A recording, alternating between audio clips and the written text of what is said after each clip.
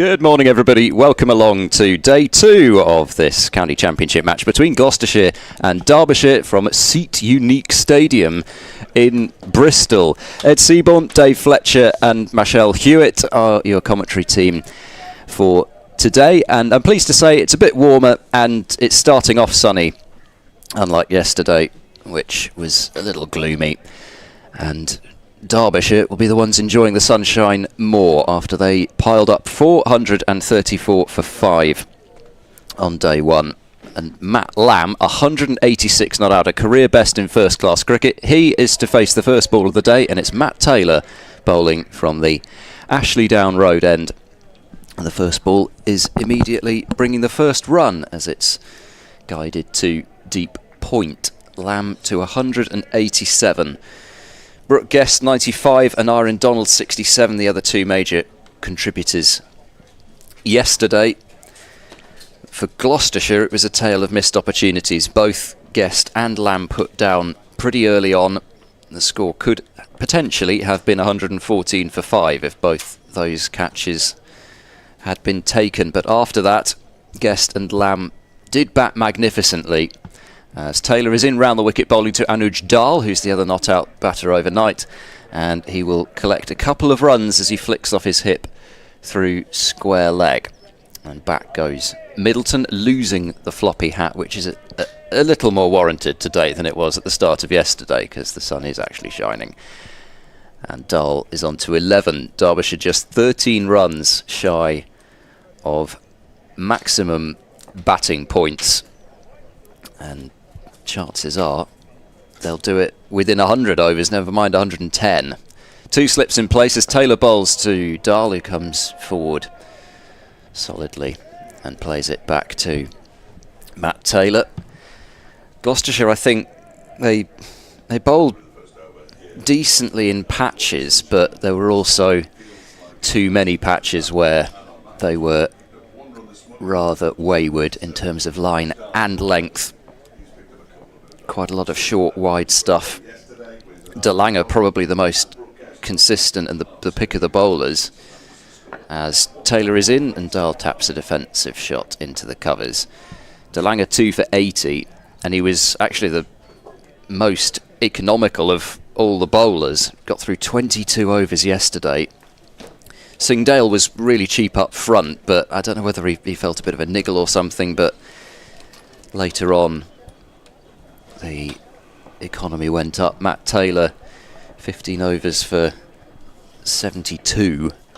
Webster to pick up 3 wickets, 3 for 82. Taylor in and bowls, and Dahl plays this one up the surface, and there's no run. There was something there when Gloucestershire bowled it full and straight. The problem was they didn't do that often enough. Morning to Dave Fletcher, who's finished his 11 o'clock update. Morning, Ed. Yeah, it was a shocker as well. The first one of the day is always really bad. You have to get your eye in, don't you? Say either. I think the updates are easier when you're in a flow. Yeah. You know, yeah. You haven't got into the flow yet. A couple of years I'll be there. Last ball of the first over of the morning. Taylor round the wicket bowls. That one maybe stay down a fraction. You expect a Bristol surface to do more and more of that as the 4 days wears on, especially if it is going to be sunny today. And Dahl does come down on it and keep it out defensively. 437 for 5, and looks as though 22 overs yesterday for DeLanger are going to be added to immediately, as Gloucestershire at least seek a second bowling point. The next wicket within 13 overs would bring them 2 bowling points, but really they need wickets full stop, never mind the points. They need to try and limit the damage. Interesting to see what Derbyshire do today. I reckon 500 is more than enough runs in the first innings of a game that's possibly going to be shortened by some poor weather tomorrow. So I'd like to see them pull out around 500. Whether they do or not is another matter, because teams, this is not just Derbyshire, but teams tend not to be as positive as perhaps they could be. Here's DeLanger bowling to Lamb, who defends the first ball that he faces from DeLanger. down the pitch. And there is no run. Derbyshire with 4 batting bonus points. Rarefied air for Derbyshire, whose collection of bonus points this season is pitiful. Well, Gloucestershire actually only got 4 when they made the 700.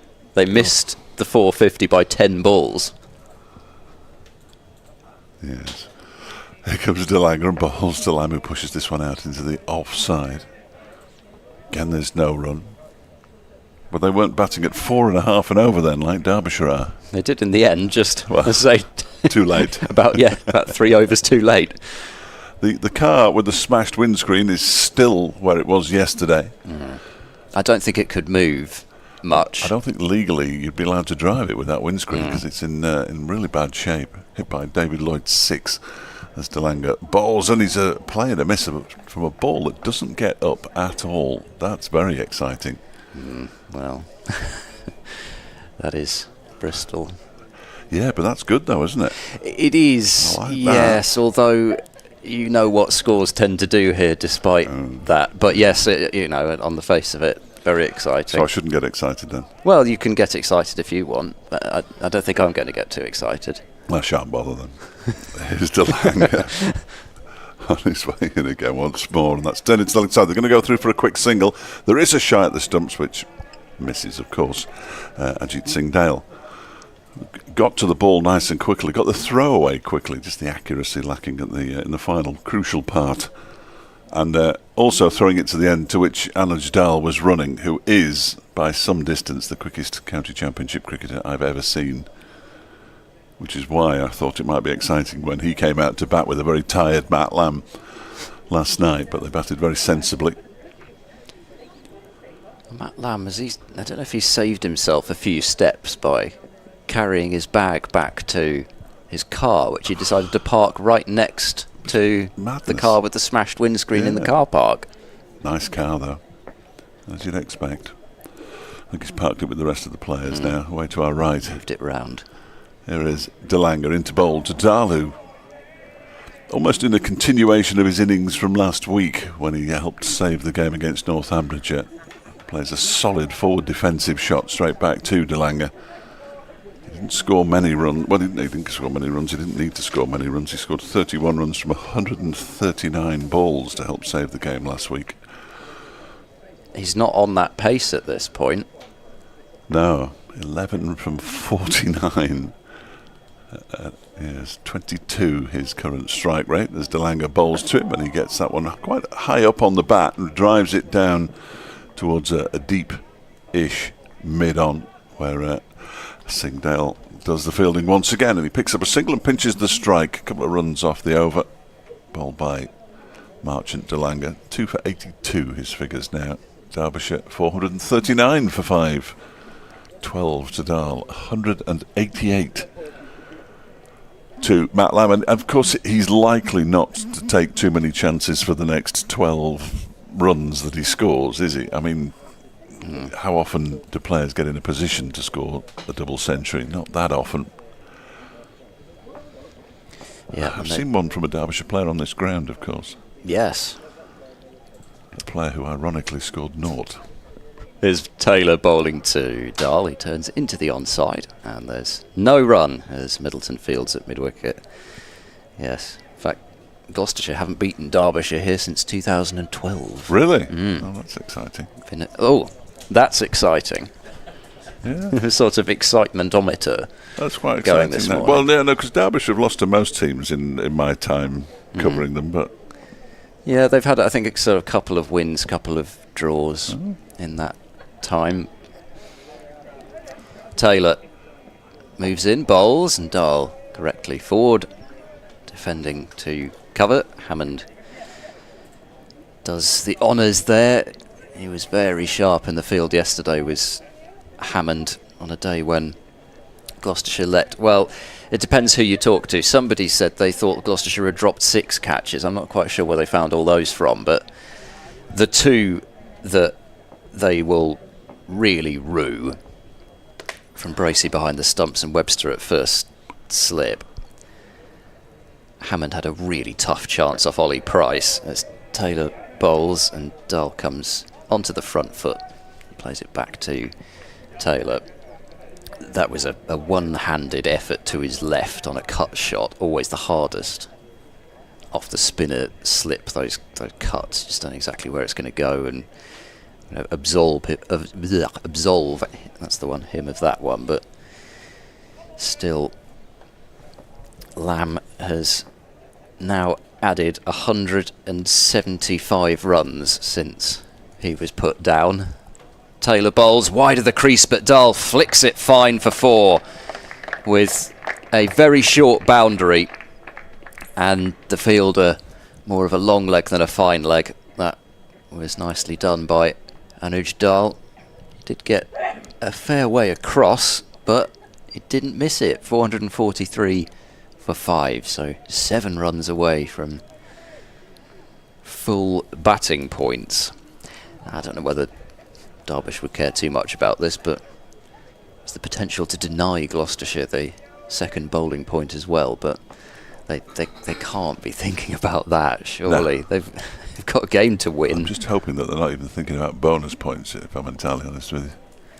Down to 1 slip as the second moves to short mid-wicket. Taylor to Dahl, full and straight, and blocking back to Matt Taylor. So I enjoyed our evening. Did you? Yes, very much so. Okay. I enjoyed our evening last night. I think my highlight was in the kebab shop when a student walked in, a student-aged looking gentleman walked in and asked the kebab shop owner if they had any vegan cheese. Yes. And the look on Dave Fletcher and David Griffin's face was priceless. Taylor bowls, that's moved away from Anuj Dahl all of a sudden. Everything is pretty much gone straight on until that point, but that was pitched up full from Taylor, angling it in, and that has gone really off the pitch. Really good delivery. Just the light roller this morning I noticed, so that's good. It's about time they banned the heavy roller. Yeah, true. It kills games, doesn't it? I mean, that's a terrific delivery. It beat Dahl, but to be honest, that was beating it. You can't play that. No. That's gone far too much off the surface to be able to get anybody out. 443 for 5 at the end of the over. Yeah, it's good delivery. Like an off break. Happy Sam Hillwood Day, everybody. Here's Marchant de Langer. I will explain that in a moment. Marchant de Langer into bowl to Matt Lamb, who pulls this round the corner for 4 runs down a backward square leg. Nice shot. He moves into the 190s now. 192 not out. Matt Lamb 440. Unless it's gone up. Yeah, 447 for 5. It hasn't gone up. Good. Scoreboard away to the left, just slightly sluggish. Although the time on it is now correct, which is excellent. Today is the anniversary of the day in 1900 when he was known as Sam Wood then, but he became Sam Hillwood, and the Hillwoods went on to own Arsenal Football Club. They were a family from the north of the county in Glossop. And he scored 10 runs off 1 ball against the MCC at Lords, including 2 overthrows. But the net system was in operation. He's had a net around the boundary. If you hit it into the net, you got 2 bonus runs. And apparently a fielder got himself tangled in the net, which helped him get 10. Here is de Langer bowling to Lamb, just pushes this one out into the offside. Nicely played. And he trots through for a single, 448 for 5. That was also the same match in which Bill Storer scored 175 not out, and his innings included 7 4s, 5 6s, 5 5s and 2 7s, which is just brilliant. So it should be happy Hillwood Storer Day, really. Marchant de Langer bowls to Dahl, who just defends this straight into the ground, and there's no run. There have been 9 instances in first-class cricket of 9 being scored off 1 over, but only the 1 of 10. Another record that Derbyshire hold. So the 6s presumably would also have been, because they wouldn't have been over the boundary in those days, the 6s were out of the ground. Out of the ground, yeah. I think in 1900. Had to hit it out the ground to get a 6. Had to hit it out of Lords. As it comes de Langer and bowls to Dahl, who defends that one into the onside, and there's no run. You just wish you could have seen it, or somebody. I mean, nobody would have filmed it in 1900, clearly.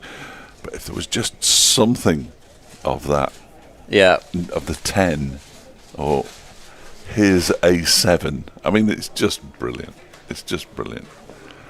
It's all brilliant. They'll be bringing. Thank you.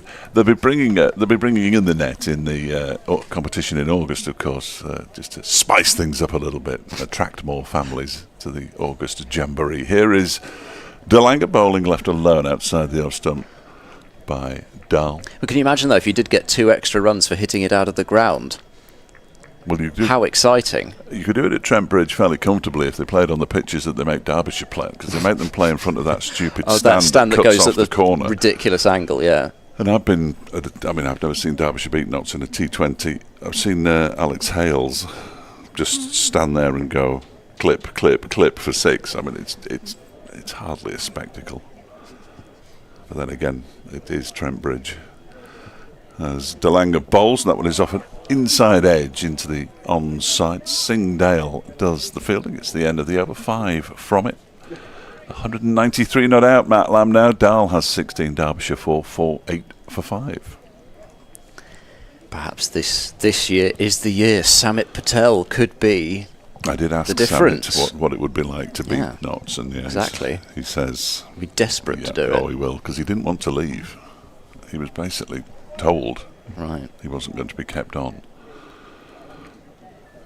So I think that's why he jumped at the chance of moving to Derbyshire. I wonder what dates those are on. It'd be quite fun to listen in for those. Both Friday nights. Oh yeah, make sure you get the right commentary. Well, I think the question depends who's winning. Exactly. Could be quite good if Nottinghamshire are losing. Yeah, absolutely. There'll be no magnanimity. I can tell you that for nothing.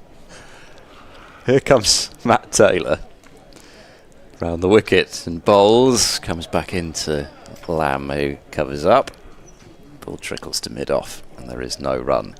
Every ball of every game in the blast, but in many instances every ball of every game from multiple radio stations. Well, Radio Derby, for the first time, every ball of every game in the blast is on the actual radio, so you will be able to hear us on FM, DAB, medium wave. Taylor bowls, cuts back in on Lamb. Bit of in-swing there from Taylor with this ball that's still not completely decrepit, and it's turned to mid-wicket, this next delivery, and there's no run. Rahim Ali will be joining us for the first 2 games at Northampton and the home game against Leicestershire at Edgbaston. And Tom Wood joins us at Old Trafford, the holder of 2 of the 4 fastest white ball centuries in Derbyshire history. Marie Kelly also with us this year. Good. And goes Taylor wide of the crease, spears it in towards middle stump, and Lamb again is turning into the onside. Bancroft fields at mid-wicket. Well, we're going to be mostly share and enjoy. Well, you do in the south, don't you? You tend to share. We do. There's only Glamorgan being Radio Wales, of course. They're a national station, so they perfect sense. They need to do their own. So for the Glamorgan games, we tend to do it separately. Taylor runs in and bowls, and Lamb forward defends to Charlesworth, who's at a short-ish extra cover. Again, Gloucestershire not really looking like a side that believes they're about to just run through these remaining 5 Derbyshire batters. They don't really look like they believe they're going to take a wicket. Sort of, well, it has to be said, yes, the body language sort of looks like a side that is just waiting for something to happen rather than really thinking that something will. Taylor is in and bowls, and Lamb is looking to chop this one through the offside, and there's no run as it's fielded at cover by Hammond. Anyway, only a few days away now. Yeah. Friday night blast action is back. Thursday for us. I notice Blast Off is on television, as is the game the night before. I think Blastoff has been downgraded quite a lot, really. They've extended it. There's extended Blastoff this year. Taylor bowls. This is dabbed away to point. Quick single here. Shite the stumps hits, but I think he's in. Anuj Dal. Quickest man in county championship cricket. It's a great piece of fielding from Hammond to hit with one stump to aim at, but not quite enough to get the run out. He was quick off the mark there, Dal. You could see if you're watching on the stream the amount that he was backing up as well. He got a really good head start. How he was in on account of the fact that it disappeared quite quickly there before he crossed the line. All right. I mean, he's doing his best over here, you know. 449 for 5. There's like look of panic in the face there. Here we go. Well, anyway, he's got a good head start down the pitch, and he's just casually run his batted as well. If you want to hear what and I can't imagine that you wouldn't, what Aaron Donald thinks of Samit Patel's captaincy, or the potential of Samit Patel's captaincy, you'll be able to hear that with Jack Timon from 2 o'clock this afternoon on Radio Derby. He talks about people quacking at him from the stands, ducks on the outfield, David Lloyd forcing people to sit still when watching the game, and his bucket list desire to bowl a first-class over, which he's never done. And we did see him bowling this morning, and we're not surprised. Here is Marchant de Lange bowling to Lamb. He's got possibly a glove on that, down towards fine leg. The applause is for the 450, and he does indeed pick up another single to move to 195. The 450 for Derbyshire comes up. I don't think I've ever written that before. In the 92nd over. Why were people quacking at him? I suppose because he's Donald, Yes, that's so. very good, isn't it? Yeah, I imagine so. I've not listened to it. I did have the opportunity to listen to it, and I usually do listen to the Raw interview because I find them very amusing. Here is de Lange bowling to Dal, who pushes this one out into the offside, and there's no run. I suppose there's nicknames for a batter go. You know, Duck is not a great one. I'd call him Bev. I think that would be my nickname for him. Have you seen him down the pub after a game or something? Yeah, well, I have actually. Yeah, we did go for a drink with his dad without wanting to bring fathers into it. His dad was in the pub at Glamorgan. As this next one is turned into the leg side by Anuj Dal. I was thinking more of an Aaron Bevan, really. Are there any other Anirins who've played first-class cricket? It's a very good question. See if I can come up with the answer. It's the burning question of the day. Yeah. Here is de Lange bowling to Dal on 16, and he pulls this around the corner. There's a man down at long leg, though, so he'll only get a single. The man down at long leg is clearly Matt Taylor. Yes. Who threw it in left-handed, which gave it away. Here we go. There was somebody called Anirin Norman who played one first-class match for Glamorgan. By the looks of things, didn't bat and didn't take a wicket. One first-class match against Kent at Canterbury in 2011, which was the first day-night county championship match to be played in England. They were dreadful, weren't they? De Lange bowls a full delivery. It strikes the boot. Now then, there's going to be a run out here if Lamb doesn't get back quickly. If that hits, it misses by about 5 yards from Singdale. It was clearly going down the leg side, and it knocked him off his feet. I think it was going, to me anyway, it was clearly going down leg side. Let's have a look at that. Yeah, clearly going down leg side. It knocked him off his feet. Then Anuj Dal sort of stood there. Then he went, and then Lamb came and went, and then Lamb decided he'd have to get back. Singdale picked up, and sort of one of those diving forward throws at the stumps, which he didn't let go at the right time, and as a result it went 10 yards over the stumps, was backed up, and in the scorebook it will be a dot. Which is a real shame, because there's a lot more to it than that. I've had a message from Jack Timon. In comes de Lange again. That's pulled around the corner. He's going to get a single for it as they throw to the wrong end. The ball does actually hit the stumps. Hammond again. But why is he throwing to the end to which Anuj Dal is running? I've no idea. I think it was quite a long throw to the other end, I guess. Yeah, but you're not going to run Anuj Dal out. That moves on to 196. You know what that means. Dal has 17, Derbyshire 452 for 5. Jack says to me, you missed out the best bit of what he spoke to Aaron Donald about, but I'm slightly concerned, so I'm just going to read it as it was put in the email. Me asking him if he's ever been inside a T20 mascot.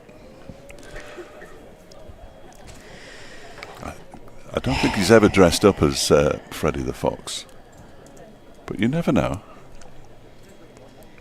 All that and more from 2 o'clock on your actual BBC Radio Derby radio. I might have to be off air for that. I'll let you listen to it later on. Can I get into his 200? You must. The new ball, first ball of a new over. Well, you can carry on now because that was off a pad down towards a fine leg. First ball of the Taylor over. One more to the total, but not one more to Matt Lamb. 453 for 5. Started at New Road. Yeah, I have, yes. How exciting is that? See, there's another excitement. And Worcestershire are 3 for 2. Oh dear. In the 6th over. Oh, no. How thrilling. No. It'd be funny if it wasn't Nottinghamshire. Here comes Taylor to Dahl, who's opening the face, guiding it down towards the third boundary, and it is going to be stopped by Ollie Price. So 2 runs taken, 4-5-5 for 5. I was talking to Bo Webster last night, who was pointing out that edges were flying down to the boundary, so was suggesting that Gloucestershire would at least use that method. Yes.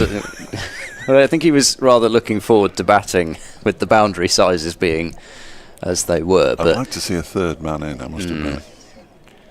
Taylor runs in, he bowls, and there's going to be more runs down into that region. Ollie Price, I think, will just get there again, and I think it's only going to be 2, despite the fact that it was a chase back from slip, and he's pulled that in just a matter of centimetres shy of the boundary rope, so that tells you. 457 for 5. Dahl has 21. Runs continue to flow. Like I said yesterday, you can see Darren Dupavilon's marks for when he bowls, and if the boundary rope was in any further, he'd be actually coming in from the outside the boundary, which of course you can't do. Is that right? Yeah, I'm sure you can't. Can't you? No. Running in is Taylor. Bowls! That's a beauty, which has moved away from Anuj Dahl, and again, that's in the category of it too good. It's either been playable or completely unplayable from Taylor so far. That has gone late, and quite considerably as well. I mean, there's still enough in this that from this morning that Derbyshire should be rather excited about what they could do on this. Taylor, 2 balls left in the 103rd over. He's in and bowls, and Dahl plays firmly forward. And on the bounce back to Taylor, who gives a cursory waft of the ball towards Dahl, but doesn't let it go. Yes, Worcestershire 3 for 2 in the 7th over. Oh dear. Luke Fletcher. Super Luke Fletcher. 3.4 overs, 3 maidens, 1 wicket, no run. Well, his dad will be pleased. On commentary. Biographer. Sorry, biographer, that's what I meant. In comes Taylor, bowls, and covering up his Dahl on the back foot to end the over. 457 for 5. In fairness, Luke Fletcher is one of the nicest people you could talk to. He is a top man. In fact, made his debut for Derbyshire on loan in, I think it was the first game that I saw, which was here, back in 2016. Famously didn't get a wicket. Right. He was on his way back from some injury or other. I like Luke though. He'll always talk. Some of the Nottinghamshire players not quite so keen to talk, but Luke's a good man. I just remember when he got, it was a blast quarter-final game, maybe just a group game. He got on the head of smashed Warwickshire. on the head. Yeah, that was horrible. Delanga bowls to Matt Lamb. He clips it into the leg side. He goes for a quick single. This time they do throw it to the right end. Singh Dale with the throw, but he misses the stumps. And Lamb picks up a single and moves to 197. This could take forever. I was rather hoping we would get there this over, and then Yes, we so could do was the I, usual, 'cause we're the usual timing switch around. I am gonna go. You'll be delighted to know, listener, very shortly. But just want to get Matt Lamb to 200. I feel like I've come this far with him.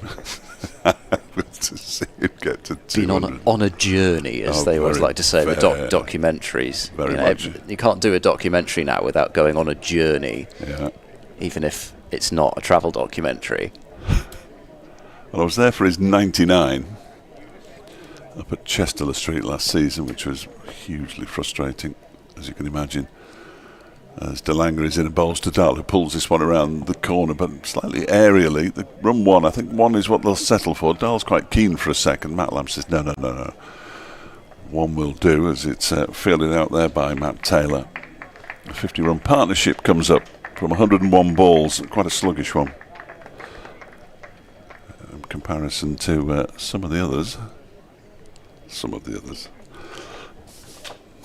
50 stand of 66 balls between Lamb and Donald, unsurprisingly. That was slower than I expected, though. Yeah. He accelerated after that, I guess, Donald. 100 stand from 104 balls between those two.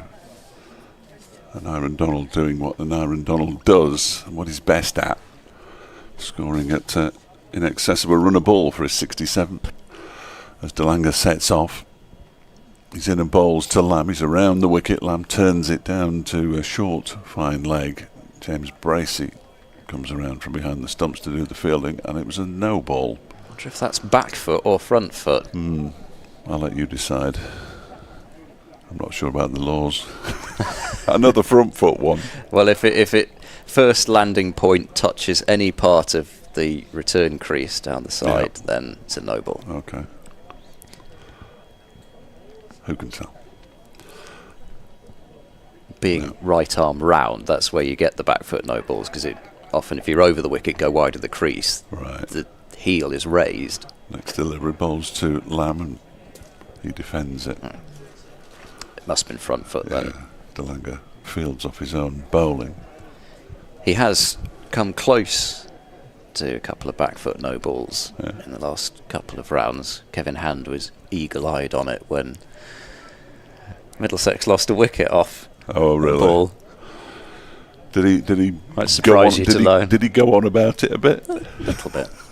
I think we had a couple of looks at it on replay and decided it was probably just about okay, but it was very close.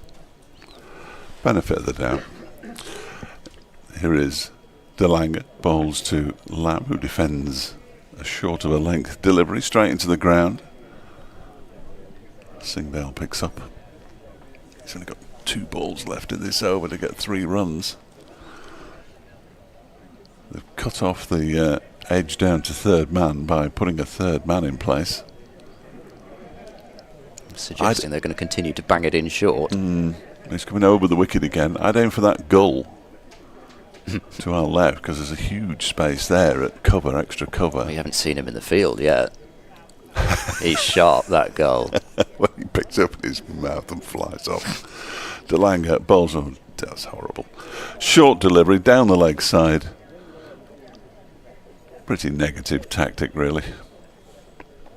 What, to duck underneath it? To bang it in halfway down the track. Oh, okay. As it aiming down. So that's incumbent upon the bowler to make the batter play a shot? No, absolutely not. Eventually it probably is. Otherwise it's going to be a very dull 3.5 days or 2.5 days, isn't it? When Derbyshire refused to... In your company, no. When Derbyshire refused to declare, Gloucestershire bang it in short down the leg side for the next 2 days. That would be quite amusing to see. It would, actually. What we would get on to if it did happen. Final ball of the DeLanger over. Oh, he gets a thick inside edge. They're going to go through for a single here. There is a shot at the end to which he's running, and that if that had hit, he'd have been in trouble. And they might. No, they won't. That was good backing up by Van Buren, because he might have got to his double century from an overthrow, but he moves on to 198. They've started to throw to the right end now, Gloucestershire, so they've worked that out. I think that would have been out. Yes, he looked. Well, he's not the quicker. I think we've established he's not the quickest. He was slow off the mark as well.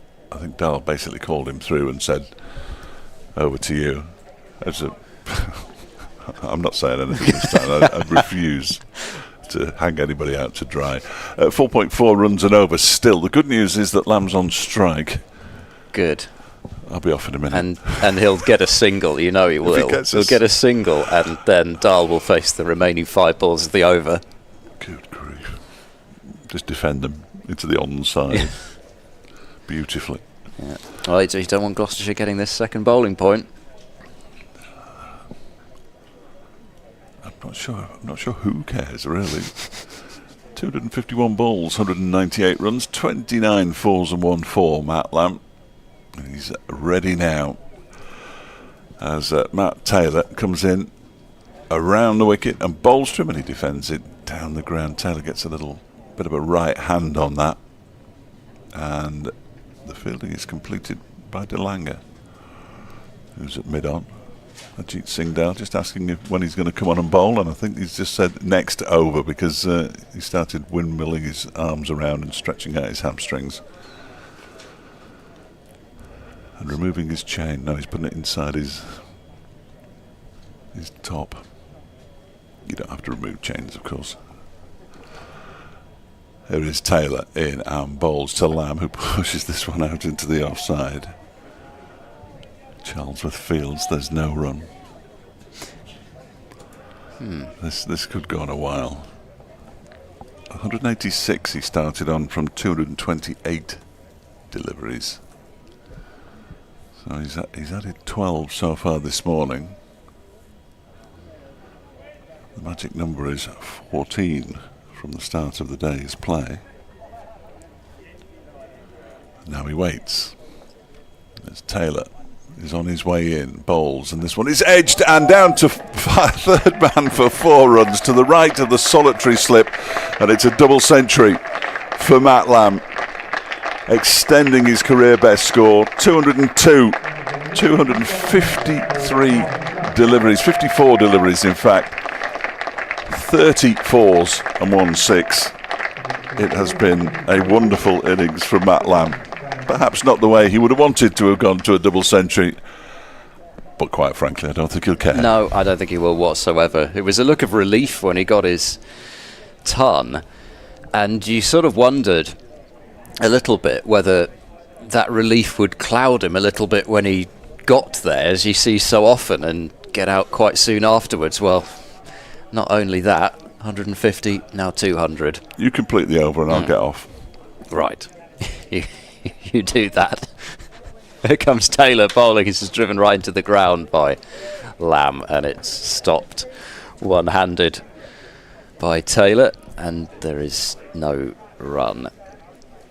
Better take a look at everything else that's happening in the county championship. Lots of important action, particularly starting off with games of relevance to these two sides, as Taylor runs in, bowls, and that one stays down and goes sideways on Matt Lamb, and Taylor turns around and thinks, well, what can I do? If I bowl it straight, it doesn't seem to do anything, and then start it a bit wider and it does way too much.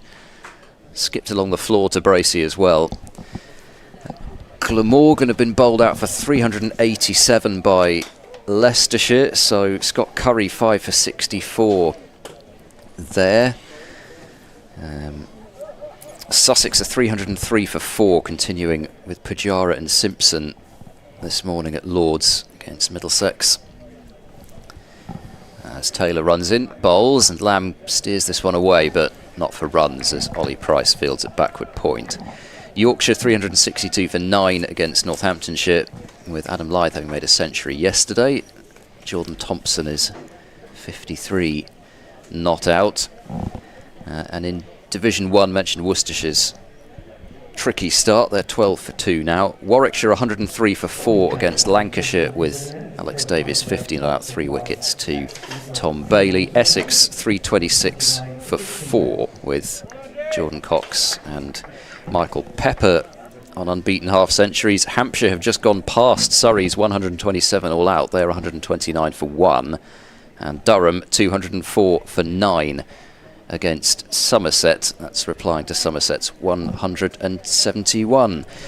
Good morning to you, Mashal Hewitt. Hey. On at last. How you doing, Ed? I was enjoying being in the background there as Matt Lamb finally reached his double century, and good to be here. At what I've decided is now my home county. Right. I think you better take this over then.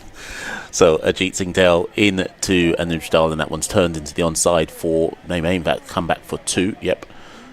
There is no fielder. It's a square leg, and they're able to come back for a comfortable 2 in the end, moving the score on to 468 for 5. Home county. So yeah, you'll remember that the last time I saw you was the game at Northants. Yes. And given that Gloucestershire won that one, I feel that right. So you're just going with whichever county you covered a win of last. Great, love it. Dale, and again that one wraps Anuj Dal on the pads, but that's clearly going down the leg side. A hearty shout all the same for LBW, but no joy there.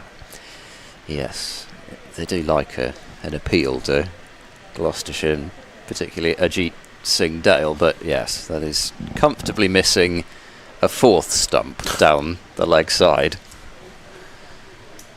Words month of Sundays come to mind. I think given the lack of movement, I mean there's been a bit of movement, but I can understand why they'd go up for that one. Ajit in again. This one's fuller, straighter. Respectfully defended down the track by Dal. No run. So have you made your way across this morning? Yeah, so I was tempted to come down last night, but not that anybody needs to know about my life, but I did my back in on Thursday. Oh no! I've got the shooting sciatica pains down. The king of doing backs in across to our left, James Healy, Mr. Spinal Operation. Ajit Singh Dale in once more to Anuj Dal, and again carbon copy of the previous delivery, defended to cover for no run. Yeah, so I've got that kind of sciatica shooting pain down my right leg. Careful with that. So Friday I thought better of it and said let me try and rest and recuperate, and then I took the leisurely trip down from Paddington this morning. It's to the gorgeous Montpellier railway station. Yeah, first time I've been to this ground, but I did enjoy my walk from the train station up here. So we'll have the new Ashley Downs station in the near future. Ajit in again, this one's leg side-ish, and Anuj turns that into the onside for 1. Picked up by Much and De Lange. Still won't be able to get there direct from London, but I'm sure it'll be a grand improvement. The platforms are actually pretty much ready. I went through there the other day. I think it's probably only a matter of months rather than years away. I'm not sure exactly when it's due to be open, but some completion expected this year. So is it closer to the ground than? Yes, it would be sort of over the back of the flats. Little way beyond. Dale in again, and that's left alone outside the off stump by Matt Lamb. No run. Snaked through. See that? I mean, it swung away, and then it sort of reached a point after it had passed Dahl, and then went back the other way on Bracey. I don't think that if I were Brooke Guest, I'd be particularly looking forward to keeping out there, because we've seen balls swerving about after they've passed the batter. It's almost like Lords, the way that some of these have gone. But yes, there's the new extension line being built, although the Ashley Downs station will be on the sort of main line between Templemeads and Parkway. Right, okay. So between Stapleton Road and Filton Abbey Wood. Taylor bowls to Dahl, who's looking to find a gap between backward point and cover point, but Ollie Price has done well to get across from backward point, and there is no run. Will there be a selection of delightful bakeries for people to walk past, though? That's the issue, isn't it? You won't be walking down Gloucester Road So Montpellier is still your best bet if you want to walk down there, and especially on a, well, I mean, on the morning bakeries, afternoon, sample a few of the local bars. I felt spoilt for choice walking down there. Yeah. Round the wicket goes Taylor and bowls, and Dahl plays a firm push that finds mid-off, and there's no run. I think that is that Kirk Russell's son down there delivering the drinks? That's magnificent. Ajit looks absolutely delighted as well. It's great to see. You don't have, I mean, in a lot of sports, I guess you have ball boys and you have the bat boys in baseball that look after the bats. Round the wicket goes Taylor, and Dahl has pushed away from his body at that one and has missed it. That's probably the closest that Taylor's actually come to getting the outside edge, because most of the time he's been beating it by too much. But given that Gloucestershire will be, well, they're after wickets full stop, as I say, but would at least give them something for their morning's work if can at least do that. But they're running out of time halfway through the 107th over, so just 3.5 overs left to claim that second bowling point. In goes Taylor, bowls now to Dahl, who flicks it into the onside just behind square, and Middleton does the fielding. Trying to establish if Derbyshire will, I guess you just bat till lunch now. I don't think there's any point in declaring, unless they want a couple of overs maybe, well, just before lunch. We'll see. I suspect that they'll do what most sides do, which is try and keep the fielding side out there for a long period of time, 140 overs, something like that. Taylor runs in now, he bowls. This is full, driven away, and a gorgeous piece of fielding by Ben Charlesworth this time. I was about to say Miles Hammond, because it looked as if it was the type of fielding that Hammond had been pulling off, but it wasn't. That time it was Charlesworth at extra cover, and Hammond appreciates that and gives him a low 5. Yes, I mean, if you like your sort of, if you like your glasses of water with a piece of cucumber in, or if you like your chocolate brownies with a hint of beetroot or something like that, then Gloucester Road is a great place for that sort of thing. Or your coffee with a bit of nutmeg in. Or yeah, it felt like very that. bohemian. Yeah. Round the wicket goes Taylor and bowls, and this is played into the onside by Dahl for no run. So that's a maiden over from Taylor. I suspect he's probably going to be taking a breather fairly soon, having bowled 6 overs up front this morning. It is 469 for 5. Now, I have actually been to this area, but well, not this ground, but I'm looking over there to my left. Mm-hmm. Is that which stadium is that? That is the the Memorial. Yes, that's the one. Thank you very much. Struggling to put 2 M's together in quick succession. And I only say this because the last time I was actually in Bristol was to go to the Memorial Stadium for a football match. Right. And I didn't realise it was so close. I guess An away game, I assume. Yes, yes.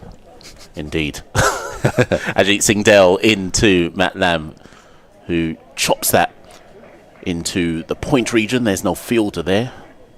Deep backward point will come in, and there'll be 1 run to bring Anuj Dahl back onto strike. Matt Lamb is on 203.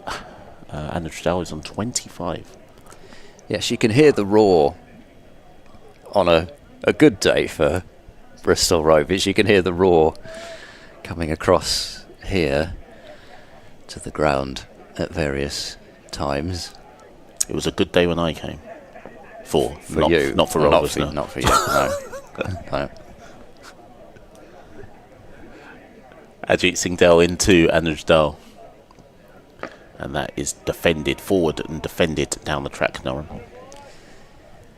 Yeah, still, when it's really straight, it doesn't look as though there's been a great deal out there this morning. When there's been movement, and occasionally there's been quite extravagant movement, but it's started from kind of just outside off stump.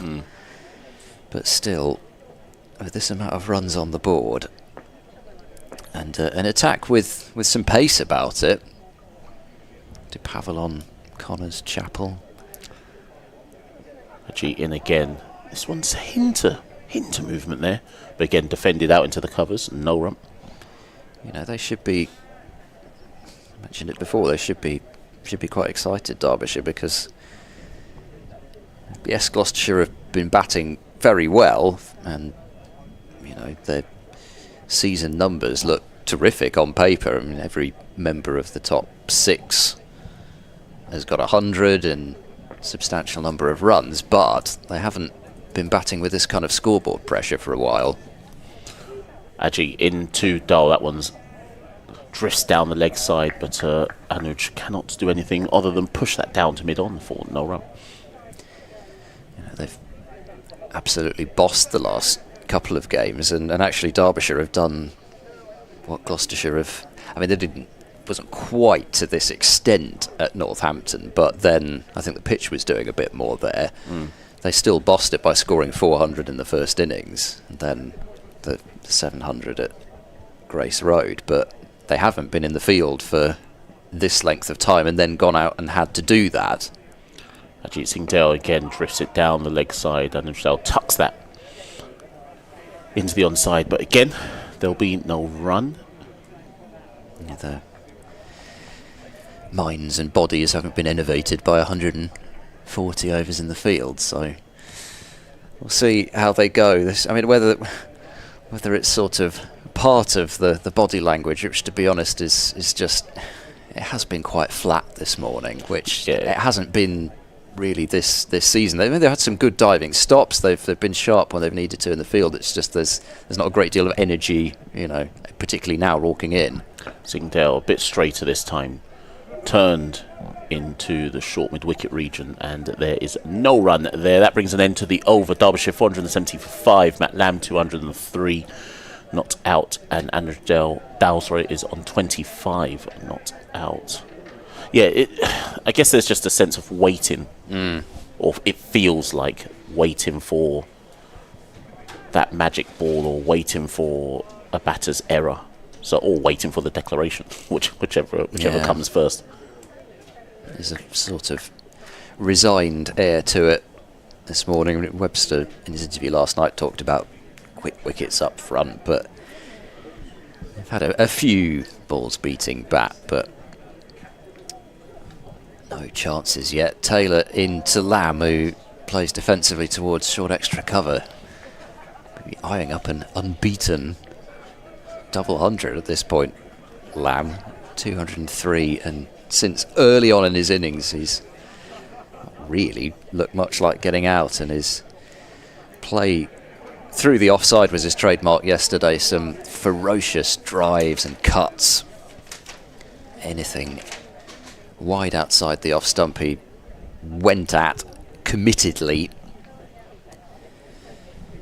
Taylor bowls to him. Oh, he's gone for a huge swipe over long on, and has, not for the first time, we saw that a lot yesterday, particularly from Donald, he's smashed it into his leg.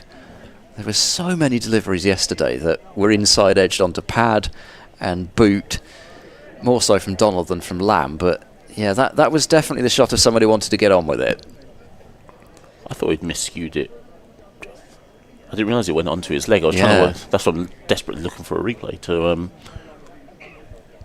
I didn't time it, suffice to say. No, I just about caught it to my left-hand side. Taylor bowls, and Lamb's giving himself some room there, exposing all 3 stumps to play an on drive, which he hits to mid-on for no run. And Taylor, I think, is starting to get really quite frustrated here. He's bowled. What, in the last week, he's bowled about 60 odd overs now. So, and this coming back from the toe injury as well. Didn't play in the win at Northampton. He's not going to be best pleased with life, I don't think. This is short, picked up into the leg side, and one bounce out to Middleton, who is not particularly quick to see that. I don't know if he'd been able to take the catch anyway, but he didn't move for some period of time, and that's a wry look on Taylor's face as he's walking back, because again Lamb has completely miscued it. I mean, it's a short enough boundary that you could miscue it for 6. So he's badly miscued it. One bounce to the left-hand side of deep square. 471 for 5. Lamb onto 204. Dahl's vigil continues, facing up to Taylor, and this is flicked away aerially, and that will be 4 runs. They brought deep square up, so Dahl also appears to have had enough and didn't bother to keep that one down. Taylor continues to cut, a thoroughly disgusted and irritated figure as he walks back to his mark. 475 for 5.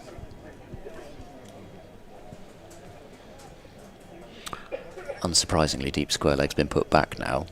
I mean, based on the last 4 shots, maybe 3, it does suggest now that there is a move on being signalled. But we'll see in the next over if that continues. 475 for 5. Taylor runs in, bowls to Dahl, taps into the offside. There won't be a single there with Hammond in from point, and that surely now is going to be the end of Taylor's spell for the morning. He's bowled unchanged through almost the whole first hour, and Gloucestershire, well, they've got just 1 more over if they are to get this bowling point. And almost as if to try and hurry Derbyshire up, Cameron Bancroft has stood there where Lamb will be facing up and done a bit of shadow batting, so Bancroft is clearly thinking about his innings already. So it'll be Ajit Singh Dell to bowl, which will be his 19th over. Matt Lamb on strike. Bangs it in short, and Matt Lamb has more than enough time to probably duck onto that one twice. Effort ball, but no dice there for Ajit Singh Dell. I think Van Buren and Taylor were having a long-range conversation there about whether Taylor was going to continue or not, and Van Buren, I think, made the sort of, well, he made a dead ball signal. And I'm not quite sure what that means. I take that to mean more no than yes to whatever Taylor was asking. Dale in again, straight and defended by Matt Lamb, and Dale feel off his own bowling, no run. They certainly seem to be more circumspect so far this over off Singh Dale, but maybe it was just trying to take advantage of a tiring bowler in Taylor previous over. I heard you say at the start of the day that some had speculated there was more than 3 dropped catches. We'll come back to that though. Singh Dale in again to Matt Lamb. Oh, and this time he beats him. Just a tentative poke there by Matt Lamb, and the ball just seams away slightly, but again doesn't catch the edge, and there is no run. Yeah, so I was watching back the highlights from yesterday and reading the report, and based on what I kind of my synopsis, it seemed there was 3 drop catches, but there were 3 definite ones. Yeah, there was one which chances. Yeah, well, there was Hammond's third one was that really tough one-handed at first slip. Singh Dale in again to Lamb, squares him up a touch, no run. No time to react off the cut shot. Then there was one quite early on which I'd seen a couple of times, but I would have needed to have really stared in close at it to tell whether it carried or not to Webster at first slip. It was again one-handed, very low down. It was just a question of whether he got fingertips underneath it and then it went down, or whether it went in front of him. I thought that it bounced, but wasn't certain. That's 4. I'm not sure where somebody I heard from got the 5th one from, though. Singh Dale in again, and this time Matt Lamb leans into that one and pushes it out to deep backward point for 1 run. But yeah, they do, I'm afraid, only have themselves to blame, Gloucestershire, and I don't know whether it's as a consequence of the fact that they know they've let it slip, or just the end of a long, hard championship period, and then, you know, things started not to go right, and it was kind of, well, you know, let's just get to the end of this period now, get batting, and you know, just secure the draw if we can, that sort of thing. I don't know, but they have gone flatter than they have in recent games. Final ball, Singh Dale into Dahl, and Dahl is able to just ride that one and pull it into the mid-wicket region, And he should come back for 2. In fact, it's a very comfortable 2. And that will bring an end to the over. Derbyshire 478 for 5. Matt Lamb has moved on to 205, not out. And Dahl is on 31. And we'll have a tiny stop for some drinks, or drinks have been run out for Matt Lamb, and possibly some instructions as well. Yes, what to do going forward. So the bonus points are fixed now for the first innings. 5 to Derbyshire and 1 to Gloucestershire, not taking that 6th wicket that they needed. As you said, Bancroft is definitely shadow batting, so the instructions are clear from from the Gloucestershire point of view. Yeah, Bancroft and Charlesworth will have their minds firmly fixed on their innings. They batted extremely well as an opening partnership, but as I say, different situation here. Pressure of a game already, it feels like, to save. Taylor it is to continue and catches Lamb high up on the pad as again it comes back a decent way on him. This is a serious burst from Taylor now, isn't it? I mean, this is not miscounted. This is his 8th consecutive over, I think, which is a long spell for anyone. So I don't know whether this signals that Taylor's not gonna bowl again for a while, but he has been unchanged throughout the first hour and now beyond. Taylor in, bowls wide, it's driven, tried to leather that one, did Lamb, but mistimed it to cover, and that is also something that we're likely to see more and more of as the game wears on. It's a rare Bristol surface that becomes easier to score runs on in terms of trying to force the pace, and actually, you know, if you can bat on that first day and bat well, in some ways, although you might be facing more movement, it's the best time to bat as well, in that you can actually play your shots with a bit more freedom, which is what Lamb did. When you're trying to really leather the ball, it's quite hard, but it's not easy to take wickets either.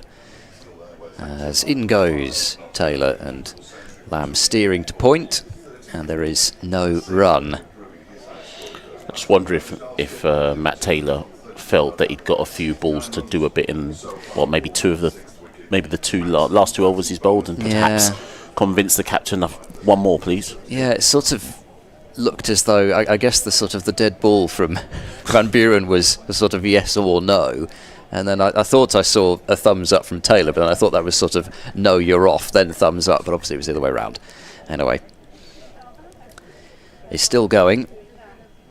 And running into bowl to Lamb, it's wide again. He's gone down on one knee to try and cover drive and cloths it to short extra cover, and there is no run.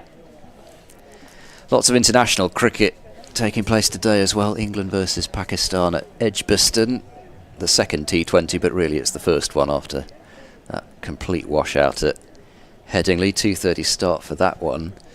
USA versus Bangladesh. USA going for the series sweep against Bangladesh. Cricket's on the rise in the States. And then West Indies against South Africa at Sabina Park at 8 o'clock. Round the wicket goes Taylor, and this is pushed into the offside for no run. Yeah, I'll have my eyes firmly fixed on that West Indies game later. Yes, should be a full day's worth of cricket. What else could a cricket fan want to do after watching, what is it, probably about 6.5 hours of cricket live, but go back and watch some more cricket in the evening. I thought Dave Fletcher was going to come on and commentate at the end of this over, but he's left the building.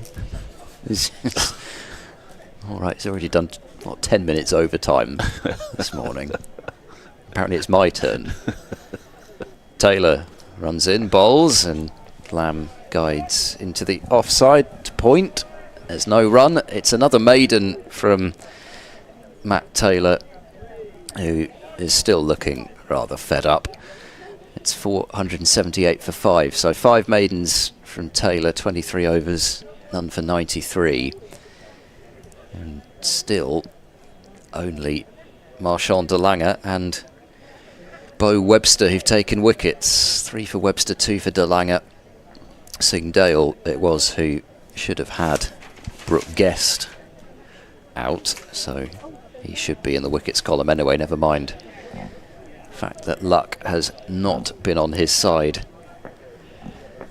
Other than that as well, about half the inside edges were off his bowling. And DeLanger it was who had a third wicket dropped of Lamb. So it'll be Ajit Singh Dale in to Anuj Dal at the start of a new over, and draws Dal forward, who defends that back to said Singh Dale, and there is no run.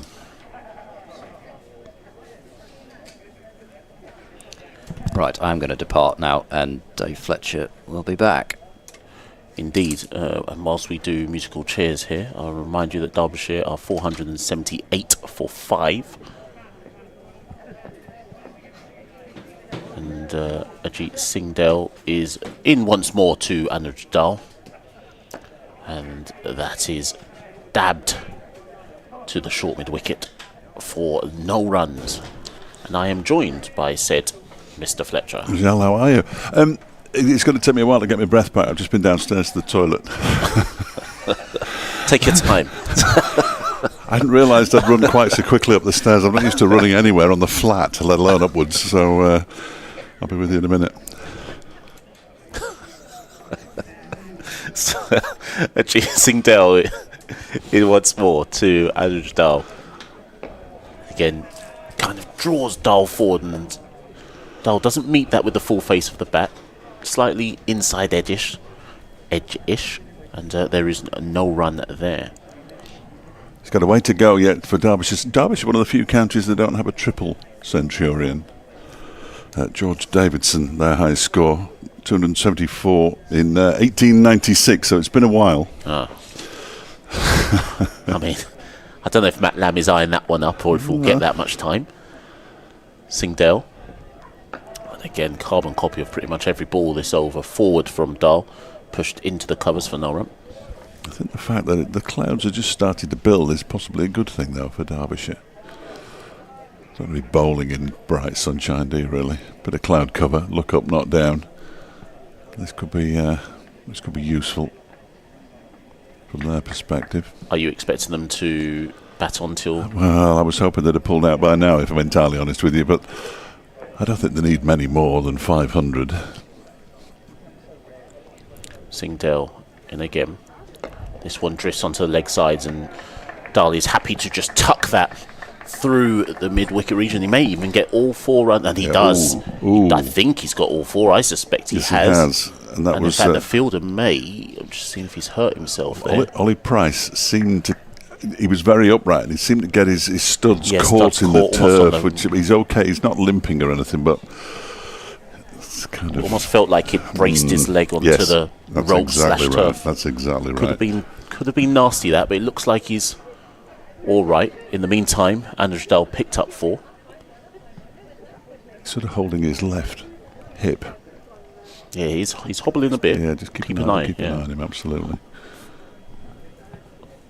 Singh Dale in again. This time he corrects his line, and Dal pushes that into the covers for no run. In fact, that's the end of the over. I just wonder if Ollie Price is going to get... Yeah, he's still holding his hips. I just wonder if he's going to get that seam too. Or if he's going to try and soldier on, so to speak. Shaw is on as a 12th man, but not for Ollie Price. It looks like we might have a change of bowler. Josh Shaw, isn't it? Josh? Yeah. Oh, you're all right. It was my mouthing the word Josh didn't help anybody. He's on the field temporarily. I am sure I'm going to see a change of bowling. Looks like DeLanger might be. No, Was it Bo Webster? Webster. Yeah, Bo Webster, who, when he came on yesterday, took a couple of wickets. So that'll be something for Gloucestershire supporters to cling on to. He was bowling from the Ashley Down Road end as well when he picked up those wickets. He managed to get rid of Lewis Rees for 27 and David Lloyd for 28 in fairly short order. Matt Lamb was saying to me last night that bowling conditions were much better yesterday before lunch. Here is Webster then bowling, and that one is driven very aerially by Matt Lamb. Initially I thought it might be going to the man at extra cover, Charlesworth, but it's gone out towards the cover boundary for a single. And he moves on to 206, 483 for 5 now. 5 batting bonus points. I would get more excited, but they just don't count for anything come the end of the season, pretty much. I might redo the league table at lunchtime as with a 3 points for a win, point for a draw, and none for a defeat. Here comes Webster again. That was just turned off his pads into the leg side by Anuj Dal for another single. Ball picked up by Ed Middleton, who's fielding just in front of square on the leg side. You've got me going to look at the Div 2 table now for bonus points just to... Oh, well, Derbyshire haven't got many. I can tell you that. I think they're in single figures for batting and bowling, if I'm from memory. Yeah, you are correct. Here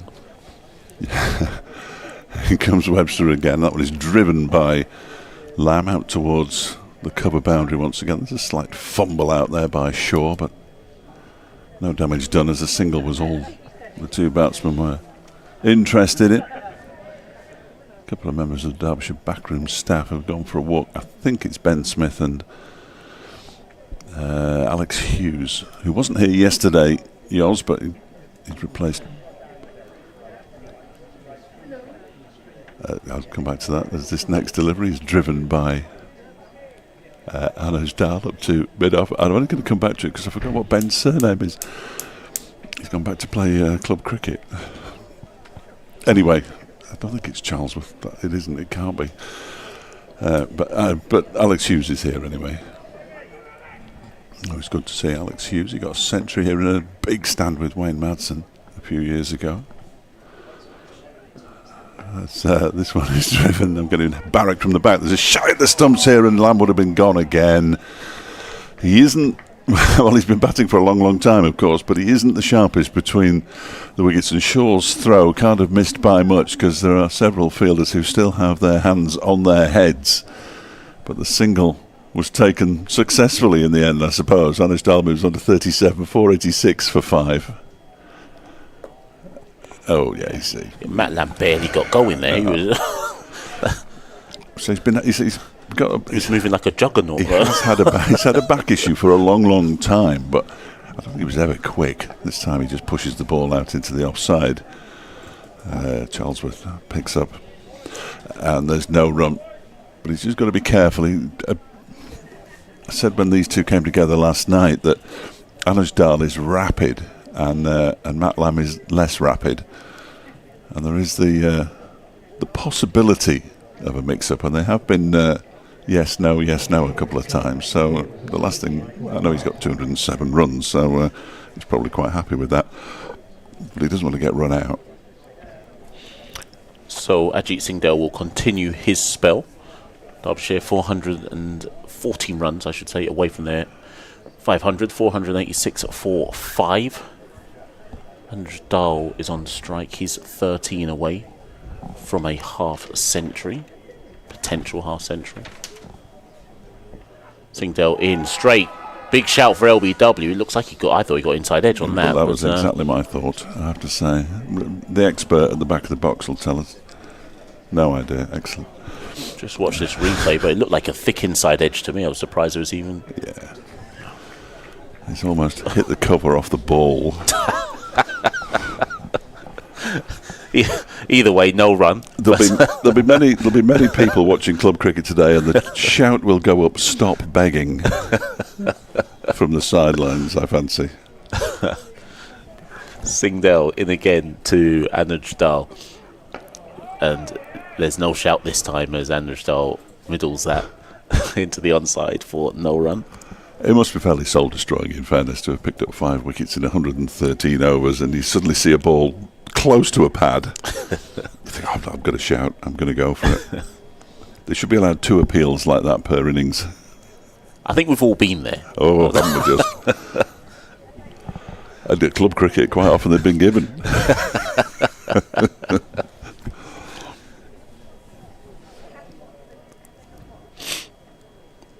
My local league was appealing for referees, for umpires. Last weekend they were struggling. Singdale in again, and Dahl pushes that out, or defensive push into the covers for no run. Do they pay the umpires? 60 quid they were getting for 90 overs. The 45 overs aside, 60 quid. It's not bad, is it? Yeah, I was going to say. I might have a drive home. We'll see you I'll later. get a couple We're wrong all going to do decisions. some umpiring. 75 down here, I'm told. Oh, we don't even have to drive back to the northwest. If I didn't have sciatica right now, I'd We'll take a little shooting stick out and lean on that. It'll be all right. Singdale in again to Andrew Dahl. Oh, that's a ugly full toss there. And they're going to have a shy. Well, no, they're not going to have a shy. Well, they did have a shy, but Matt Lamb is actually struggling, yes, he is. if I'm honest. So it was an ugly full toss by Singdale, which was pushed down to mid-off by Andrew Dahl. They ran through for one, and Matt Lamb was really hobbling to get through. Somebody who's struggling with a back issue at the moment, you'll know it's quite difficult to get going, and then it's awkward to stop, isn't it? Because if you try and stop suddenly, it really jar the back, and I think that's the problem that he's got, is he can't get going, and when he does get going, he can't stop. Which is not ideal for a professional sportsman, really, not is it? ideal at all. He's done well to still be out there on what is 207 as he faces up to Ajit Singdale.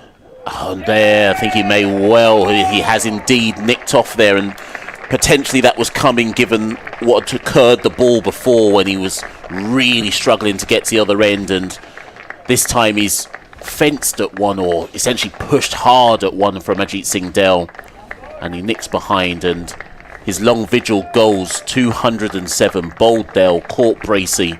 It's been a brilliant knock by Matt Lamb, but it finally comes to an end, and you can hear the applause around the ground for that double century. And he will raise his bat as he walks off. And Derbyshire are 487 for 6. So a reminder that this is a career high for Matt Lamb, so takes in the deserved applause. 34s, 1-6, and 278 deliveries. It's been a terrific innings from Matt Lamb. Now we might see some. I was going to say we might see some fireworks, but it's Alex Thompson, so we probably won't. That's nothing against Tom. He was a very, very good cricketer, but Thompson didn't play last week, and it would have been Zach Chappell coming in at this moment. So just walking up the steps is Matt Lamb, to the applause of everybody there, and get a few pats on the back as well. It was a tired push, wasn't it? Yes. Yeah, it was that looked like a man who's like, I can't stay out here much longer. The good thing is he's one of the very few people in this Derbyshire lineup who will not bowl, and he'll almost certainly stand at slip for the entirety of the innings. So he doesn't bowl. Well, he does bowl, but he hasn't been bowling. He can bowl off spin and leg spin, but I think his back precludes him from actually bowling at all at the moment. But yeah, Alex Thompson, who was left out of the game, well, it's his first game back for a while actually. They didn't play with a specialist spinner against Northamptonshire last week. David Lloyd got through a fair amount of work, and before that it was Jack Morley, who's been recalled by Lancashire from his loan spell, the left armour. But he did take, just sort of pop this in now, he did take 12 wickets at Sophia Gardens, which isn't renowned for its spin. So it's Singdale in to said Thompson, and beats the outside edge with that first delivery, or Thompson will say he played inside the line, and that should brings an end to the over, a successful over for Ajit Singdale. That's his first wicket of the innings, 1 for 81 from 21 overs. Derbyshire 487 for 6, and Anuj Dal is still there on 38. Thompson yet to score. He was a little unfortunate yesterday, Ajit Singdale. I thought he bowled really nicely from the pavilion end yesterday, especially early on. Didn't necessarily get the rewards that his bowling deserved.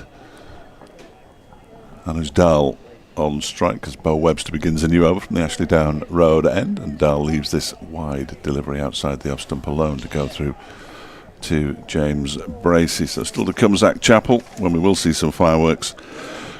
Sam Connors and Darren Dupavillon when we won't.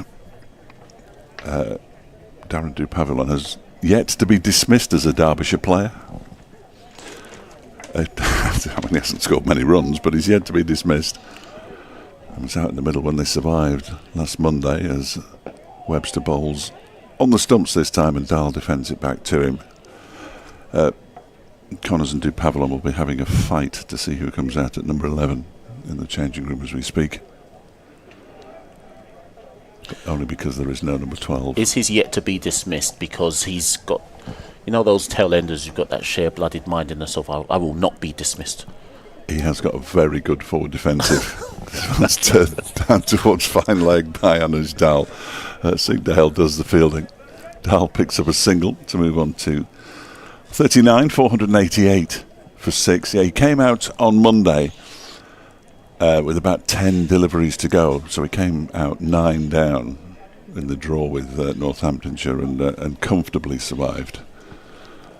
Well, it wasn't that comfortable in the commentary box, I have to say, as they were at one stage hurtling towards defeat before Anuj Dahl and Zach Chappell decided otherwise. But yeah, stubborn would be a very good way of describing him. And Blair Tickner likes to swing the bat, but he's not with us this week. As Webster bowls and beats Alex Thompson outside the off stump. Looks like a completely different game all of a sudden. Just pushes tentatively forward really at that one. Thompson didn't do an awful lot. And it went past the edge of his bat. I wonder if it's good for a bowler, which Alex Thompson predominantly is, although he's a very decent lower order batsman. But it's nice for them to go out and have a look at the pitch and actually see it firsthand. Holds his bat very much in the baseball style and then leaves that one alone outside the off stump to go through to Bracey. Dahl will bowl, Thompson will bowl. In fact, I think last week they had 8 bowlers against Northamptonshire, if not 9. It was 8, including David Lloyd with his off spin, but a left arm from Lewis Rees. So both opening bats bowl. Wayne Madsen had a bowl for the first time in the first innings as Webster bowls, and this one is pushed into the offside by Thompson. It was the final ball of the Bo Webster over. 488 for 5. Thompson yet to get off the mark. Dahl has 39. And we're around about 35 minutes or so away from lunch. I wonder what Derbyshire's... It's difficult to read, isn't it? Because teams seem to have, certainly in the Championship, seem to have become slightly more conservative with their declarations. The run rate is dipping now. It's down to 4.25 from 4.5, and it doesn't make a huge difference. But you'd just hope that they would give themselves enough time today, given the forecast for tomorrow. I just think that once you've secured the batting points, if that matters, yes, I'm not sure what else. No, once you get 500, I think that's pretty much it. Ajit Singh Dell in to Dahl, who has a waft of that one way outside off stump. It's got the locals excited.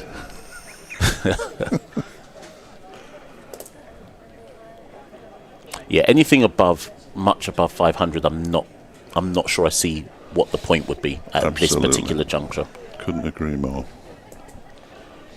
And they've got there quite quickly, so we're only, first session on day 2. So time is on their side, unless time is removed from the game, which it looks like it might be.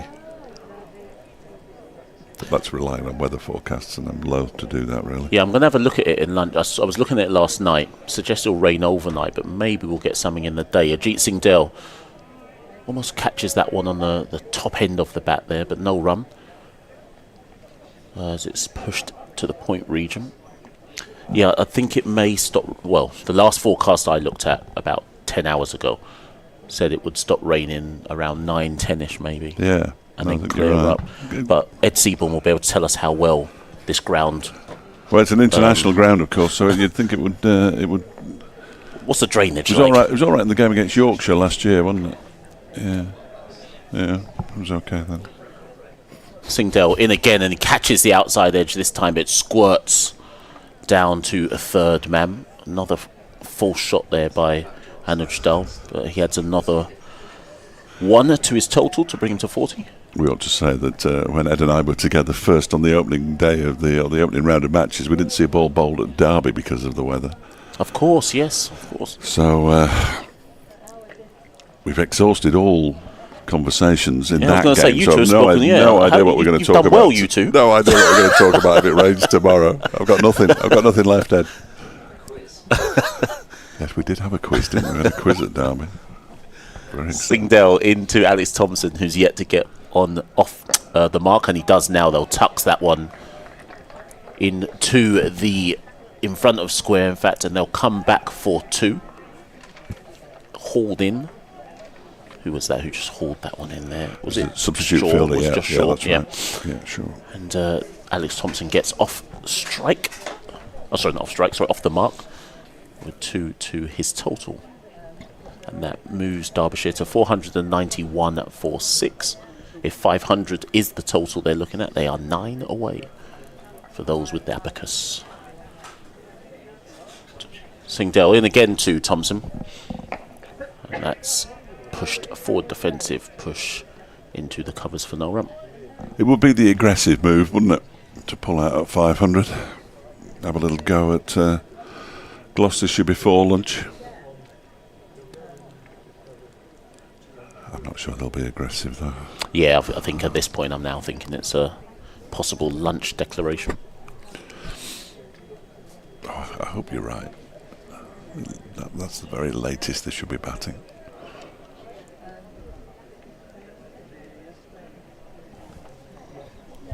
Final ball of this over.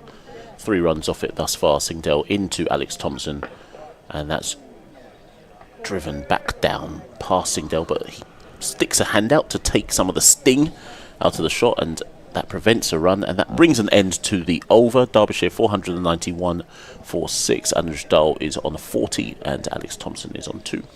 Miles Hammond has returned to the field, so Josh Shaw is no longer required. He's brought with him a helmet, which he's given to James Bracey, so it won't be used initially. Clearly James Bracey looks like he's asking him, why have you brought me this? But he's brought him it. A lengthy conversation before putting it on the ground behind him and not wearing it. And it's going to be Bo Webster, his 3rd over of this spell. 5 runs only conceded so far. 491 for 5 balls to Dahl, who dabs it out into the offside. And there is no run. Notice that Worcestershire were just recovering a little bit. They've slumped again. 41 for 5 there. I bet they wish they hadn't got that gap. Now, they wanted the game up on at New Road, clearly, but 41 for 5 in 18 overs at New Road. No play yesterday. Luke Fletcher has now got 3 for 18 from 9. Lyndon James picked up a wicket as well, as Webster is in. Dahl dabs this out, square on the offside. They scamper through for a quick single. They were put into bat. It's still no excuse. Elsewhere in the second division, Northamptonshire 36 without loss in their first innings, trailing Yorkshire by 326. Sussex batting on a 354 for 4 against Middlesex at Lords, and Leicestershire already 38 for 2 at Grace Road.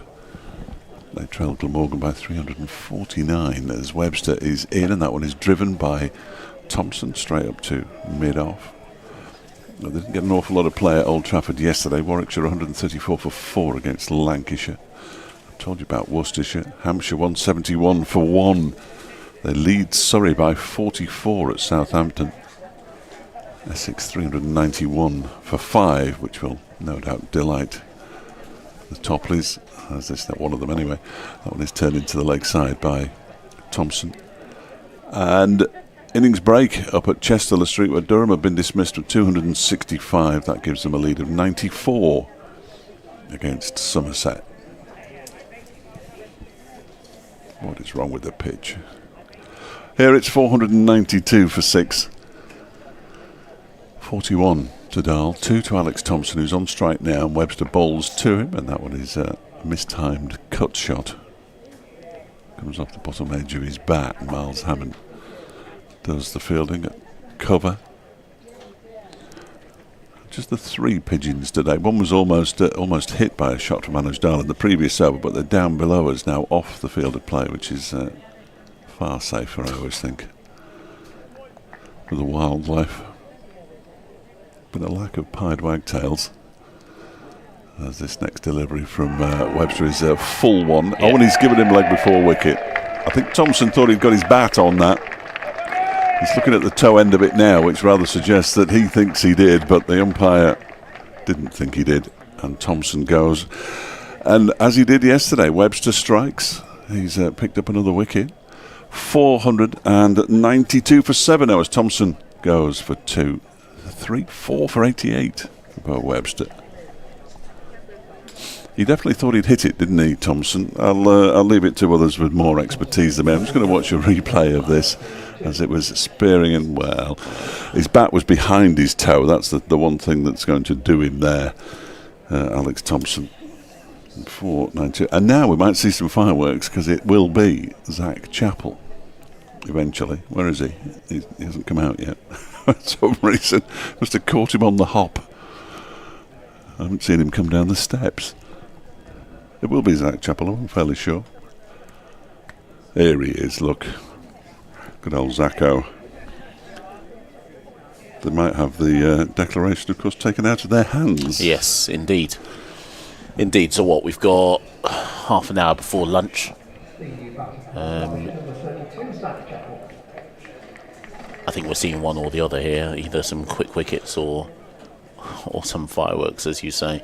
I'd like to see him swing the bat, really. I think there's nothing worse than watching lower order batsmen defend, is there? I know he'll want to get Dahl to a 50, I would imagine. He's 9 away from it. And now we see why the helmet was brought out, as we will have a change in bowling.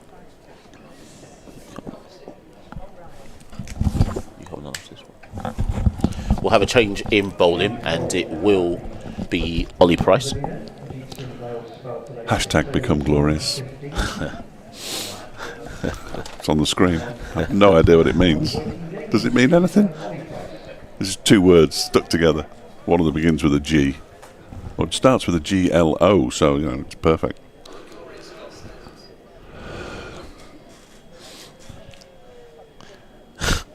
Yeah, you're right. You're right to laugh. So Ollie Price will be in to MATCHDAY. Hint of a turn into the pads there, but MATCHDAY is fine to just tuck that into the onside for 1 to move on to 42. And Zach Chappell is on strike, or bringing Zach Chappell onto strike, I should say, to face his first ball of the Derbyshire innings.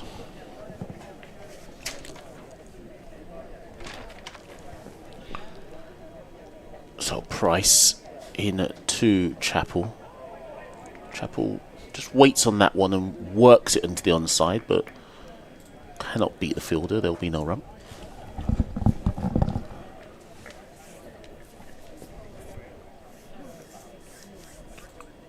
Price again. Bit of oohs and ahs. Not much really going on there, but again, Chappell's happy to just work that one. No fireworks yet. This time, Chappell, one hand off the bat, tries to go down the ground. It plugs just of a kind of wide-ish, long-off position. And it was a false shot there. It was very Zach Chappell. I think he wanted to go straight. Yes, and instead it should have come straight at us, really. It skewed over an extra cover, and that one, as we go to the next ball, well, that's actually going to be, it's a bit of a laborious, or what on earth? And MATCHDAY is able to just turn that very fine, and well, Matt Taylor... That was kind of helped to the boundary. Matt Taylor could easily have caught that ball then. And he just basically, after you, and down to the boundary. Perhaps they've said, look, we'll declare it 500 if MATCHDAY's got 50, so... I don't think Matt Taylor fancied the dive there, and but didn't realise the ball was actually going quite slowly. Either way, we move on, and Dahl tucks the next one backwards of a square there, and this will be fielded. And he fielded in the outfield, and Dahl will return 4-2. There's applause. I'm not 500. sure. Oh, it's for the 500. Sorry, the scoreboard was slow to to update there. Derbyshire have reached their 500. And that's why you heard the smattering of applause. An eventful over there. A lot happened in the 2 of the final 3 balls. Zach Chappell certainly could have been out, and then Anuj Dal got one of the most fortuitous 4s I've ever. It was bizarre, wasn't it? It was absolutely bizarre. So Derbyshire 500 for 7. I'm going to bid you adieu. Ed Seaborn will be joining us very shortly, and I'll leave you in the comfortable hands of Mr. Fletcher. Thank you very much. Yeah, 500 for 7. Indebted as ever to David Griffin for the stat, but I shall leave it until after Bo Webster's first delivery of a new over. It's defended by Zach Chappell into the onside, where Marchant Delanga does the fielding. Matt Lamb's 207 is the 56th double century for Derbyshire, the 5th for Derbyshire against Gloucestershire, and he's also the 34th different player to make a double ton for the club. As in comes Webster again, and that one is driven toe end of the bat really by Zach Chappell out towards wideish mid-off, and there is no run. 229 by John Morris at Cheltenham in 93, the highest of the double centuries, or the biggest of the double centuries, against Gloucestershire for Derbyshire. Martin Guptill in 2015, then Matt Lamb, then Wayne Madsen in that game that I was mentioning before. As this next delivery from Webster is defended out into the offside, and Adrian Rollins with exactly 200 not out in August 1995. Always good to have Griff around, because it prevents me from having to do any work at all. It's marvellous. Always good. Oh dear, don't say that. It comes Webster. Oh, there's a flash at that one by Zach Chappell. He missed it, goes through to brace. It lost. Derbyshire lost when Adrian Rollins made his 200 not out. I'm going to struggle to lose this one, but well, I suppose the only way it could happen now, you'd think. Of course, it means no weather tomorrow. 700. Yeah, Gloucestershire have got, either that or they get close and Derbyshire absolutely bomb their second innings, but I don't see that happening. Here comes Webster again, running towards us. That one is turned a little bit uppishly into the leg side by Zach Chappell. He's got just the 1 run from the 8 deliveries that he's faced. Not quite the fireworks I was hoping for. Just point the aircraft nose straight down and head for the ground. That's the only way Derbyshire are losing this game in their second innings. You'd think so, wouldn't you? You'd think so. But we've all been here before. As Webster's in again, and that one is when he tries a forcing drive and manages just to push it up to Graham Van Buren at mid-on. It's the end of a maiden over from Bo Webster. His 3rd maiden, 23 overs, 3 maidens, 4 for 88. And Derbyshire 500 for 7 with Dahl on 48 and Chappell on 1. This could be his first class 5 for Bo really? Webster. I was quite surprised to see that. He got a lot of wickets in the recent Sheffield Shield, but his first class bowling numbers average just a tick under 40, but then he is bowling medium pace in Australia, which, as England have proven over many a year, usually doesn't work very well. Ollie Price is bowling now, and driving past cover is Anuj Dal, and it will just... Ooh, no, that's gone for 4, and yeah, Singhdale is honest about it as well. He flicked it back in, but the ball had already gone beyond the boundary rope. So Anuj Dal has his 50 from 113 deliveries. That was his 6th for... And it's been an innings of, circumspection through the first half of it, but he has played some more shots in the second half of the half-century as Price bowls, and this has turned to mid-wicket for no run. 15th time he's got to 50 in his first-class career. He's gone on to make 5 centuries. I'm not sure he'll have time to do that today. Certainly have to accelerate. Price bowls to Dahl. It's full and straight and kept out by Anuj Dahl.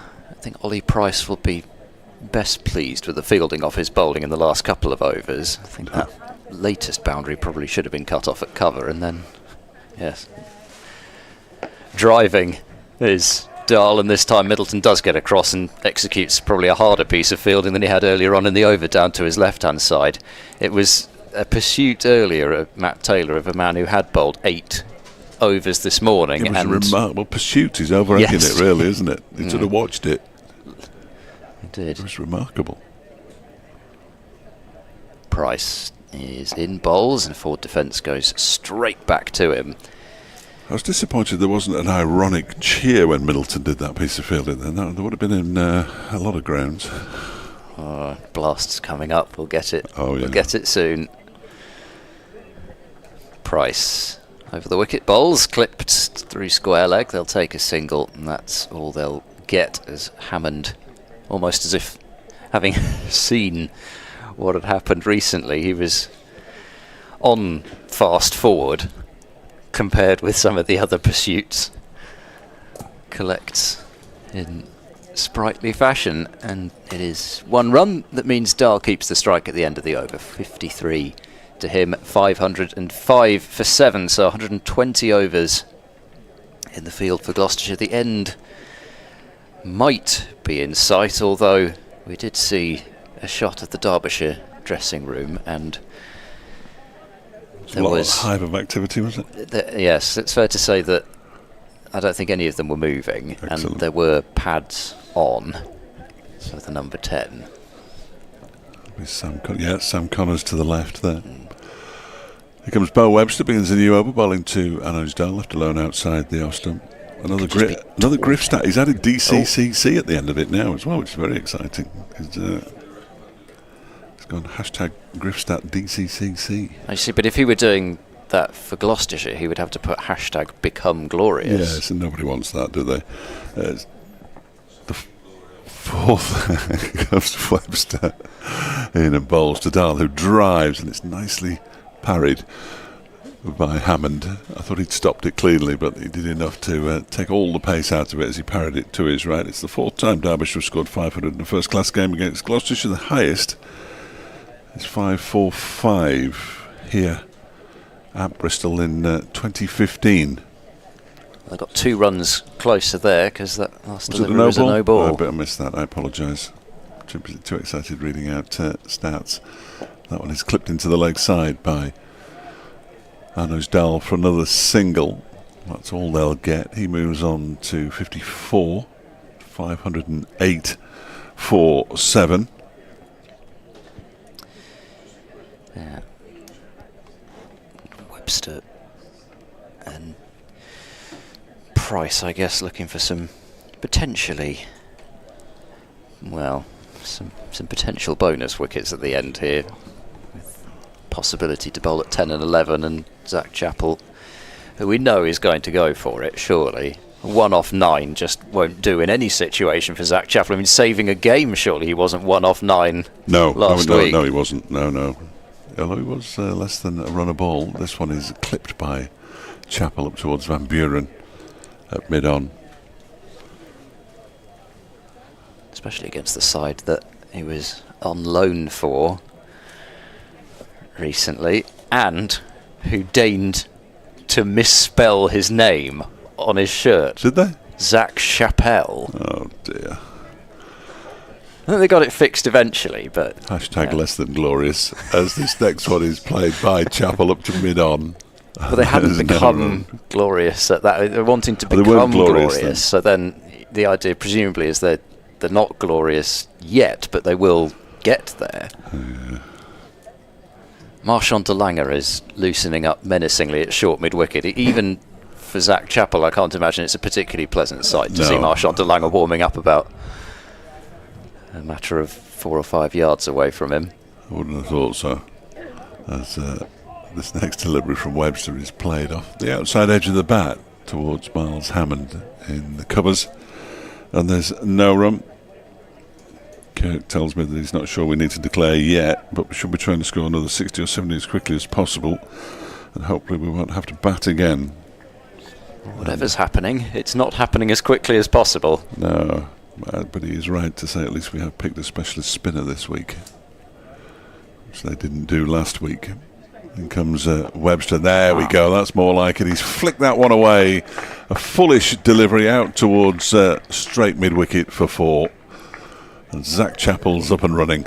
He moves on to 5. Final ball of the over. Dall's got 54, 512 for 7. That's more like it, isn't it? Yes. Clean pick-up from Chappell over the onside. Surely, as we head towards lunch, Ollie Price will continue to be perhaps too tempting for Derbyshire not to have a go at. Well, when he was saving the game last week, his 50 came off 61 balls. I was going to say, I'm sure I looked and he was, he was pretty close to... He was out for 72 off 101, so he did slow down a bit.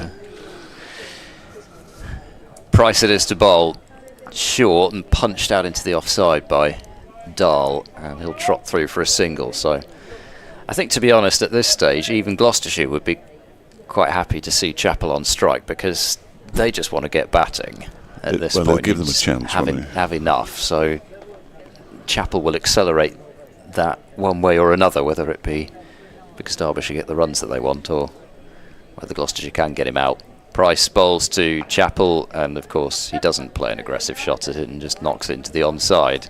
Bancroft fields, one of the 2 short fielders on the onside. Bancroft's at a conventional mid-wicket, and Webster, sizable figure, is at short straight mid-on. Price bowls. This is whipped away just past the dive of Bancroft, but De Lange's down there at long on, and a single is taken. I think, although I believe at full height Dom Goodman is taller than Bo Webster, I think Goodman has just a slight hunch to him, whereas Webster stands bolt upright. I've never had to hold the mic as high for anyone doing the interview yesterday. Square driving is Dahl, and he'll get 4 for this. That's a really good shot, which he waited for and played wristily behind square on the offside. And it's 5-18 for 7.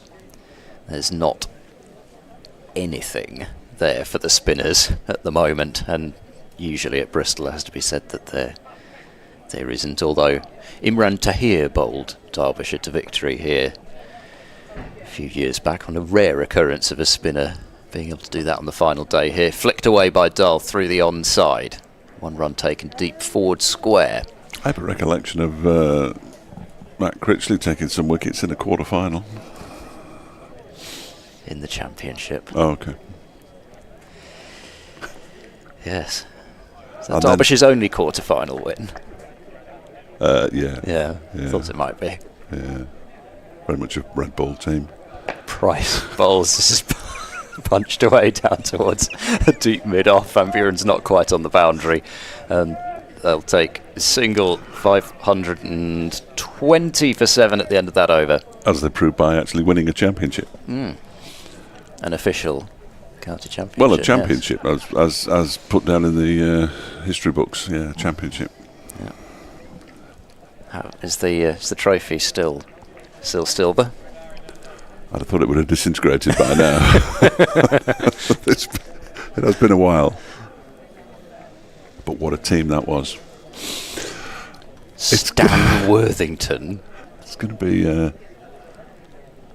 taking the mickey out of northern names now. No, not at all. I think it's a great name. Webster begins a new over. That's left alone outside the off stump by Zach Chappell. And there's no run. No, well, anyway, Gloucestershire's quarter-final record isn't particularly worth shouting about either, but they have made an awful lot of them. And yes, Derbyshire have lost 2. Yes. 3 altogether. But they've lost 4? Thank you. Yeah. Come on, Griff. Stat man at the back there. As this next delivery is funny looking shot off the edge of the bat. I've no idea. I thought he was going to hit into the leg side, which again he plays the shot and then he plays a straight one. Could you pass me my binoculars, please? I could. Thank you. I've got a feeling. I just want to double check. Over on the far side of the ground. This is high risk strategy, taking my glasses off to look through the Yeah, Matt Lamb's gone for a lap of the ground, as if he hasn't seen enough of it Stretch the already. back. Next delivery from Webster is defended by Zach Chappell, rather disappointingly. Yes, some quarter-final losses that hurt in recent-ish really? past for Gloucestershire. Well, there's that one, the Durham loss here as well. Nobody wants to lose to Durham. Well, certainly not after. I think that was the year they won 11 group matches. Here comes Webster and bowls. This is smashed into the offside and caught at cover by Hammond. Yes. It was a pretty well-struck shot and caught just above his head. Zach Chappell's annoyed with himself, and he goes fairly cheaply for 7, and Derbyshire are 520 for 8. And that is Bo Webster's first-class 5-wicket haul. So he's had to come over and play championship cricket in England, and his third bowling innings, he's done something that he's not done in his 83-match career in Australia. What does that say? It's a concern, isn't it? Well, I think it says that he wanted to make a big impression with his new county. No, he's bowled well as Webster for the most part, and he's managed to find a way to pick up wickets where others haven't, and possibly sometimes actually just his lower pace versus the likes of DeLange and Singh Dale, I think, have caused, and again, I suppose this goes back to the worrying part of it, have almost caused more issues, because you can think of several times where Webster's bowled and the ball has just stopped in the surface. That was probably another one there where you try and force the pace, you hit it to cover. Rees was exactly the same, just pushing to short extra, and I don't think you're going to get those sorts of dismissals off the likes of Singh Dale and DeLange because they bowled too quickly. Yes, yeah. It might be a Rees kind of pitch with the ball. Sam Connors is the new batsman, who has added some shots to his what's the phrase I'm looking for? Repertoire. That's the one. It's as good a one as any. In the last year or so, he's going to face Bo Webster, who is in and bowls, and the first one is a defensive shot, which he always had, and is pushed out into the offside, and there is no run. The next time we see the Derbyshire balcony, we need to see if Darren Dupavilon is padded up. He might not be out on. We shall have a look next time it comes up on the stream, as in comes Webster again in and bowls him, and he's got a 6 foot, and we'll find out very quickly whether Darren Dupavilon has his pads on, because he's going to be walking out in a minute, and Sam Connors' last 2 deliveries, and they're 520 for 9. I was going to say short and sweet, but it was just short, really. Nothing sweet in the end. Well, I like the fact that he's tried to go for a massive, well, actually it wasn't that massive in the end. I thought it was sort of a really booming drive, but actually it was just a sort of walking, attempted off drive, and second ball, an ambitious shot to play, and he's given Webster a 6 for. We've now sort of entered pointless territory, really, as far as he is coming out, Dupavilon, because he's about to walk over the rope. But why did they not declare? Vital runs to be had here. Where? I suppose the only argument is the fact that 2 overs be taken off. No, they won't, because there'll be lunch. They'll just take lunch early, so that's not even an argument. They'll just take lunch early. They will now, yeah. They will So now. they're not even losing any time from the game by not declaring now. Don't understand it. There's no point in declaring now, because there's 7 minutes to Or lunch. having not declared at the end of. Yeah, but I'm just saying they'll have absolutely. lunch straight away, so it's Yeah. not even as though they'll lose 2 for the change of innings. It's just that slight lack of aggression. Yes, they've got plenty of runs, and they're going at 4 1/4 and over throughout the course of their innings, but why? And you sort of allow Gloucestershire the small mental victory of having bowled you out as well, Yeah, absolutely. if that's a thing. The leading run scorer in the Sheffield Shield to come in, buoyant. At number 7, Buoyant. here comes Ed Middleton. I'll be hoping he doesn't have to come in today at all. Gloucestershire. Ed Middleton replacing Ollie Price from the pavilion end. Oh, he's flighted that one up, and it's very full. And Bracey, I think, has managed to take that at the second attempt, one-handed, tumbling off towards a silly point position. Fascinating conversation going on between Graham Van Buren and Matt Lamb on the boundary's edge now. I say fascinating, I have no idea what they're talking about, but it's interesting that you wouldn't get that in any other sport, would you? Middleton bowls on the back foot, chopped to point by Dahl. No. Somebody who's just scored a double century, having a chat with the captain of the team who's just conceded the double century, and talking very amicably about life in general, possibly. Potentially about the pitch. Oh yeah, he's doing all sorts. Yeah. Gotta watch. Demon in swinger of Durain de Pavillon. This is driven by Dahl for a single to deep cover, and that will get Durain de Pavillon on strike. Who? Durain, that's his name. Well, he's called Darren. He's not called Darren, he's called Durain. It's Daryn. Which is Darren. Oh, no. Is that how you spell Darren? In Derbyshire? Well, it's how he spells it in South Africa. He's not from... That's what he calls... Oh, wow. He's Darren de Pavillon. Right. Here's Dazza facing up to Ed Middleton. And there's a forward defence dabbed out into That's his shot. Offside. There we go. We're getting going now. The de Pavillon forward defence. He averages almost 14 in first-class cricket, which is actually something to be sniffed at. Doesn't have an average this season for Derbyshire. Mm-hmm. Desperately in search of one. Here comes Middleton, bowls and clipped away. They thought about a single, but Dahl, I think, was doing the calling there and decided not to. Sweepers scatter, fearing the mighty swipe. They just want to Pavillon on strike for the next over right now. They want to give him a single, don't they? Yeah. Long on's back, deep mid-wickets back, deep covers back. Middleton bowls quicker, de Pavillon pokes it into the offside, and Dahl, oh no, he turns down the single. I think, because he put on a half-century stand for the 10th wicket with Ross Whiteley in the first innings against Northamptonshire, and did that an awful lot. Eventually he had to hit a 4 to get off the mark because there were no single. Whiteley was not for taking a single. That must be like that innings a couple of years back. Do you remember that innings of Hannon Dolby where he was at the crease for something like, I don't know, he scored something like 2 off 90 balls or something like that, and it took an accidental inside edge that they could get 2 for, I think, for him to get off the mark. 521 for 9. Bless him, he's had more runs turned down than anybody in this Derbyshire side this season, I would have thought. Gosh, and now we move to the thrilling period where everybody's back on the boundary. I know, it's horrible, isn't it? But the game is just grinding to a halt here. Bo Webster is in and bowls to... Dahl, he gets a leading edge. It bounces about a yard in front of Webster. About 3 people who could have taken the catch anywhere on the ground, and he almost managed to hit one of them being the bowler. Yeah. It would have been a bit awkward, wouldn't it? I'm not sure where he was trying to turn it. He's going to have to try and pierce this ring, this iron ring of fielders on the boundary. As Webster is in, and he's struck on the pad. Ball dribbles out into the leg side.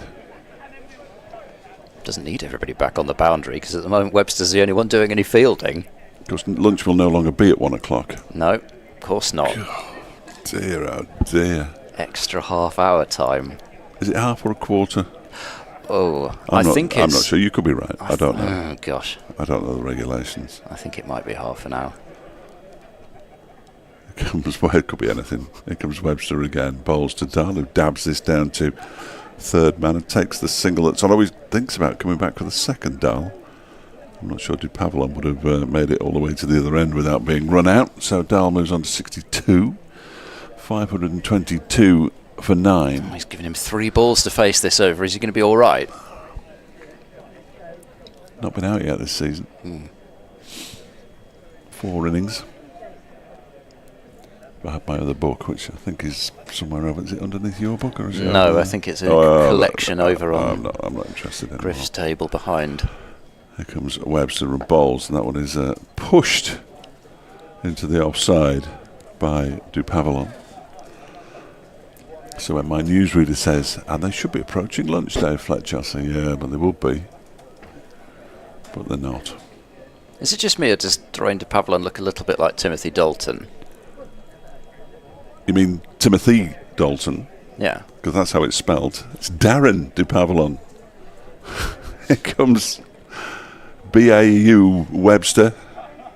Not Webster. Yes, Webster. It's left alone outside. Did you say B.A.U. Webster? B.E.A.U. Webster. Boar Webster. Well, I've never spoken to him. It's a strange accent they have in Tasmania. Darren de Pavillon leaves it alone outside the off stump. Darren Smith. Darren de Pavillon. Darren Smith, spelled exactly the same way as well. Fellow South African. Is that not with 2 R's? Nope. Right. Anyway, that's how they say that name in Afrikaans. This one is guided for 4 runs by de Pavillon down to the vacant third man area. And Derbyshire move up to 526 for 9 at the end of the over. De Pavillon off the mark. Dahl has 62. 526 for 9 and I'm off. We should almost have well, actually, we should probably have a commentary change, seeing as this is going to last half an hour. Well, no, we won't. We won't. Well, unless Marshall is particularly desperate to get on, so.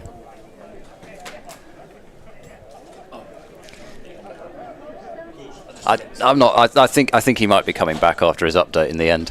We might have decided, as it's not going to last very long. Famous last words. We will be here at 1:30 now. Singdale replacing Middleton, so 3 bowling changes in 3 overs from the pavilion end. 526 for 9. A slip goes in place for Dahl. Everybody else is allowing the single. Mid-wicket even has gone just a touch deeper. Hammond was going to field at slip, but then they decided Ollie Price should go and field there. And here comes Singdale looking for his 2nd wicket, running in and bowling, and Dahl is jamming this one out into the covers. The ball will dribble out to deep cover, and things continue just to stop still. Time is no longer material for us here. Time is an illusion, lunchtime doubly so. Douglas Adams. In goes Singdale to the crease now and bowls and beats Anuj Dahl clean on the outside edge as he looks to run it possibly through the offside. He was never going to get any run for that anyway unless he decided to run, because it was never a boundary shot regardless. Mashal Hewitt is back with me for some entertainment. Yeah, I've come to join you to maybe bring forward the fall of this final wicket. It's a very weird scenario we find ourselves in, because Gloucestershire are almost saying to Derbyshire, well, what are you trying to achieve here? And Dahl at the moment isn't playing shots that would suggest he's particularly interested in finding boundaries. There's another one, it's full and it's just driven down to long off, and he's just never going to get a boundary for that shot. We've had 3 balls this over and Dahl hasn't tried to hit a boundary off any of them. It's almost as if he's sort of, well, you know, I'll get de Pavillon on strike and make sure he's the last one out, and then I'll be not out. But considering apparently de Pavillon hasn't been out, which I think might have been mentioned a couple of times, that might not be the best move. Never been out in his entire life. In comes Singdale, bowls. Oh, he's had a go at that and he's nicked it. Well, that's the end of that. Anuj Dahl is the last man to go for 62, flashing at 1 wide outside the off stump. Singdale gets his 2nd wicket, and Bracey with an easy catch behind the stump. So that at 1:03 will be lunch, with Derbyshire bowled out eventually for 526. So Gloucestershire will have 40 minutes to collect their thoughts and reply to this mammoth total from Derbyshire. And I guess, Mashal, despite the bizarre end to that innings, Derbyshire will be thrilled with their position. Yeah, Derbyshire will be thrilled, but I mean, sounds weird saying it given that they've made 526.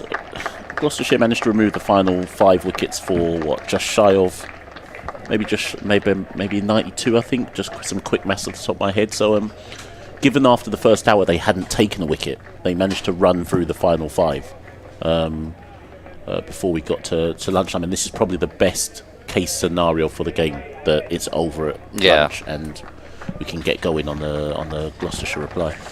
Bo Webster will lead Gloucestershire off the field, with Dahl and De Pavillon having made their way back first. Bo Webster with his first, not only 5-wicket haul, but 6-wicket haul. 6 for 100, his final figures. And he has certainly made a big impression, not just because of the fact that he is, as he pointed out, exactly 200 centimetres tall, whatever that means. And 6 for 100 in this match, bowled tightly and picked up a couple of wickets at Grace Road and ended up not out to finish off Gloucestershire's innings there. And they will need something similar if they are somehow to get themselves back in the ascendancy. It's going to take a serious effort from the batting group. We will see that after lunch and be back with you just after 20 to 2 for Gloucestershire's reply to Derbyshire's 526 all out. Matt Lamb, 207, a career best for him, underlining that innings. So enjoy your lunch. We'll be back in 40 minutes.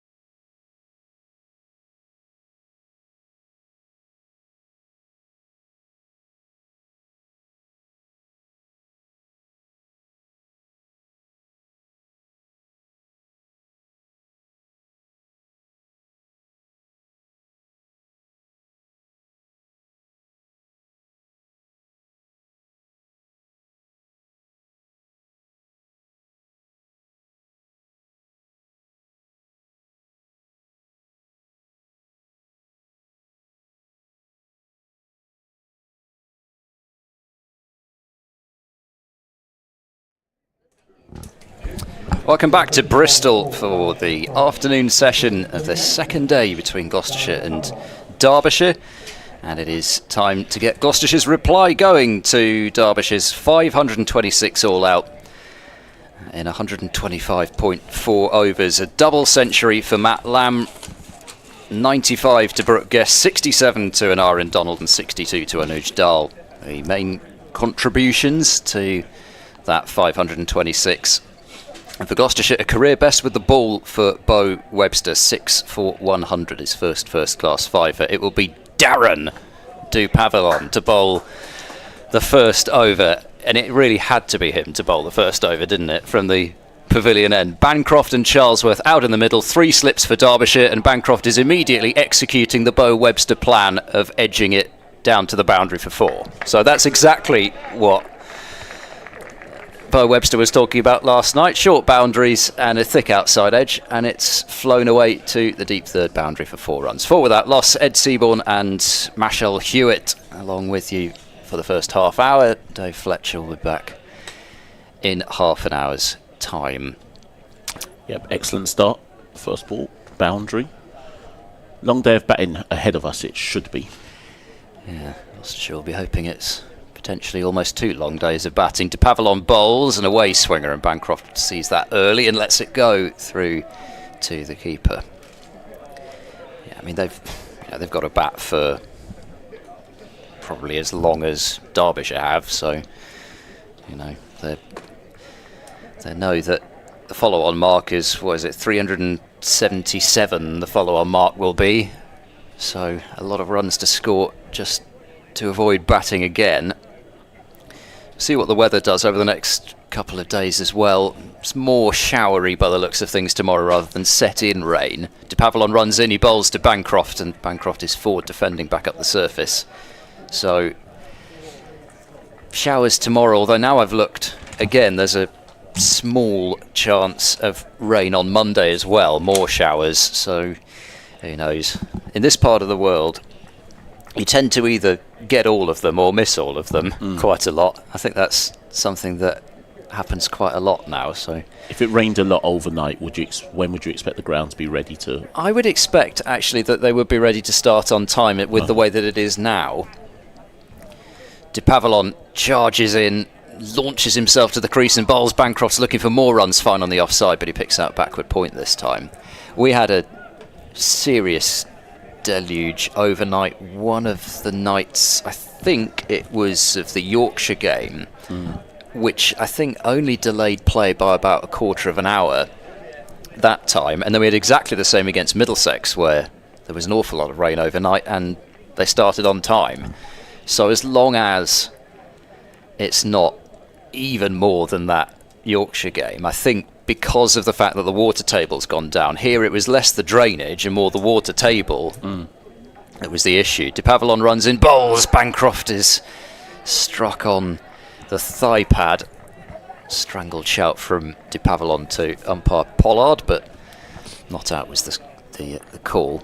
But yeah, I think a lot of people go, well, it's on a hill, how can the water table be high? But it was.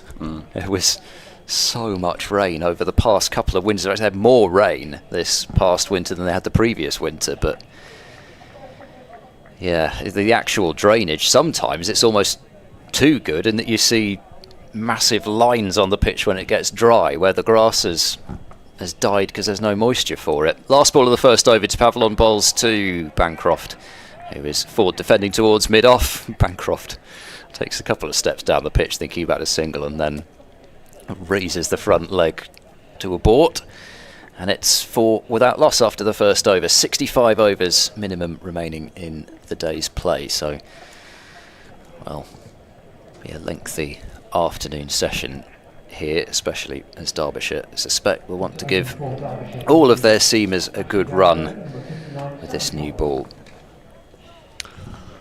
So bowling at the other end, taking the new ball, will be just waiting for Connors, I think. Yes, it will be Connors.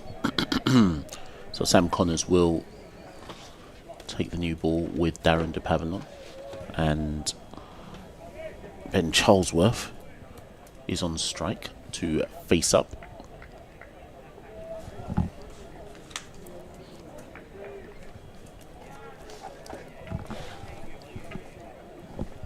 Ashley Down Road end. So Sam Connors in to Ben Charlesworth, and that's left alone outside the off stump. First ball of Sam Connors' first over. Ben Charlesworth coming off his maiden first-class ton that he made at Grace Road.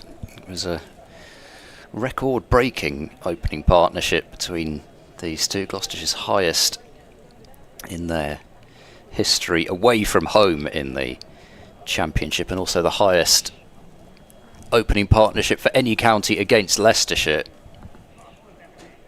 Connors again, and again left alone outside the off stump by Charlesworth. No run. 316 they put on there. Bancroft getting up to 160, so his last two innings, 290 runs, and he's only been dismissed once with the 130 not out that he made in the second innings of the game at Northampton. And Charlesworth 126, which he was quite free to admit was a real monkey off his back. Connors in again to said Charlesworth, left alone outside the off stump. No run. Yet to challenge the stumps here, Sam Connors. Yeah, I mean, it's been a very fruitful... I mean, Gloucestershire aren't in the top two, but it's been a fruitful batting season thus far for Gloucestershire. Yeah, I mean, the last couple of games they've led with the bat, and scoreboard pressure has, well, it potentially did for Northamptonshire when they were bowled out cheaply that first time especially, and then Leicestershire losing those 5 wickets up front in the first innings at Grace Road.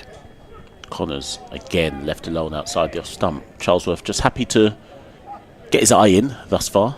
Left every single ball alone. And I think that, they got off to that relatively flying start with those wickets that they took that second evening at Grace Road, but then once they had time to regroup, and then Scott Curry, the night watchman, came out and batted for about 4 years. So they regrouped and got themselves together, but it does show the dangers of when you've been in the field for a long time going out there and batting again. This time Charlesworth does reach for one outside the off stump and is happy to just almost bunt it into the cover region, but there'll be no run there. No ball. Oh, no ball. In fact, did not see the no ball Ashraf. So the first run's off Connors. But yeah, I mean, they have, well, Charlesworth in particular, I haven't really talked to Bancroft so much recently. One of those strange situations where somebody scores 160 and you don't end up interviewing them because Charlesworth had his first ton, but Charlesworth has talked how much he likes batting with Bancroft. This one is left alone again outside the off stump. However, I suppose after a 316 run opening partnership, it's going to be hard to follow, but Gloucestershire will be hoping that they can get off to some sort of a, I mean, it not necessarily be a flyer because that's not the way that either of these two play, but that air of solidity and robustness at the top of the order is there again from these two.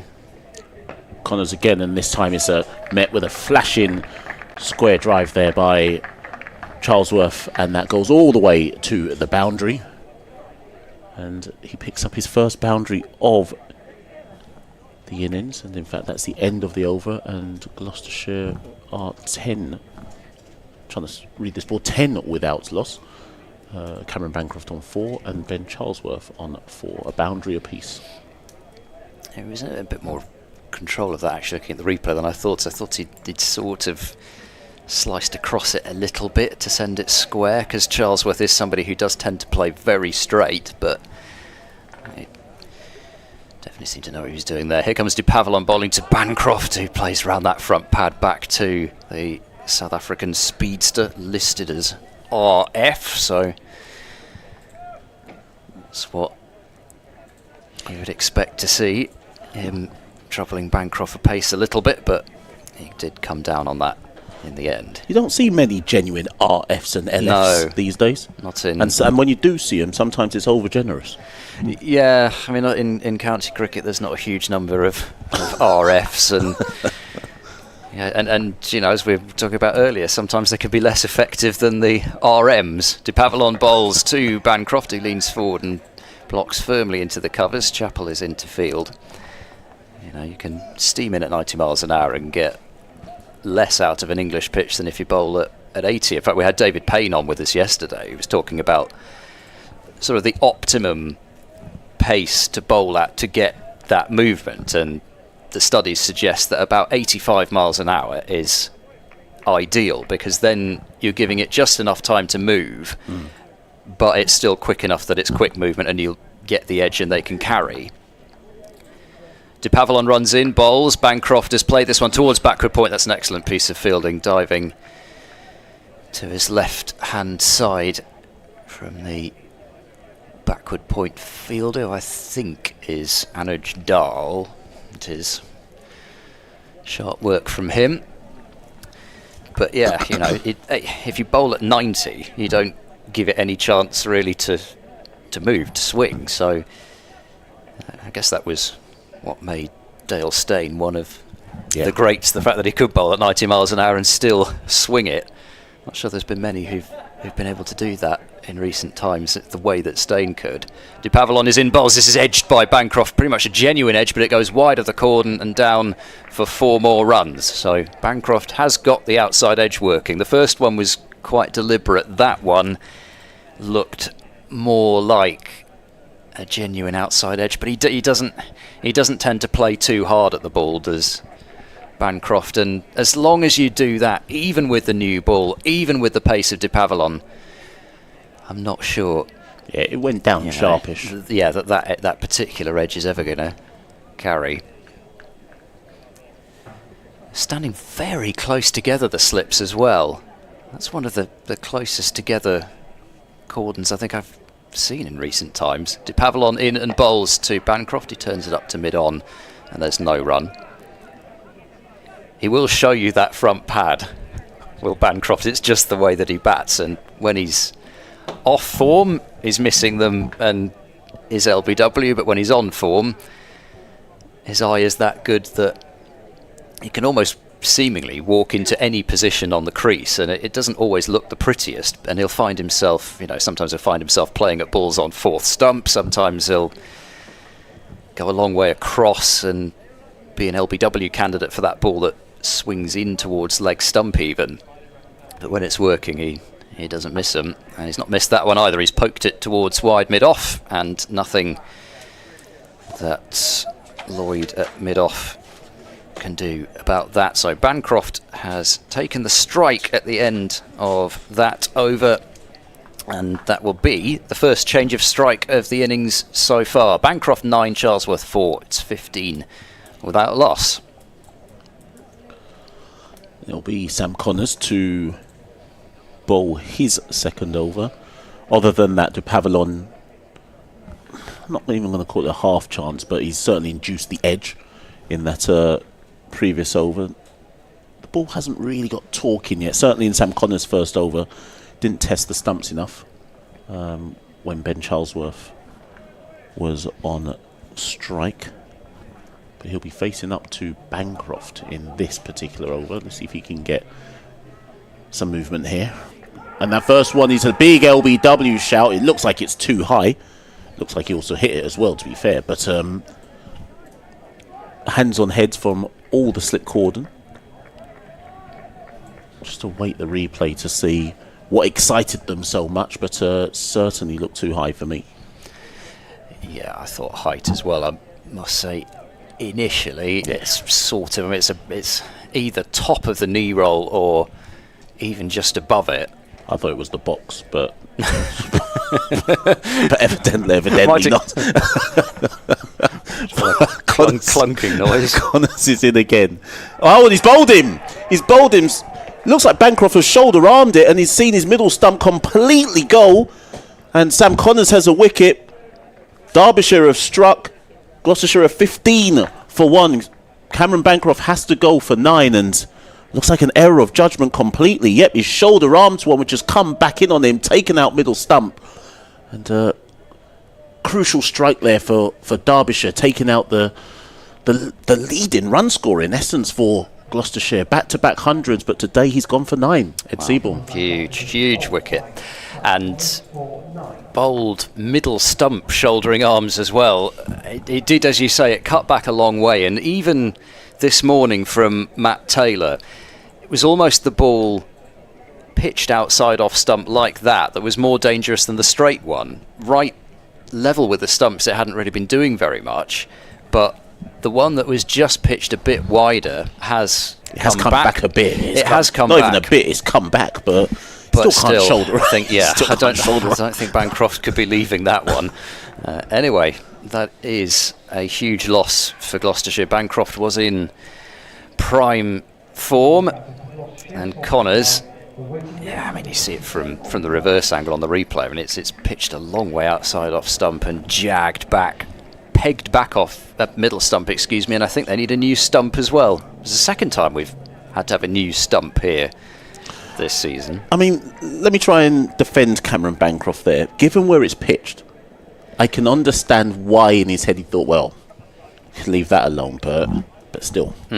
Price actually got another one fairly similar to that from Jaden Seals at Hove, which cut back like that. Yeah, no, it's tricky, isn't it? Because you don't want to be playing at balls that you don't have to play at, but you always look extra foolish when you're bold shouldering arms like that. What is going on down here? Reese is running off towards the sight screen.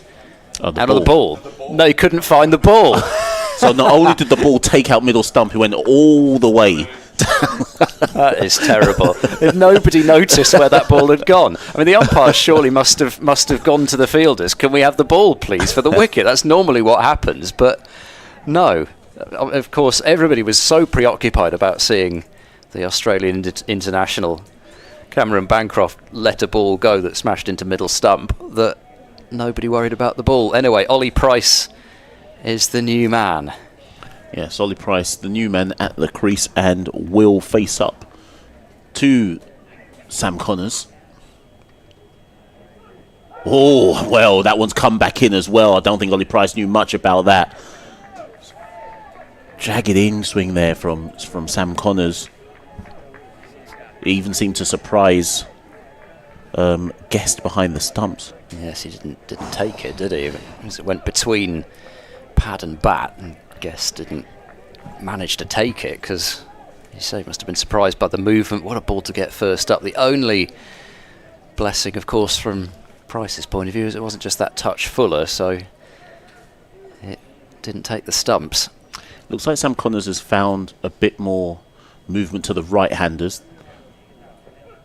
This time, Ollie Price is forward, drives that down to mid-off for no run. And another no ball. Oh, you know what? I'm always admiring where the ball's got. No, he's not the most demonstrative, is Naeem Ashraf at that end. Just briefly extends that arm, and the scorers know about it, but I'm not sure that everybody around would. Take him anywhere they can get him at this point, Gloucestershire. This one goes down the leg side. Good diving stop there by Brooke Guest. But I think they will feel they've removed, if not the linchpin, certainly perhaps Gloucestershire's biggest potential linchpin at the top, because it's been quite rare this season that even if Bancroft has got a low score, that he's not faced many deliveries. I haven't looked back, but it wouldn't surprise me if 14 deliveries was his shortest stay at the crease, even if 9 isn't his lowest score. Connors in again, and Ollie Price is happy to leave that. Again, though, some in-swing there from Sam Connors. He seems to have found a bit of a groove. Yeah, be brave to leave that after seeing what Bancroft's just done, because again, it's cut back.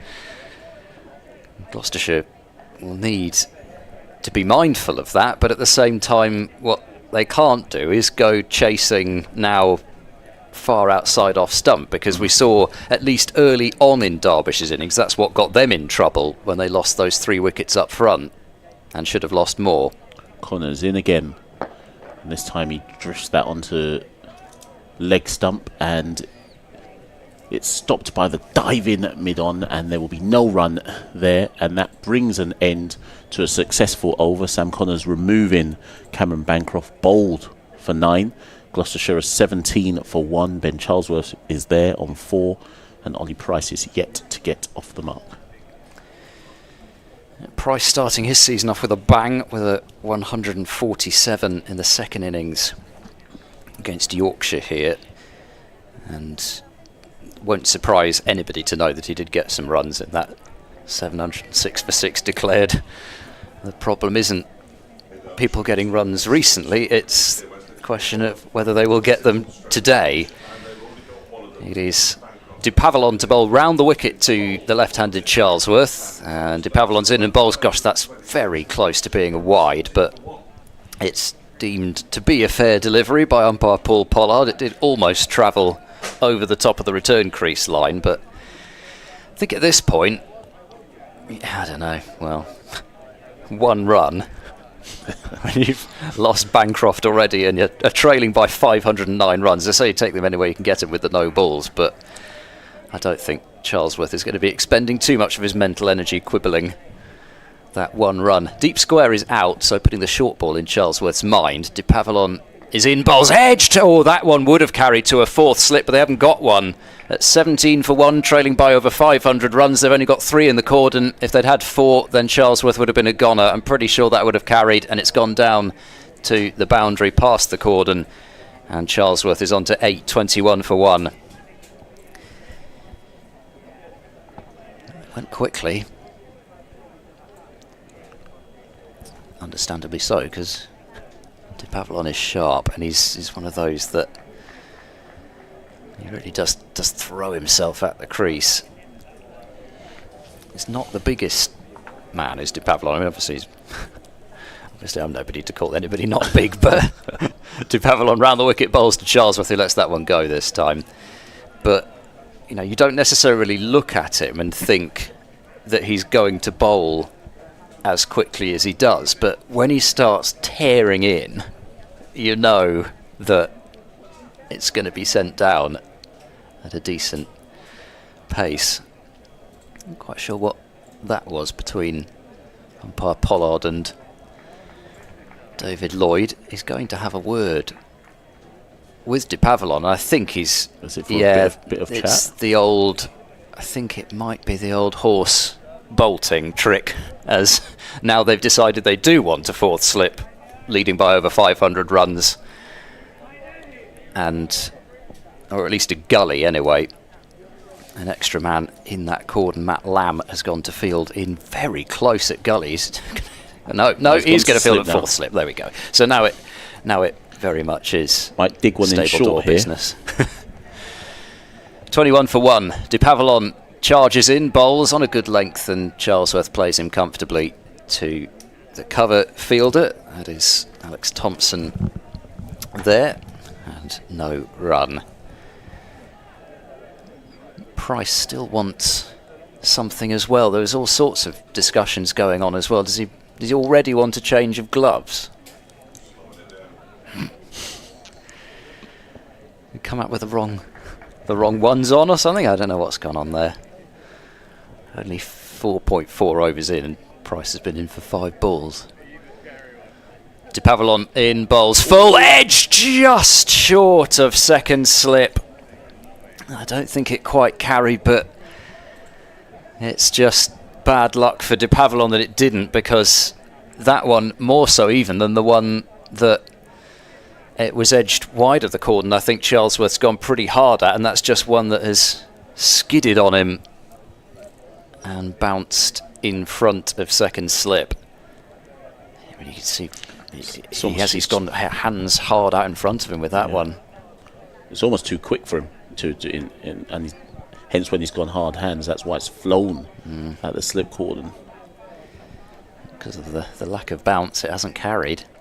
De Pavillon bowls full, inviting the drive. Charlesworth does drive and picks out the one fielder, saving the single in front of square on the offside, as Thompson does the fielding. And nervy start in the end from Gloucestershire. I mean, you lose Bancroft Somebody who's used to holding things together for Gloucestershire of late, and with this volume of runs, you don't want the trickle to turn into a flood, because particularly after being in the field for a period of time, the last thing that Gloucestershire want is, for example, James Bracey, who's just been keeping and hasn't been easy keeping out there, to have him coming out early on, because that is so often what happens. You just lose a couple early, and it's hard when you've been in the field for a long time to arrest that slide, even though they have had the lunch interval at least to collect themselves a bit.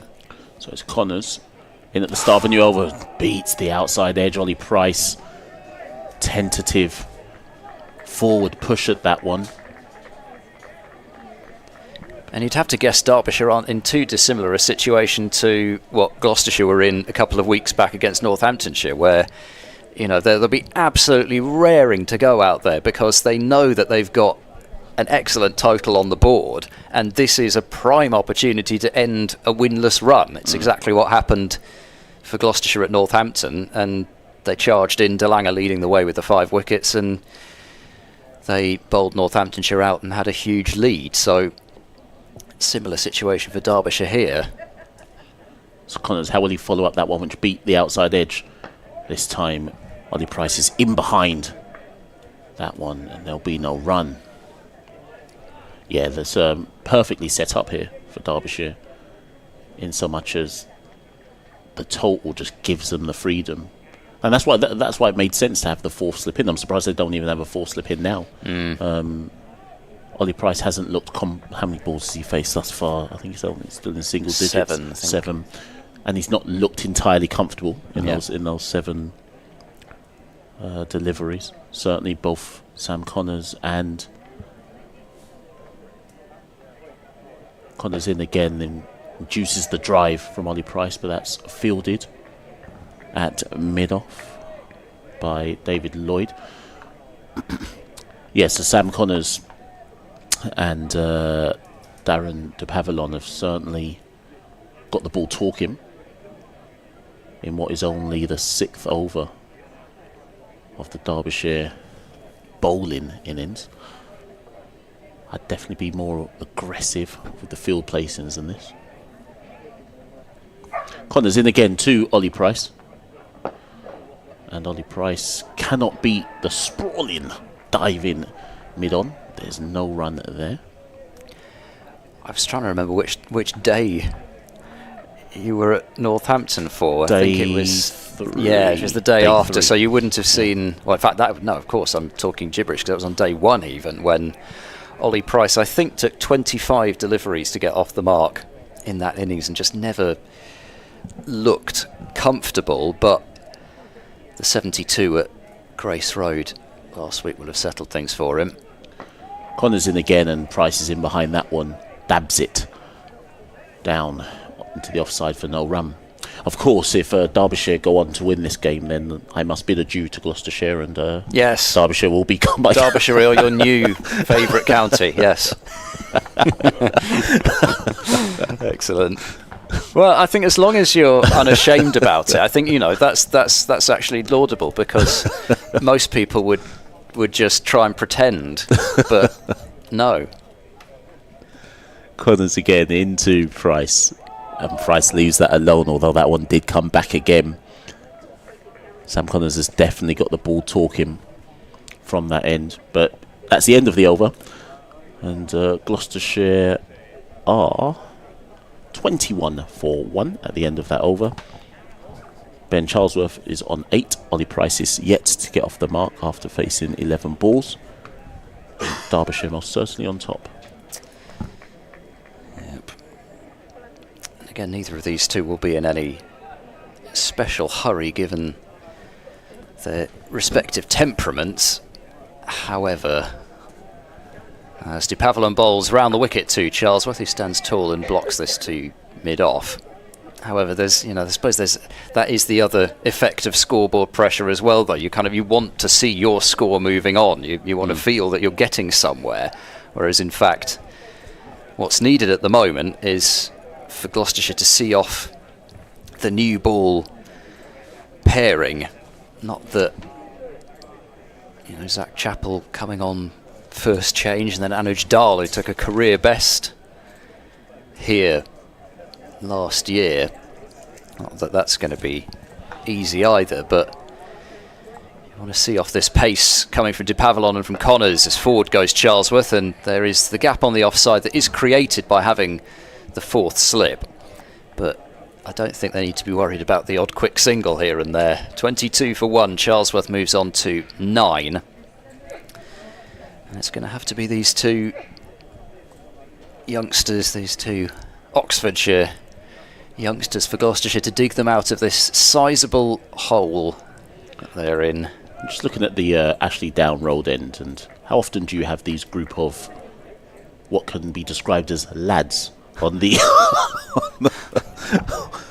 on the boxes at the end? In comes De Pavillon bowls to Price, who's forward defending out to point. These people on their on the what sort of, I don't know what you could call the it. Terrace. Really. Let's call it the terrace. Yes, terrace. I mean, obviously there's there's a cup final, so maybe they're just gathering ahead of the FA Cup final, but they're also keenly watching the cricket at the same time. There's another group over there actually. That particular terrace, which is just right behind the sight screen, is often quite well populated. I think people who own the apartments on that floor like to go across and gather there. But the one between the two sets of apartments off towards the college side of the ground isn't often so populated. But I don't think that many of them are actually watching the cricket over there. De Pavillon runs in, bowl short. Oh, he's plunked him. And it will go for 4 leg byes, and we will need a concussion check here. Short ball right off the helmet, and umpire Pollard waving on a member of the Gloucestershire physio staff. He didn't judge the bounce of that, did Price. Took his eye off it, and it smashes onto his helmet, but it is 4 runs to the total. I think he initially tried to duck it, then took his eye off it, and then just ducked into it. So this will be a... I haven't seen the physio as yet, but you'd assume they're coming on. Yeah, I don't know what's taking... It's not exactly ideal to take this long. I think Price is fine. He's not shown any signs that he's struggling at all, but this is the longest I think I've seen somebody come out to attend to somebody for a concussion check, and they're still not. Here we go, at last. At last. There's going to be somebody to come and check the Price is all right. So it's nothing about the fact that it needs to happen that is the problem at all. And in fact, from the point of view of health-wise, you'd think I want to be out there as quickly as possible anyway. Something must have been going on inside the dressing room. It's happening now. 26 for 1. There was something about... I think, well, I mean, in that instance it doesn't matter because it's gone to the boundary. But one thing that I think is being talked about is the fact that the ball probably should be dead as soon as it hits the helmet. Because if you've got concussion symptoms, I'd imagine the last thing you'd want somebody to be doing is then running to the non-striker's end and rattling that all about. So, as I say, that time it didn't matter because it flew off for 4, but I think that is something that is being looked at, and the concussion check's complete. It didn't in the end take too long, and Price has had his helmet changed, which I think is also obligatory now. I mean, sometimes with these concussion checks, we always must remember that somebody can be clear but not actually clear until maybe 5-10 minutes later, the after effects. So we will enter it. I'll come back to that after this ball. De Pavillon then bowling to Price. What's he going to follow up with? Another short ball, which Price ducks. Normally a very good player with a short ball. It's quite rare to see him in trouble off it. So I just wonder, and this isn't just for cricket, we could apply it to any myriad of other sports. I think we saw recently, actually, there was a game between Spurs and Manchester City where the goalkeeper Edison played on and then had to come off. And I just wonder if we're entering a point where you almost have to at least sub someone off for at least 5-10 minutes to properly check before you decide that actually now they're all right. Well, how do we know? I mean, they'll definitely check on him again in about 10 minutes' time. De Pavillon runs in, bowls full. Price drives, doesn't time it. It goes back to the South African, and it is 26 for 1 at the end of that over. Gloucestershire trail by exactly 500 runs. A few more words from Michelle Hewitt, and it will be Dave Fletcher. Indeed.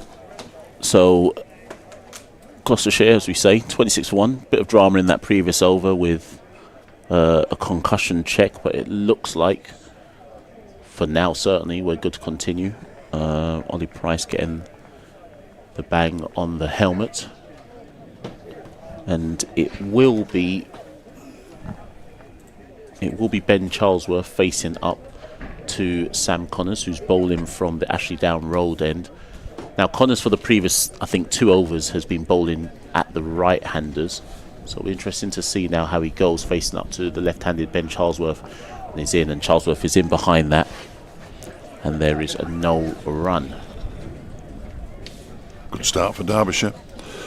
The discussion about concussion is one that I almost get fed up having at football matches, when the referee stops the play and then becomes a medic and says, no, he's all right. And they don't even go off. They don't take it seriously. Football does not take concussion seriously at all. And you're right, it's such an important aspect of professional sport now.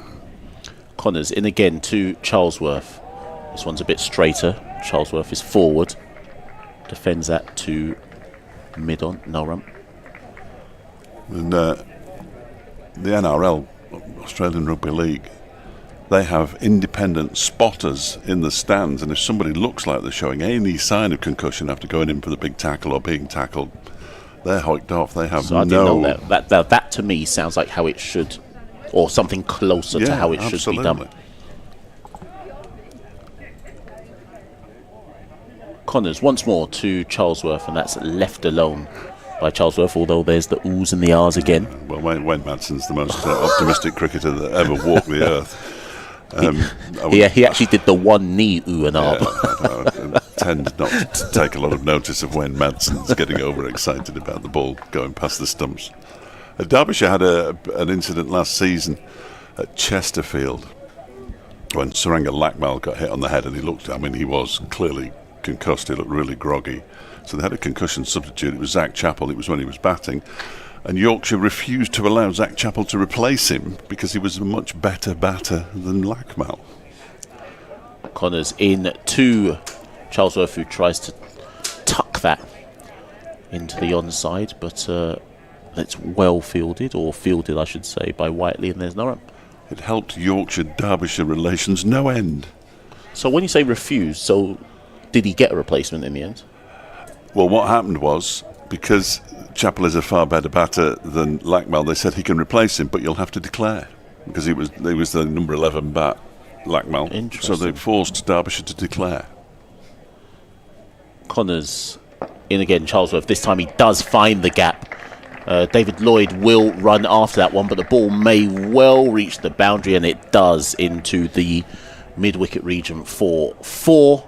And that is Ben Charlesworth's second 4 of his innings. He moves to 13, Gloucestershire 30 for 1. That's Yorkshire all over, though, isn't it? Well, I was going to say that, but I was typical Yorkshire, who then went on to win the game. But was there bad blood over that? There must have been. There was in the commentary box. Oh, okay.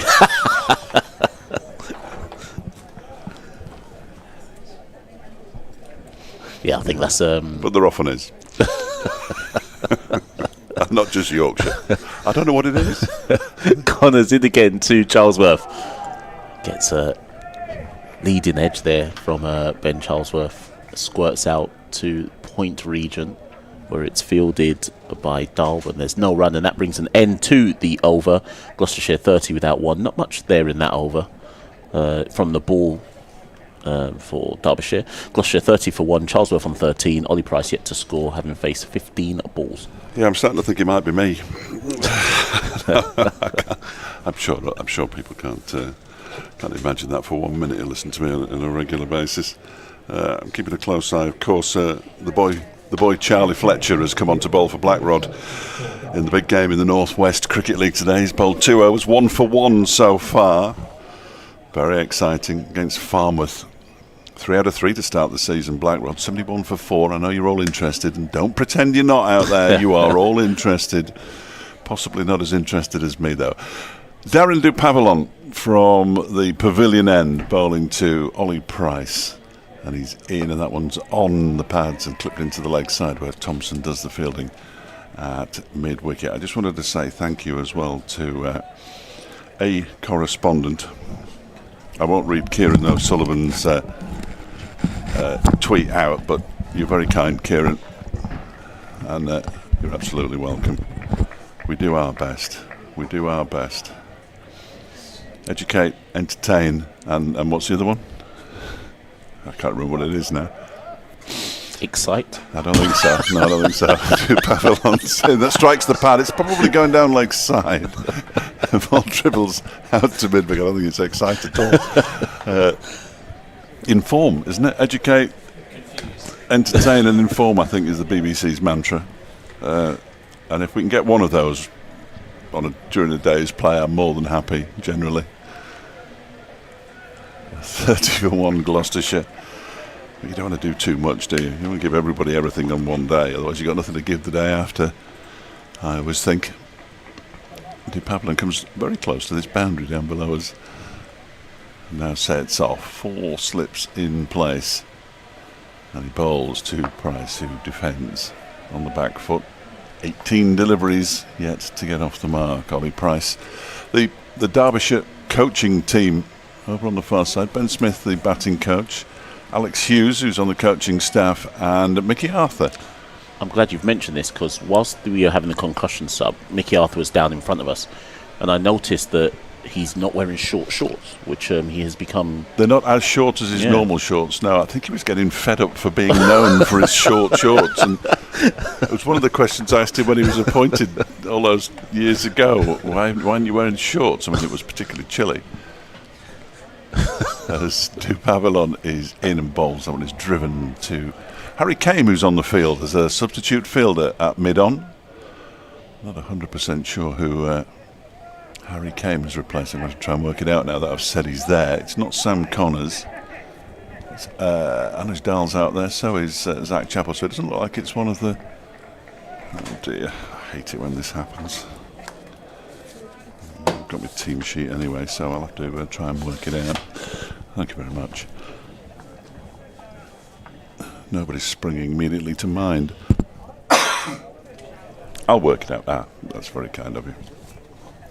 In comes Dupavilon again and bowls to Price, who defends, pushing that one out into the offside. There is Anuj Dal. Well, it's David Lloyd, of course. It's the captain. Now, he did just chase down the ball to the boundary, didn't he? I hope he hasn't done himself a mischief chasing the ball, because he hasn't gone off to speak to the coach, who's on the opposite side of the ground. He may well just be off for a comfort break, perhaps. Let's hope so. Can't see him on the...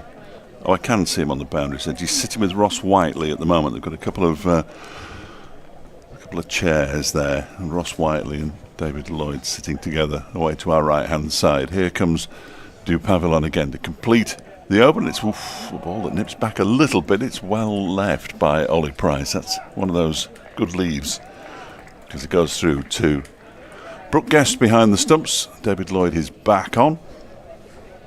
Harry Kame makes his way off. 150 for the seconds, a week before last in a red ball game, and then a half century for the twos in a T20 match earlier this week. Harry Kame coming back into a bit of form, which is good to see. And at the end of that over, Gloucestershire 30 for 1, trailing by 496. Indeed, and I'm just... Something Ed Seaborn said when he was on has got me going into Stato mode, which excellent. I will hopefully come back with soon enough. But that. In the meantime, did we just have a change of bowling announced? No, still Sam Connors. So it's still Sam Connors, 2 Ben Charlesworth, 3 slips, 4 Sam Connors. And Charlesworth is back in defence, and there's no run there. I like it when people go into Stato mode. Something I might be able to write down and use at 3:05. Always useful, always useful. Somebody who very rarely goes into stato mode. So Myself. my stato mode has not proven the point I was trying to make, so I will not. Okay. I will not relate the point. Hugely disappointing there. I was actually looking at how many balls Ollie Price had faced this season, because he's on none so far after facing 21. I'll come back to that after this delivery from Sam Connors to Ben Charlesworth. Charlesworth tries to turns it into the onside, but there'll be no run there, picked up by David Lloyd. So Ollie Price has faced 688 balls for his 334 county championship runs, but Bancroft, Charlesworth and Hammond have actually faced more than him. So I was going to try and make some kind of point about Ollie Price facing a lot of balls, but when Ed Seaborn is back on, I'm sure he'll find some stat to back me up. Well, he'll tell us that he doesn't mind not scoring, but I'm sure he does. And Charlesworth awkwardly defends that one, but defends it he does, and there'll be no run. The other thing, of course, is the lacquer will be coming off the ball now, so Derbyshire will hopefully have somebody polishing. Normally the chief polisher is Lewis Rees at third. Well, he's at third slip. He isn't normally at third slip. The slip cordon's interesting. Well, I say interesting. To Derbyshire supporters it might be interesting because Wayne Madsen's back in the slip cordon after a couple of weeks out of it. He picked up quite a nasty injury to his hand at Headingley a few weeks ago. Connors in again. That one's straighter.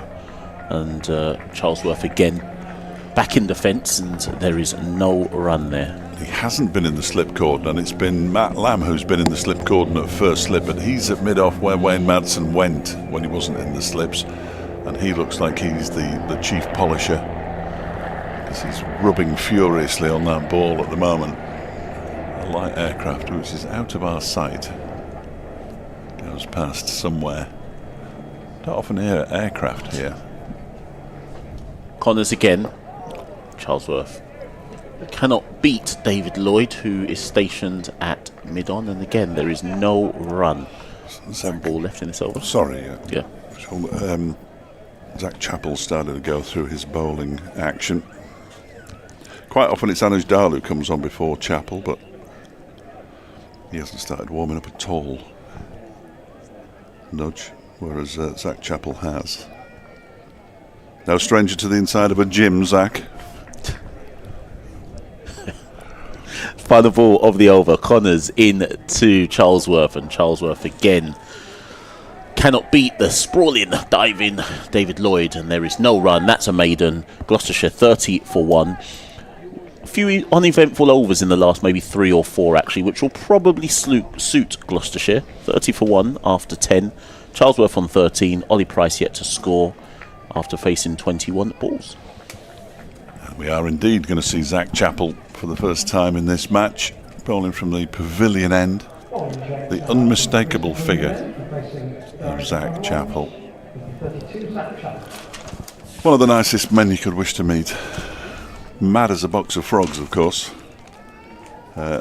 Currently in a house share with an Iron Donald. And we're asking Nye about that actually, and Zach is very, very tidy. I'm always intrigued where cricketers live in relation to cricket grounds. So a Derbyshire cricketer, how far away do you think they're commuting in from? Well, when I spoke to... this is what the fans really want to know. Yeah, Ross Whiteley, who it was the 12-man duties for this match, but he scored a half century in the game last week against Northampton. He said he had a journey of about an hour and 20 minutes to get home. Okay. So, but I think he's a South Yorkshire boy. As Chappell is in and bowls to Price, who pushes this up to David Lloyd, and there's no run. And David Lloyd, I know, has moved into the area with his family. Nye obviously is living with Zach Chappell. Dupavilon will be relatively close, you would have thought. See, Gloucestershire, it's easier because you just know they're in Bristol. Like you know they'll be somewhere in and around Bristol, whereas Derbyshire, I'm sure Ed Seaborn will tell me I'm completely wrong. Chappell bowls to Price, who leaves this one alone outside the off stump. I was looking around. I'm not. Wayne Madsen certainly lives in the area.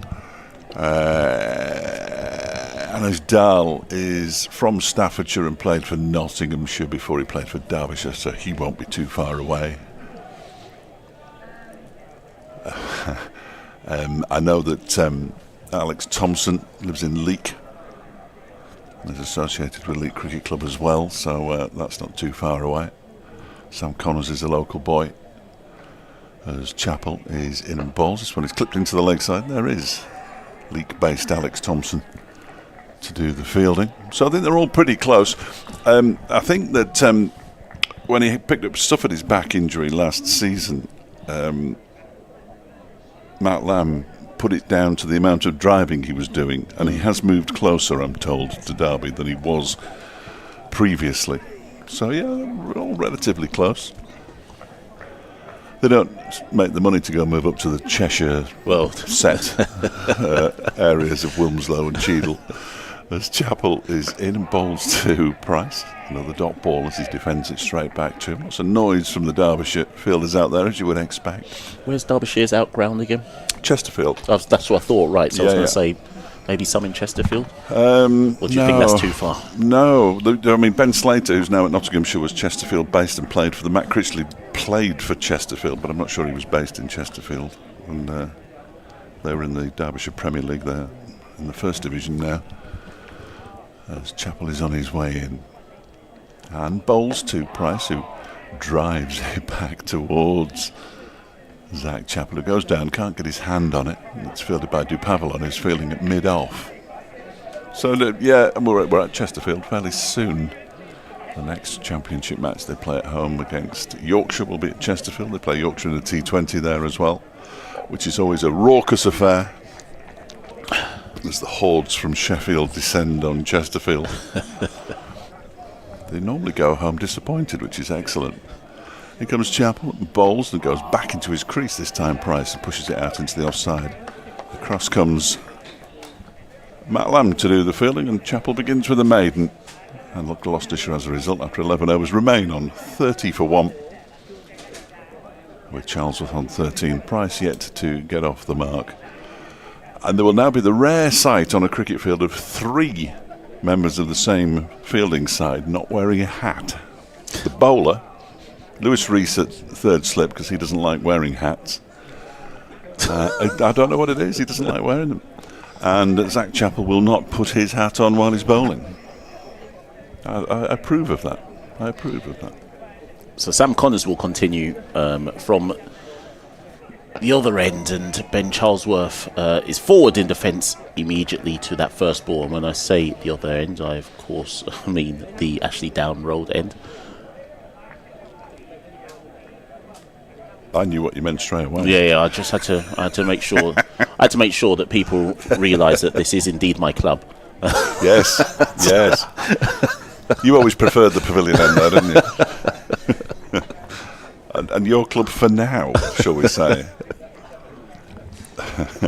So Connors in again to Charlesworth, and he's forward this time, but Sam Connors is able to field that on his follow through, and there is no run. You can't really see from this distance, although I think you probably can if you look hard enough, Sam Connors' burgeoning mullet, which is currently growing. It's a pretty impressive thing, it has to be said. Is he growing the moustache with it? Because I often feel you have to have one with the... No, the best moustache at the club belongs to Blair Tickner, who's back in Derby. Connors in again to Charlesworth. It's way outside of stump, and Charlesworth is happy to duck and leave that well alone. Some of the early movement that we saw from Sam Connors seems to have gone away somewhat. Could do with a few more clouds, really. That'll be handy. Non-rain-bearing clouds for preference. Have you no, I'll come back to that point in a minute. Sam Connors in again to Charlesworth, left alone outside the stump, no run. How many travelling Derbyshire fans do you tend to get? Well, there'll be a few in. Yeah. I'd hate to put a number on it, actually, but there was a few out in the middle at lunchtime looking at the pitch. I've no idea what they were looking for, but along with the Gloucestershire supporters, there's one travelling fan who travels and comes out with us of an evening. He isn't here today because he's a Manchester United supporter for his sins. I mean, obviously, because he's from Chesterfield. Connors again. Ooh, and that one comes in a bit, and looks like Charlesworth was going for some kind of cut shot, gets nothing on it completely, and nearly gives the game away there. I'm not sure how he ever thought he was going to cut that delivery. Left it was way far too close cutting to it him. way too fine. Yeah. Wrong shot selection. Even Aaron Donald went, ooh, that time. That's how close that was. I mean, obviously Wayne Madsen did. A peculiar shot there from Charlesworth, in particular because he's been so good in defence. That certainly wasn't the shot to rock back on and cut, if that's what his intention was. Absolutely. Final ball of the over. Sam Connors in again to Charlesworth, and Charlesworth is forward, probably what he should have done the previous ball. And there is no run, fielded at mid-on by David Lloyd, and that brings an end to the over. No runs again. Maiden, Gloucestershire 30 for 1 from 12. Charlesworth is 13. Ollie Price is on none. Gloucestershire have ground to a halt here. They haven't scored a run since the penultimate ball of the 8th over, which was a Charlesworth boundary. Since then, the bowling has been accurate. In the last 5 overs, they've scored 4 runs. It's never going to replace entertainment. 30 for 1 it remains. And Ujdal is definitely going through his bowling exercises, so I assume he will be coming on very shortly. Replace Sam Connors, yep, absolutely, at the Ashley Down Road end. Here's Zach Chappell from the pavilion end, in and bowls, and that always happens when you say how long ago the last run came.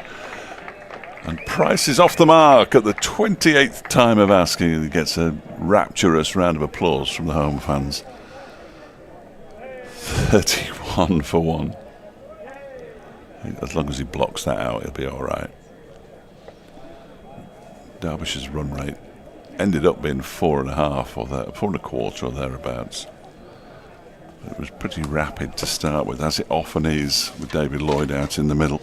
They got to 50 in 9 overs and 5 balls. We're in 12 overs and 1 now, and Gloucestershire are 31 for 1. Chappell is in and bowls to Charlesworth, who turns this into the leg side. There's another single there. The runs are starting to flow now. Yeah. I knew I shouldn't have mentioned how long it was since they last scored a run.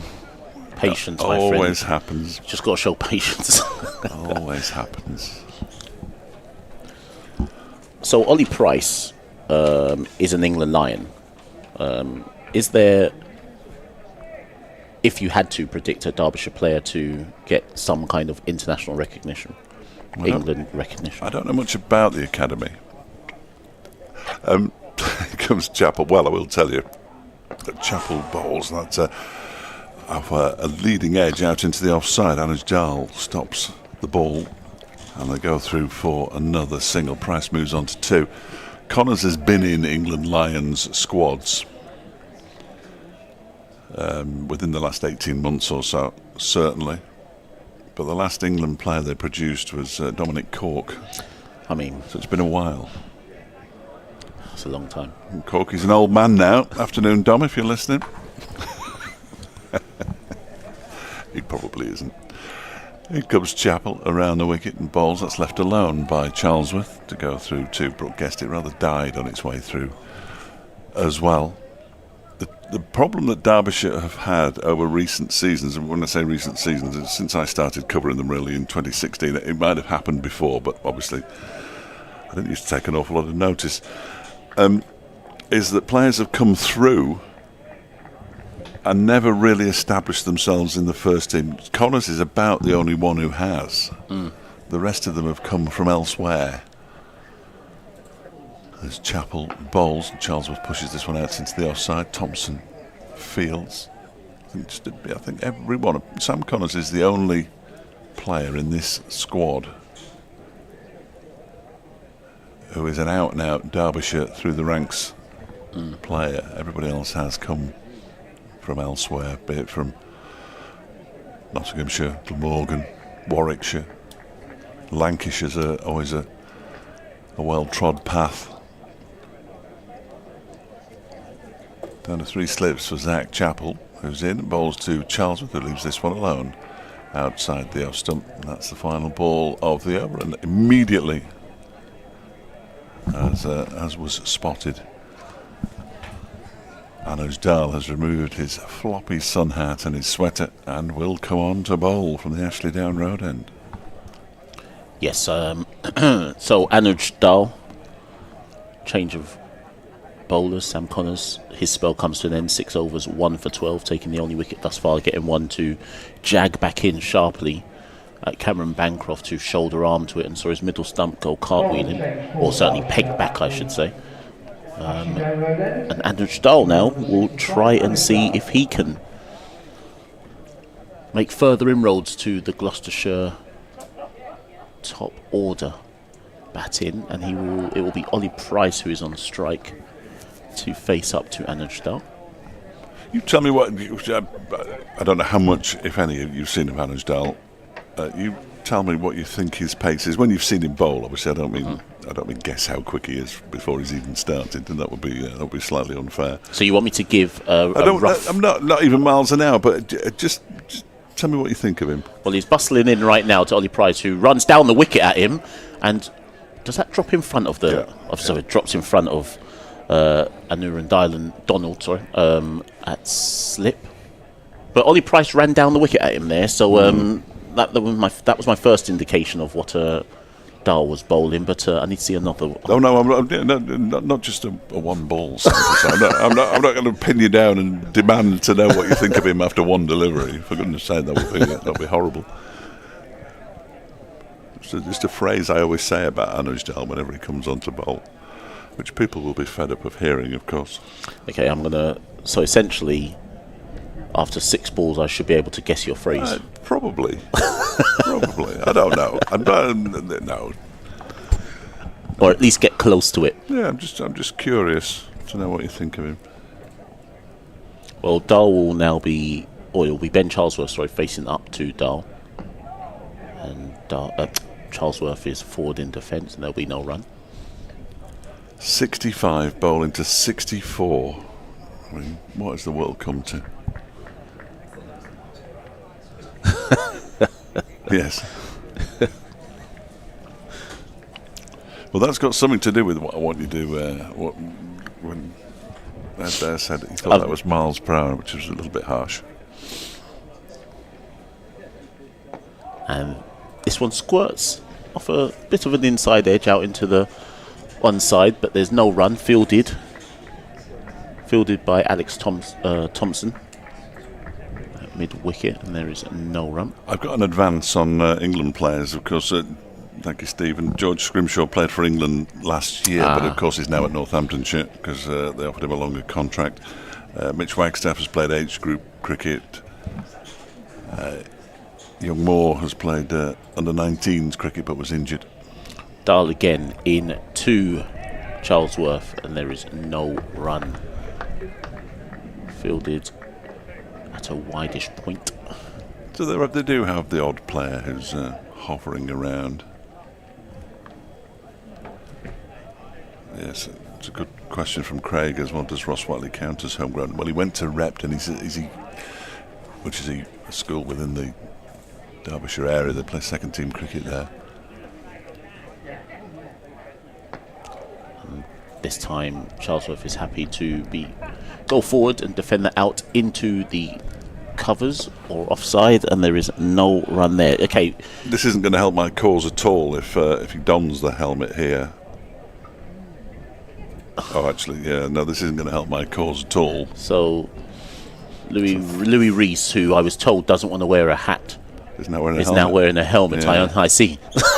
Yeah, it's because he's gone a little bit too close at third slip, really. Right, final ball of the over, Dal to Charlesworth, and Charlesworth is forward in defence, and there is no run. It's that's the end of the over. Gloucestershire 34 for 1.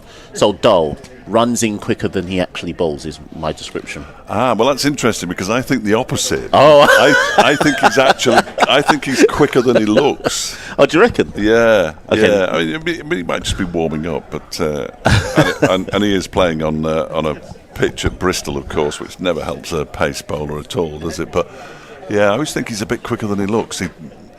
But that's interesting. That we'll keep a close eye. I'll come on back it. to that. Yeah, we'll keep a close eye. He's definitely not an RF though. I'll hand over to Ed Seaborn. No, he's not. He's not. He's absolutely not an RF. It's Zach Chappell from the pavilion end in bowls to Price, who clips that one into the leg side. I knew the helmet being brought out for the third slip wouldn't help my cause there. And so it proved. He does get the ball to nibble about a bit as well, Managdal, when he's on song. He's a very useful all-round cricketer. Fine fielder at backward point as well, but he can't field off his own bowling, unfortunately. That's a backward point, of course, as Chappell is in and bowls. That one just nips back a touch and is defended by Price. Out into the towards the offside, but it's fielded by Chappell in his follow-through. Well, I do actually have some data to back you up. Oh, really? So he is slightly quicker than he looks? Yeah, so James Healy has got some of the ball tracking data that comes from the GoPro cameras that the umpires are wearing this year, and there's a ball there at nearly 80. Wow. I don't think it was that quick. Chappell bowls. There's an attempt to drive, and it goes past the edge of the bat. Price has got away with one there. It goes through to Brooke Guest. It was angling back down leg side when it was taken by Brooke Guest. Good delivery, but in the moral victory column, which is neither use to ornament, really. He's got rather lucky with a couple of drives so far as Price, that one past the inside edge, and there was the shot that he got, I think his second run, with that really skew whiff drive that he got the single through point with. Not looking particularly happy. Chappell in again. That one's left alone by Price outside the off stump to go through to the keeper. Good. Well, thank you very much for those stats. That's cheered me up no end. Yeah, I mean it's one ball, but that's another one which is at 79. So yeah. He doesn't look that quick, but he is sharp, which always amazes me when Brooke Guest, as he may do at some point, if the batsman give him the charge, he'll go and stand up to the stumps. I mean, sometimes the ball thuds into him, but there is Chappell once again in bowls to Price, who goes to cut that ball and mistimes it horribly, straight into the ground off the bottom edge of the bat. The one finally to put away. That's probably one of, it's probably the worst delivery that he's got so far in his 35 ball stay. I suppose we should be decrying Dahl still, though, for being sub 80 miles an hour. All about pace. Nothing else. Not interested in bowlers sub 85 miles an hour, never mind 80. Which is why nobody in county cricket will ever play for England. This one is edged and caught by Lewis Rees, and Price goes. Zach Chappell induces the edge from Ollie Price, and a very good catch, because it was a sharp one right in front of his face by Lewis Rees at third slip. Wasn't sure initially if he'd held on to it, but his feet were going nowhere. His bat's a long way from his body. Rees snaffles the catch, and Gloucestershire are 34 for 2. It looks as though he basically had enough of scratching around Ollie Price and was going to try and play a couple of shots to get himself out of the mess that he was in, and I'm afraid that quite similar, that innings, to that first innings at Northampton, where it took him over 20 deliveries to get off the mark in both of them, and he just never looked at home with the pace of the pitch or where he was really going to score his runs. And they've bowled very well at him for sure, but he rather got himself into the mire there, did Price, and eventually he got a ball that it was wide-ish, it was full-ish, but it wasn't really to it, did he? It wasn't quite there for the booming drive that he tried to play. So, as you say, sharp catch from Rees, because they're in so close there, and you also don't know exactly what height it's going to come. It's still, if it's one that does just zip on, as the occasional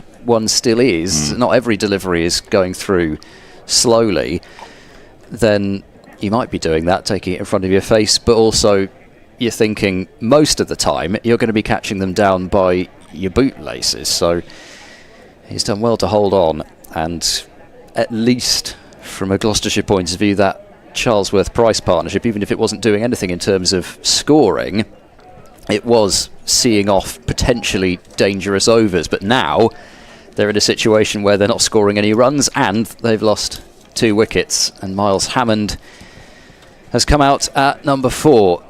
Somebody who certainly on his day can score very quickly. He's not on strike though, because it's Anuj Dal starting a new over, and Charlesworth taps in defence into the covers.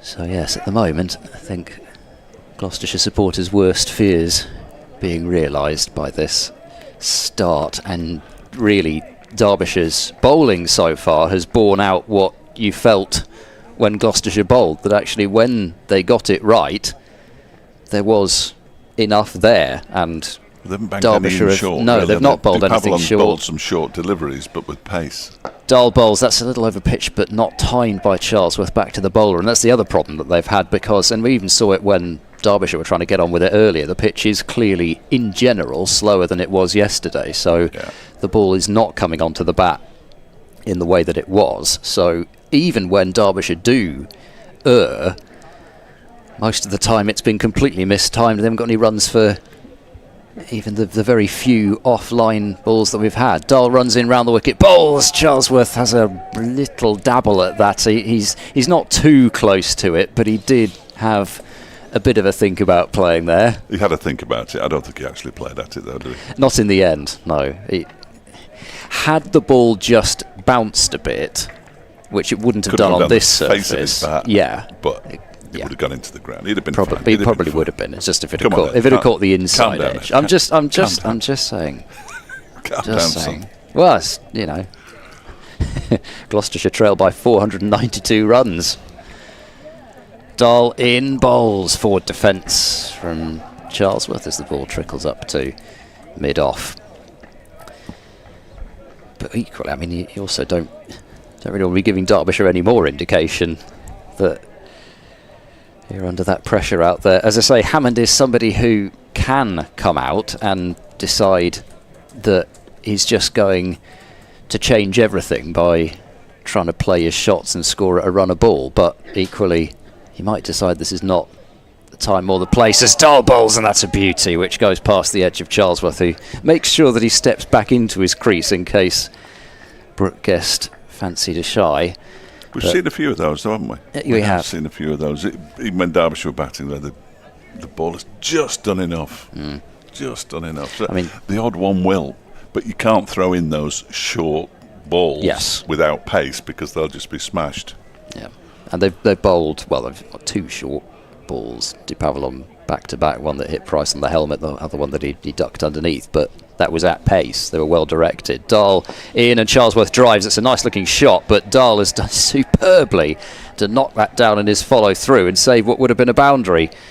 Charlesworth unleashed one of his trademark drives down the ground.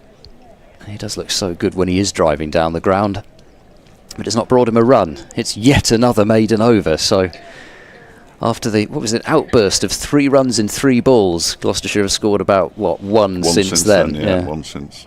34 for 2, 16 overs in.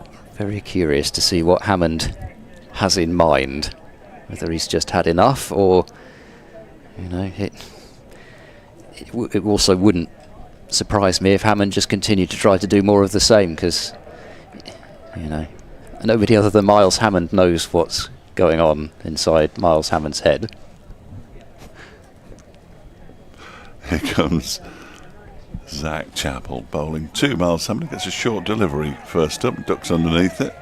Those 2 clearly didn't get on when he was on loan here. 34 for 2. There have been, of the 16 overs bowled, full overs bowled, there have been 7 maidens. This is virtually Bo Webster-esque. From last week. Yes, he took the wickets this week. He bowled the maidens last week. Yeah, he took wickets yesterday. He took them again this morning. He's bowled really well. Chappell is in and bowls. Hammond drives 4 runs out to the cover boundary. Nice shot. And the first boundary for a good while gets Miles Hammond off the mark. Second delivery he faces, 38 for 2. Flourishing drive from Hammond, and that wasn't a nice shot. It was too tempting for him. I think whatever frame of mind he's gone out there in, I don't think Hammond's going to see a half volley like that and not try to put it away. Well, you'd hope not, wouldn't you? Yeah, you would hope not. From a Gloucestershire perspective, certainly. Falmouth crumbling, 117 for 7 in 30 overs. 4 out of 4 at the start of the season. Could be.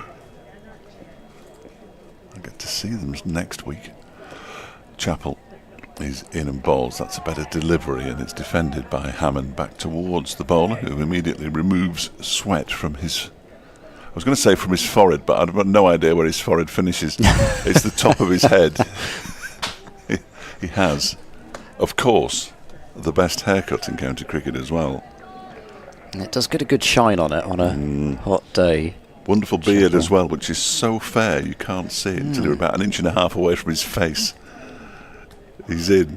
His Chappell bowls, and Hammond pushes this one up to mid-on, where Dupavilon does the fielding and immediately gets to work on the ball. South African.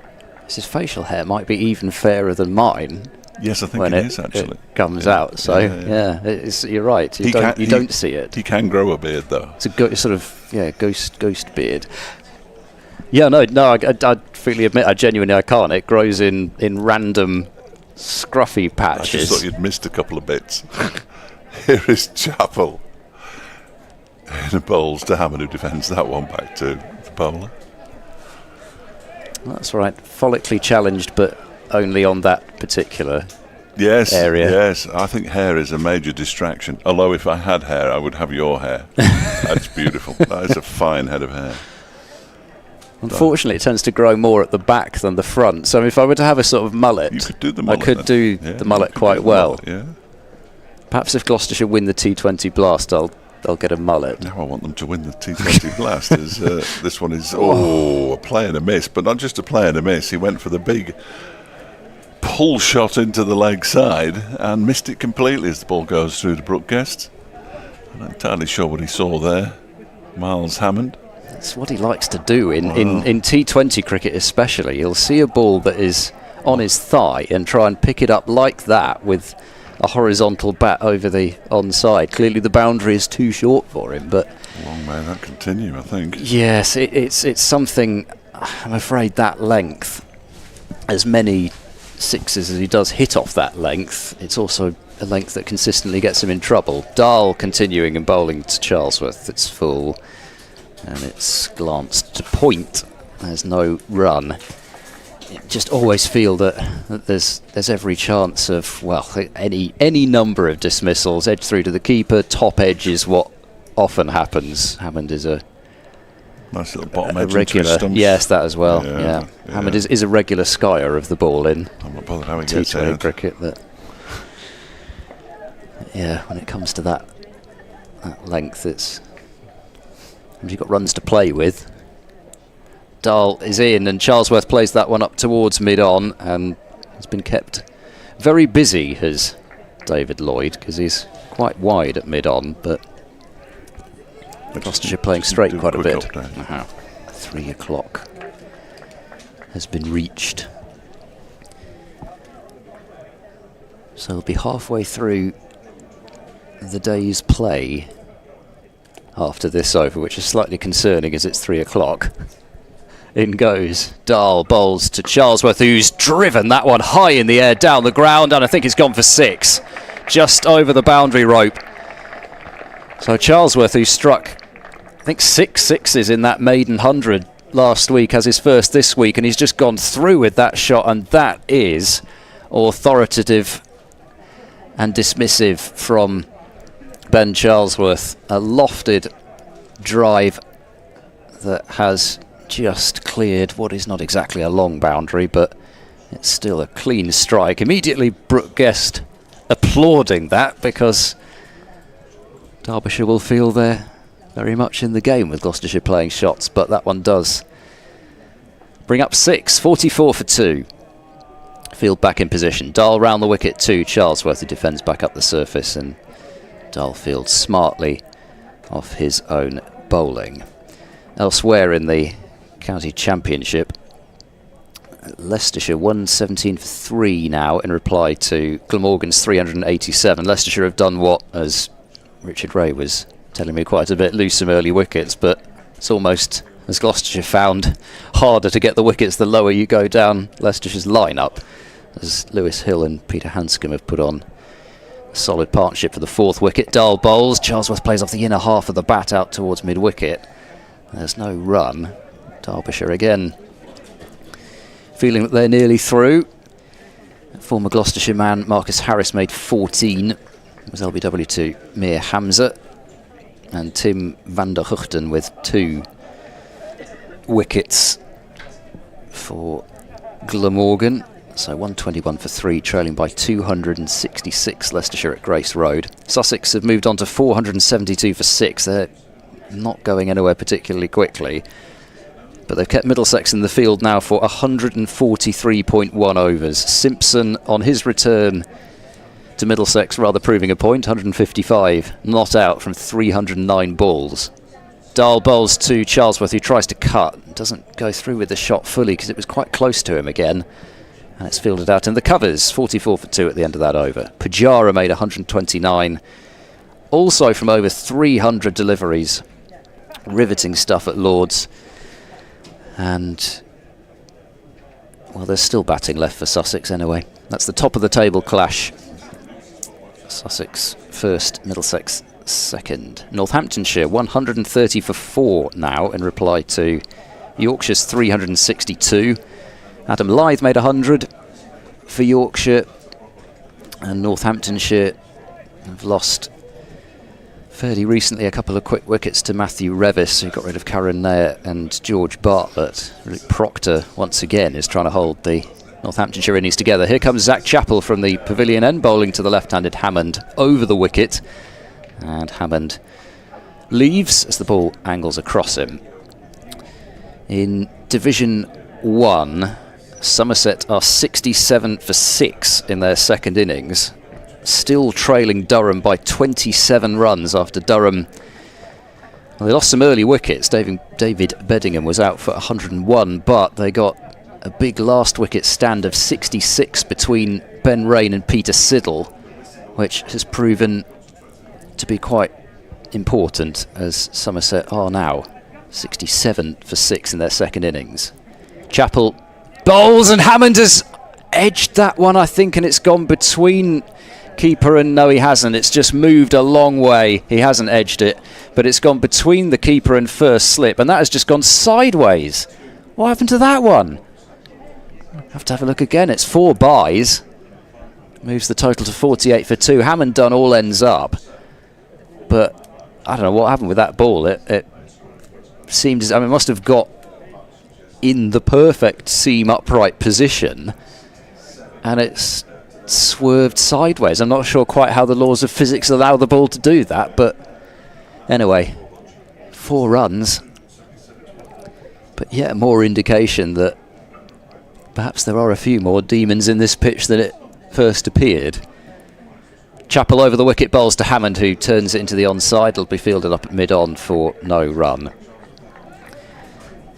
Ben Stokes, by the way, has taken 3 for 14 in Somerset's second innings. That to go with his 4 for 54 in the first innings. Hampshire continue to absolutely dominate Surrey. Toby Albert has just been dismissed for 114, but Nick Gubbins is also approaching 100, 95 not out.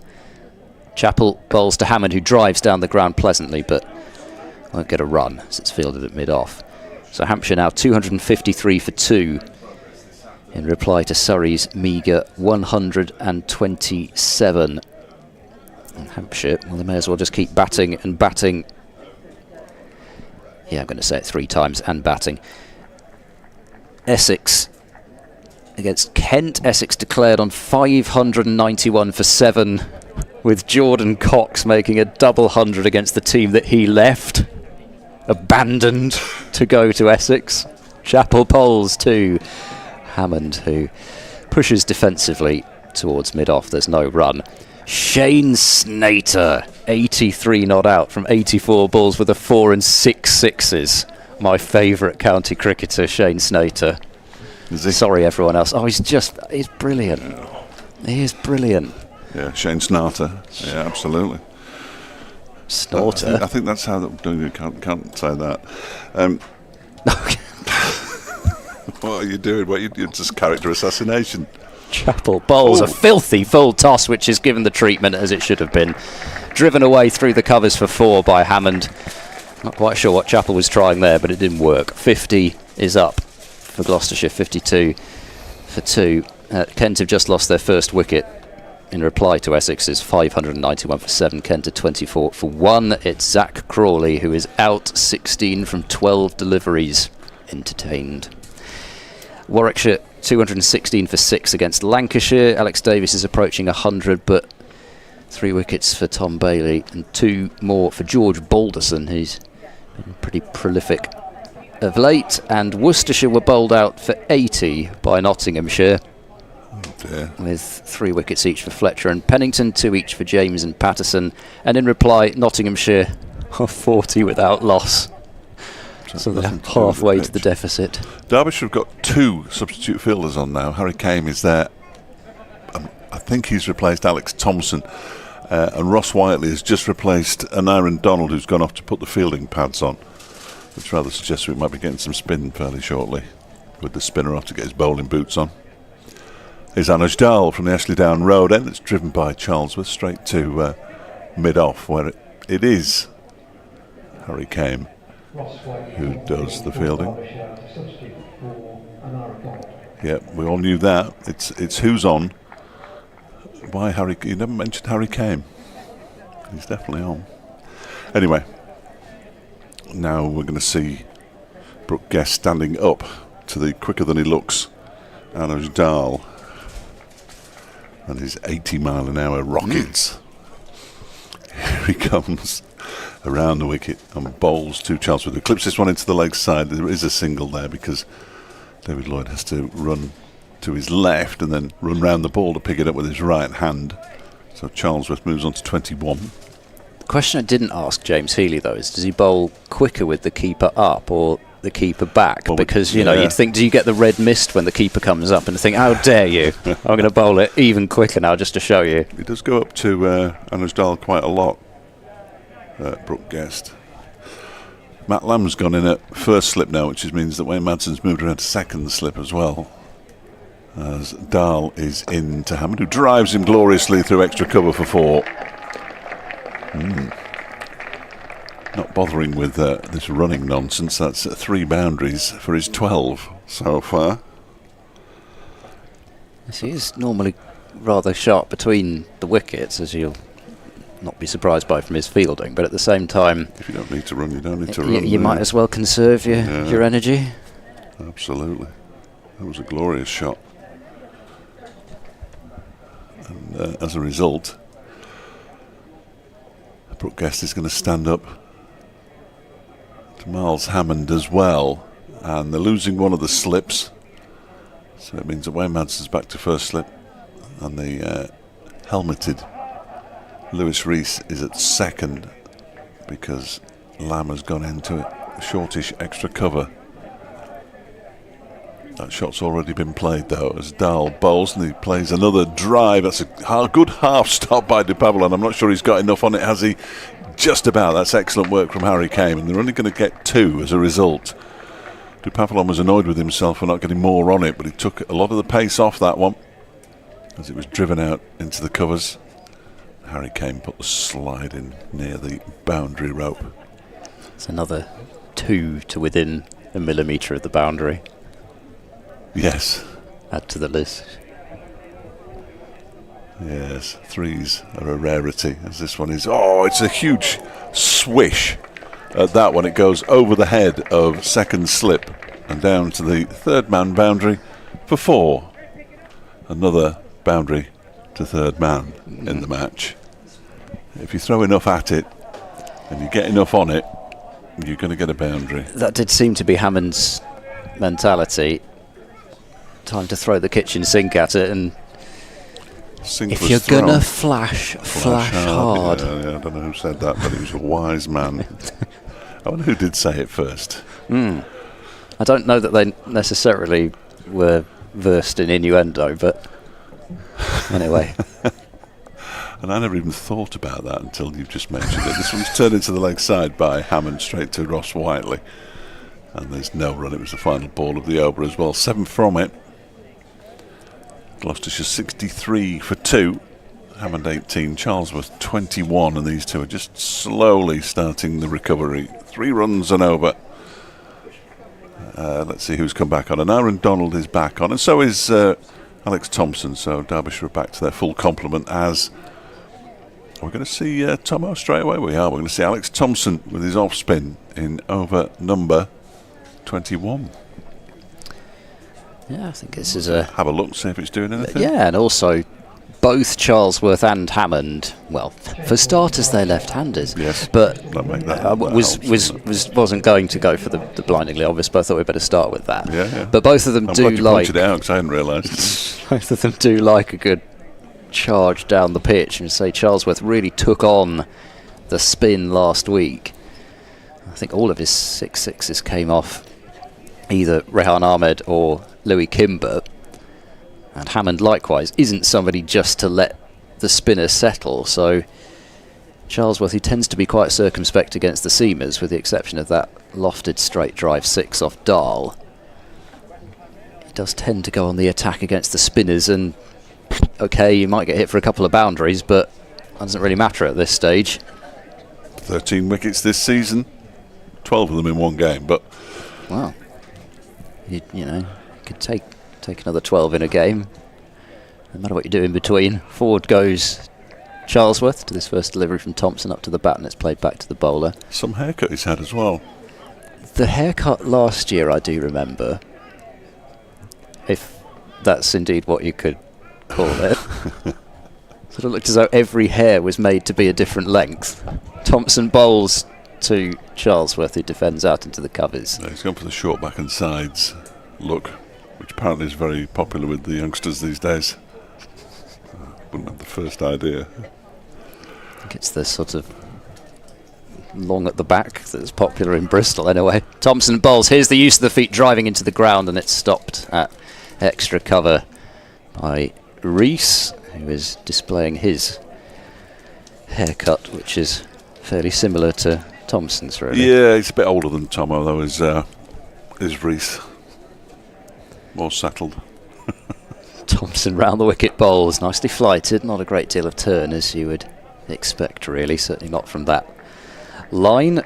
Charlesworth keeps it out, and your, I guess, main weapon as a spinner in general, particularly as it is second day, it's also Bristol where it doesn't tend to turn a huge amount, is more through flight and variation of pace, as Charlesworth is also to this one looking for something a bit more forceful, but not timing it at all up to mid-on, and there's no run.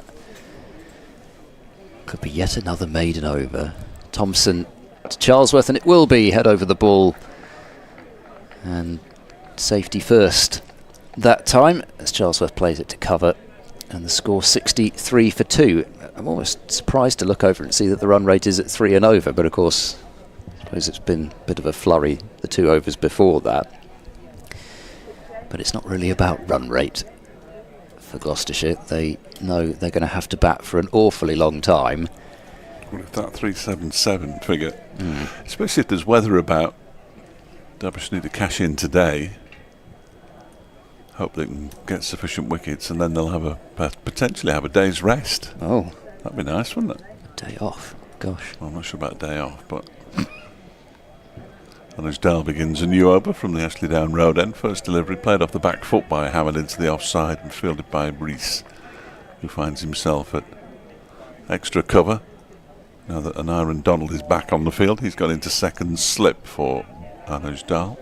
Imagine covering Essex. I mean, that was going somewhere rather than just a absolutely horrific. Pretty much every home game you get so-called Harmer Day. This next delivery from Dahl is, oh dear, how's that not hit the stumps. He's gone for an enormous shot there, Miles Hammond. Has it actually hit at Brooke Guest, I think? I think it might have done, yeah. Just That was rebounded off his horrible. pad. He just looked to hit that over the top of the flats. Practising for the T20, clearly.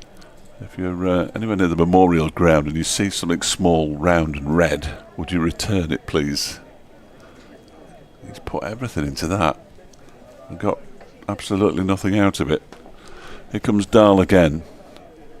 Around the wicket to Hammond, who drives it straight back to him. And of course he feels it. Then he chucks the ball away, which is interesting. And then the ball is actually retrieved by Wayne Madsen, who, while he's falling, throws the ball back. Hammond had thought about sneaking through for an overthrow, was sent back by Charlesworth, and had to scamper back into his ground as the bails weren't just removed, they were chucked over the boundary by Brooke Guest, who has a little, does that on occasion.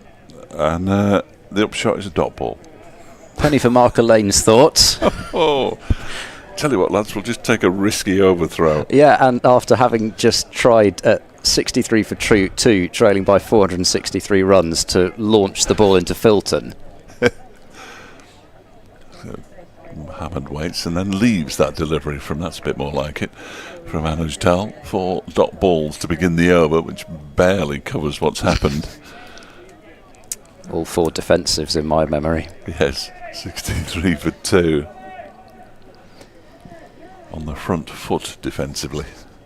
It's nothing usually short of entertaining, is Miles Hammond. I don't As mind I say, you just don't know what he's going to come out and play like innings to innings. On this one, he's left alone outside the off stump.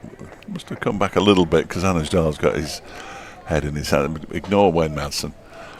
But if Anuj Dal puts his head in his hands, or his hand on his head, it might have been close. Certainly closer than some. Yeah, hands on his head, head in his hands. I suppose it's all in the movement, isn't it? Which moves first? Yeah. I was trying to think what the difference was, really. More hands on head, wasn't it? Got me thinking than now. Head in hands. Here comes Dahl and bowls him. Middle stump's gone. And I'm not sure what kind of shot Hammond was trying to play there either. He's gone for 18. Anuj Dal gets a wicket. And Gloucestershire are 63 for 3. They're still trailing by 463 runs. Miles Hammond, shot, discuss. Wow. Huge gap between bat and pad, and the ball's gone straight through it. And you have to say it's not as well. You have to say it's not as though it was not coming. After it seemed as though Hammond just decided that Dahl was of a pace that warranted him being launched out of the attack, just so he wasn't good enough to bowl at him or something. I don't know. That's very strange. In this situation, there's transferring pressure back on to a side, which Hammond can do very well. And then there's, wild aggression, which we saw in that over. And, there's enough movement out there that you can't just do that. You can't play a massive hoy at every ball, or every other ball. He's quicker than he looks. But what I would say, and we spoke about it yesterday on more than one occasion about where you put the ball. Yeah. And Derbyshire have put the ball where they should be putting the ball, and where Gloucestershire didn't put the ball enough times in a row necessarily to create the pressure. And let's not forget that 63 for 3, Derbyshire was 69 for 3. So we shouldn't get overexcited. Well, Gloucestershire do bat a fair way down. At the same time, they would be expecting probably, if you're chasing this number of runs that they need to avoid the follow-on as Thompson starts a new over, Charlesworth goes back and defends, short leg picks up. There still comes a point where you feel, well, we can't even get to this follow-on target. Just the weight of runs becomes so big that even lower down you potentially start to buckle. Thompson bowls, that's short, and allowing Charlesworth to cut, but he's not taken advantage as he's cut it straight to Dahl at point. So James Bracey out there at number 5. He's not exactly had a huge amount of time to rest, having kept wicket during Gloucestershire's innings in the field. Thompson bowls round the wicket, shorter of a length, allowing Charlesworth to go onto the back foot to play in defence. Not a genuine short ball, but allowed Charlesworth the time to read what it was doing off the pitch. Still not a great deal, but I do like the pace that Thompson's bowling here. He's not just firing it in. Thompson bowls wide outside the off stump. There's a bit of turn there out of what footmarks exist, but that's the issue that you tend to have as the spinner on these pitches that don't break up. You can get it to turn from way wide outside the off stump, which Charlesworth didn't play a shot at, but you want it to do it off the straight as he targets this time middle and leg, and Charlesworth flicks him round the corner for 1 to deep backward square. 64 for 3. So Bracey takes strike, fell just short of his second 100 of the season at Grace Road. 92 he made, and this season he broke his basically 2-year 100 drought here at Bristol against Yorkshire, and he's reaching for his first delivery, but I think he did know the gap that he was aiming to hit that one in as it goes through the covers, and he's off the mark to his first ball with Chappell called into action at deep cover. 65 for 3 at the end of that over. There are still 11 overs remaining until the tea break. We finished as early as we were yesterday. No, well the problem was Gloucestershire came in with an over rate of +3, and they didn't want to bowl more overs than they had to, so the over rate, such as it's calculated, told them they had to, so they didn't get through the overs quickly in the morning. Which is why it shouldn't be on the board. It shouldn't even be a thing, but there we go. Anish Dowell's going to continue. Of course he is. 5 overs, 2 maidens, 1 for 18. He's going to be bowling when he's ready to James Bracey. He's ready now. Guest standing up. Dahl is in and bowls to him, and that's off an inside edge down towards backward square leg, when it's fielded by Thompson, who comes around from mid-wicket. And he's off the mark. No, he isn't. He'd already been off the mark. He's on to 2. Gloucestershire is 66 for 3. Reached that slightly concerning stage where you can almost start to hear what people are saying down there near the bar. You don't want that, do you? No. You have to sort of keep half an ear on what you're saying and half an ear on what they're saying. Now, and then we're covered. Dahl bowls to Charlesworth, who defends off the back foot up towards Lewis Rees. Extra cover. At the moment, I'm not sure Gloucestershire supporters have got too much else to think about other than what next to get from the bar at 66 for 3. And having seen, well, the pressure was built up on Price, but Hammond getting himself into a tangle, and Gloucestershire even more so. Dahl bowls. That one is driven square on the offside by Charlesworth, and they go through for a single. It's Du Pavillon does the fielding. Charlesworth moves on to 23 from 69 deliveries. 67 for 3. I assume this kickabout stuff must have started just by now because look, 0-0 of the lack of they've all gone inside to watch. Assembled throng on the... I think Manchester United just had their first kick. Right. As this one is guided down to backward point by Bracey, fielded by Sam Connors. Yes, this app that I have has a brilliant momentum chart on it. Oh gosh. The light blue is Manchester City, and there is a little touch of red somewhere in there, but not much. But Manchester United have had the only shot on target, apparently. From the halfway line. Presumably because the XG was 0.07. There's this next delivery from Dahl. It's pushed into the offside by Bracey. Straight to, I don't understand XG, incidentally. Straight to Lewis Rees. And there's no run. Yeah, sort of. I suppose is it baseball that's given us all this sort of thing? Because I feel like baseball was, this whole thing about expected on-base average, that sort of thing. Well, they do an awful lot. I mean, the worst stat is the possession stat, because it doesn't explain where you have that possession. At Manchester City have had 70%, but you can guarantee most of it's been in the back four, as this next delivery is left alone by Bracey to go through to Brooke Guest, who suddenly realises it was the final ball of the over. And as Dahl has bowled 6 overs, 2 maidens, 1 for 20. Gloucestershire 67 for 3 with Charlesworth on 23 and Bracey on 2. Expected runs. Start to have that soon. Well, yeah, you wouldn't be surprised, because, like short and wide outside the off stump and you hit it straight to a field, there'd probably be 4 expected runs and you might not get any. Well, this is the thing, Make the analysts do some work. Yeah. Well, there's also just the whole thing of, I guess if you're dropped, then there must be an average number of times that a catch is going to be dropped in various positions. You have to factor all that in. Thompson bowls, there's turn there, and I don't think Guest necessarily was expecting that, as he's not taken the ball.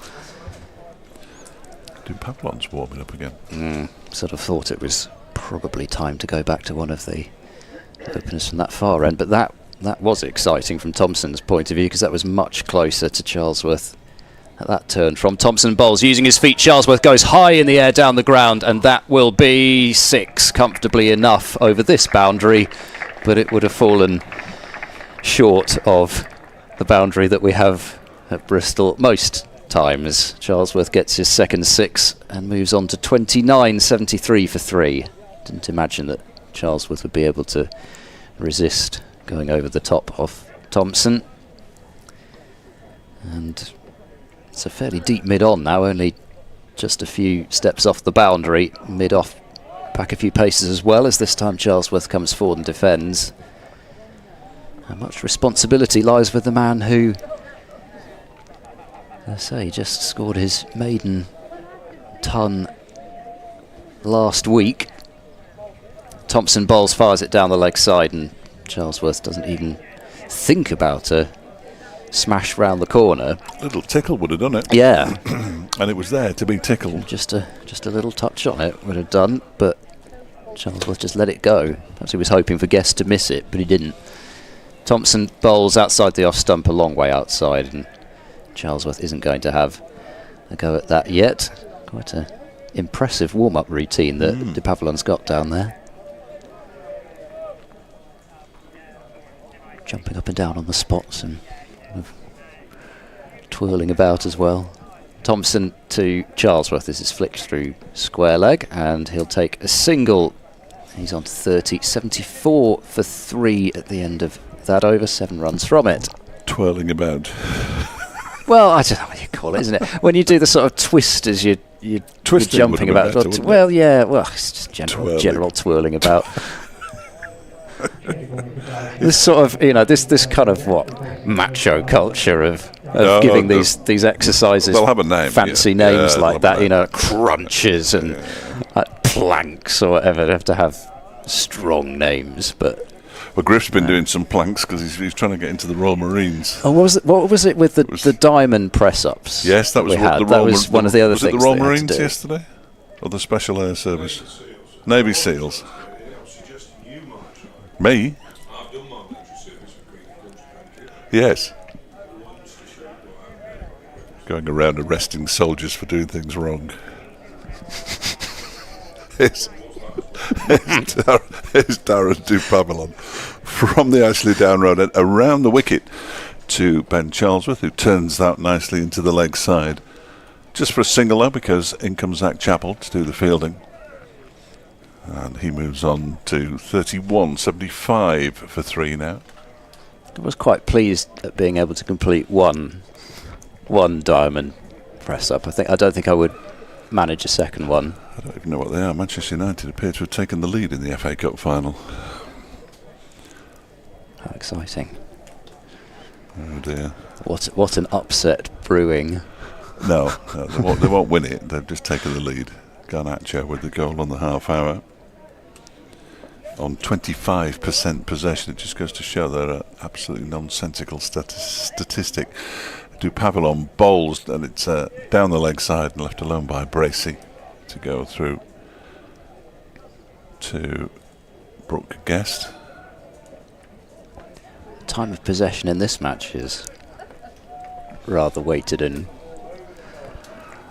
one side's favour. Basically 5-1 in terms of overs faced. Yes. So possession of the crease. Somebody's got a message. In comes the noisiest phone in the world. In comes Dupavilon and bowls to Bracey, who turns that into the leg side nicely. There's a little bit of a chase on here for Alex Thompson, so they're going to come back for 2 as Thompson finally gets to the ball and almost overthrows Brooke Guest with his return. England are 126 for 2 in the 14th over against Pakistan. Josh Buttler has 69 from 40 deliveries. Salt made 13 and Jacks made 37. Johnny Bairstow 11 from 12 deliveries at the moment. Get a move on, Johnny. Still Brooke, Livingston, Ali, Jordan, Archer, Rashid to come. Dupavilon is in, and that's way wide of the off stump, and it's well taken by Brooke Guest. It's a good job he did, because it would have hit Wayne Madsen at first slip flush in the face if he hadn't have taken that one, because it moved quite considerably after going past the stumps. Oof. It's like a heat-seeking missile towards Madsen's head. It just kept following him. Wow. We've seen some go so far after they've passed the bat. There's that one that went across Hammond and went for 4 byes between Guest and Madsen. Just went sideways. It really did. I would exaggerate, but it did go sideways. Yes. This next delivery is driven by Bracey for 4 runs out to the cover boundary. Nice shot. Lent into it. Didn't hit it too hard and just eased it away. He moves on to 8 with his first boundary of his innings.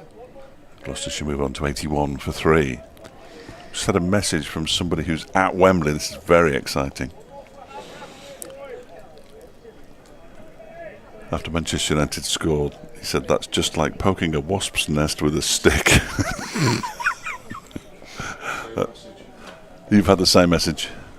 Excellent. I'm pretty sure he said the same last night as well. If they scored first, he doesn't say an awful lot. This next delivery is wide of the off stump, and Bracey tries to cut it away.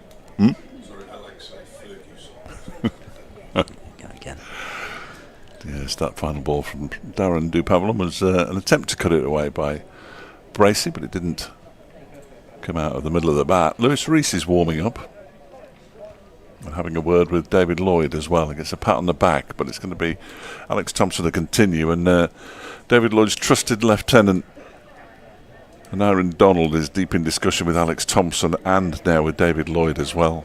Wayne Madsen's not gone anywhere. It's people are just sort of milling about out there at the moment. Apart from Rees, Rees is twirling his arms, isn't he? Windmilling, yeah. Or indeed windmilling. Sort of the double turbine effect. Yeah. Is it me to make way? I think it would be. Yeah. Yes. Well, I might as well make way now then. I've no idea whether we've kept to our timings whatsoever at all, but anyway, there's half an hour to go before tea, so that feels about.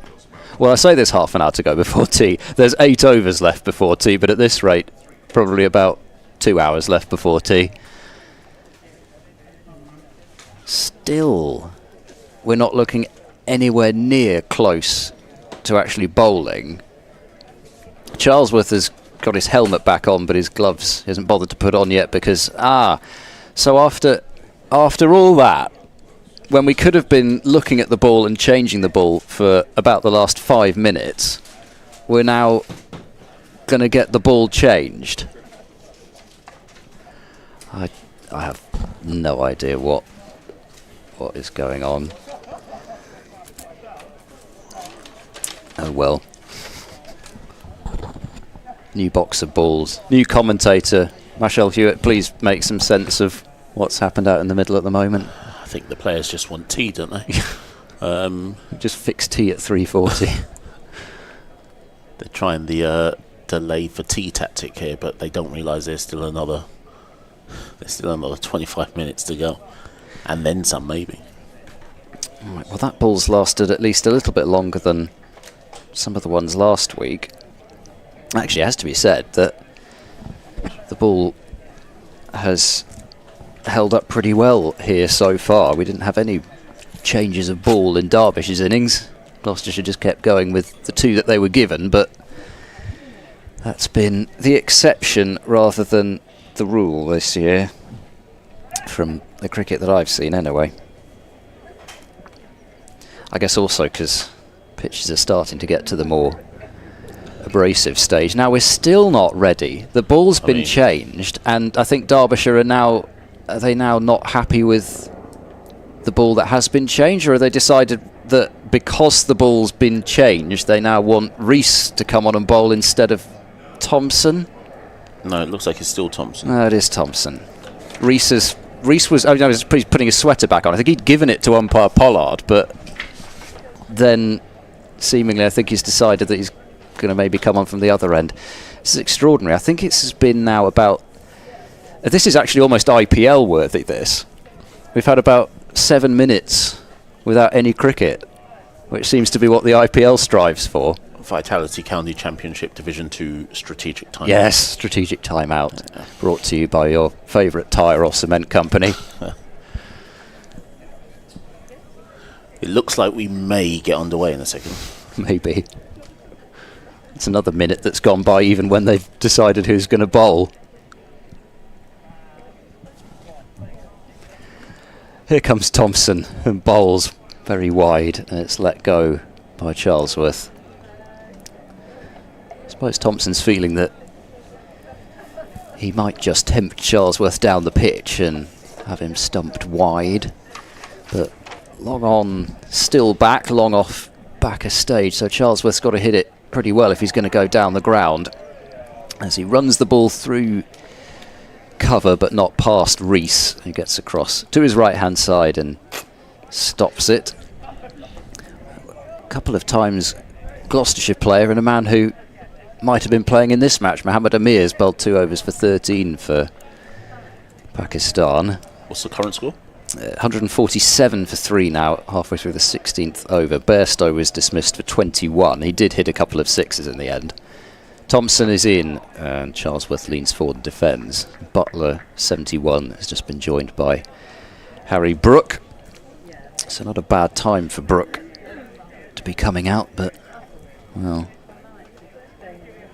who knows? He gets so used to 250 plus in the IPL, you kind of think even 200 might not be enough, but actually 200 is usually a pretty good score. Thompson flights that one up, and Charlesworth goes back and defends. It's Josh Butler saying, was it England's pride has been dented after the recent 50-over World Cup? Can they restore it for the T20 World Cup to come? I don't think there's any clear favourite for that World Cup. No, partly the nature of T20 cricket as well, I guess. Driving, Charlesworth not really timing it, and it's stopped in the covers by Dahl. Yeah, I mean, you could see one of pretty much all the full member sides might have a chance. I think you'd probably stretch if you were to say the likes of Bangladesh and Sri Lanka, they but don't have a chance. Thompson bowls backward drive towards backward point. There's no run. It's a maiden over, 81 for 3.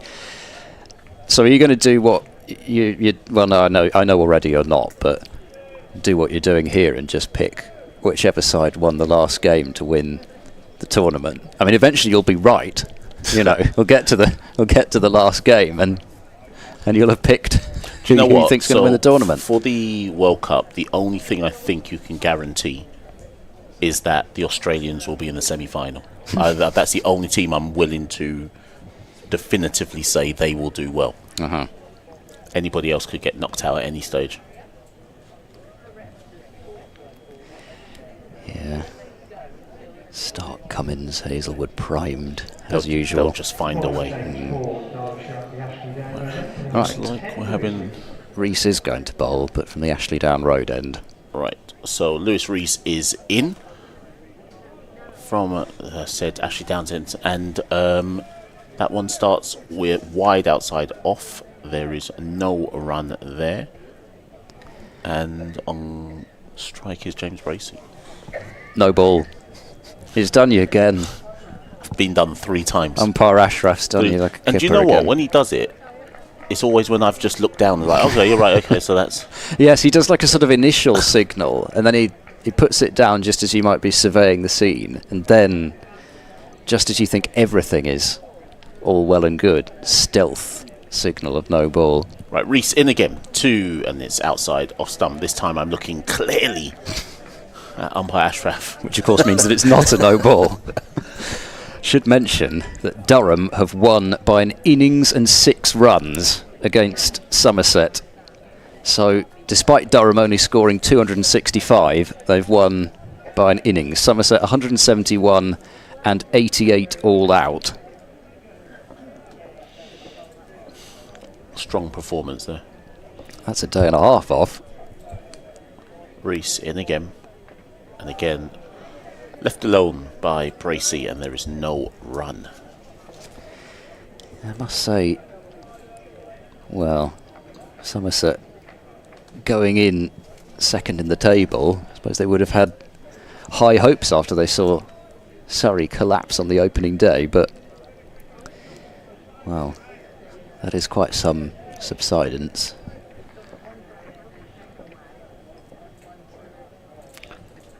Reese to Bracey. This one's a bit straighter, and Bracey's forward in defence.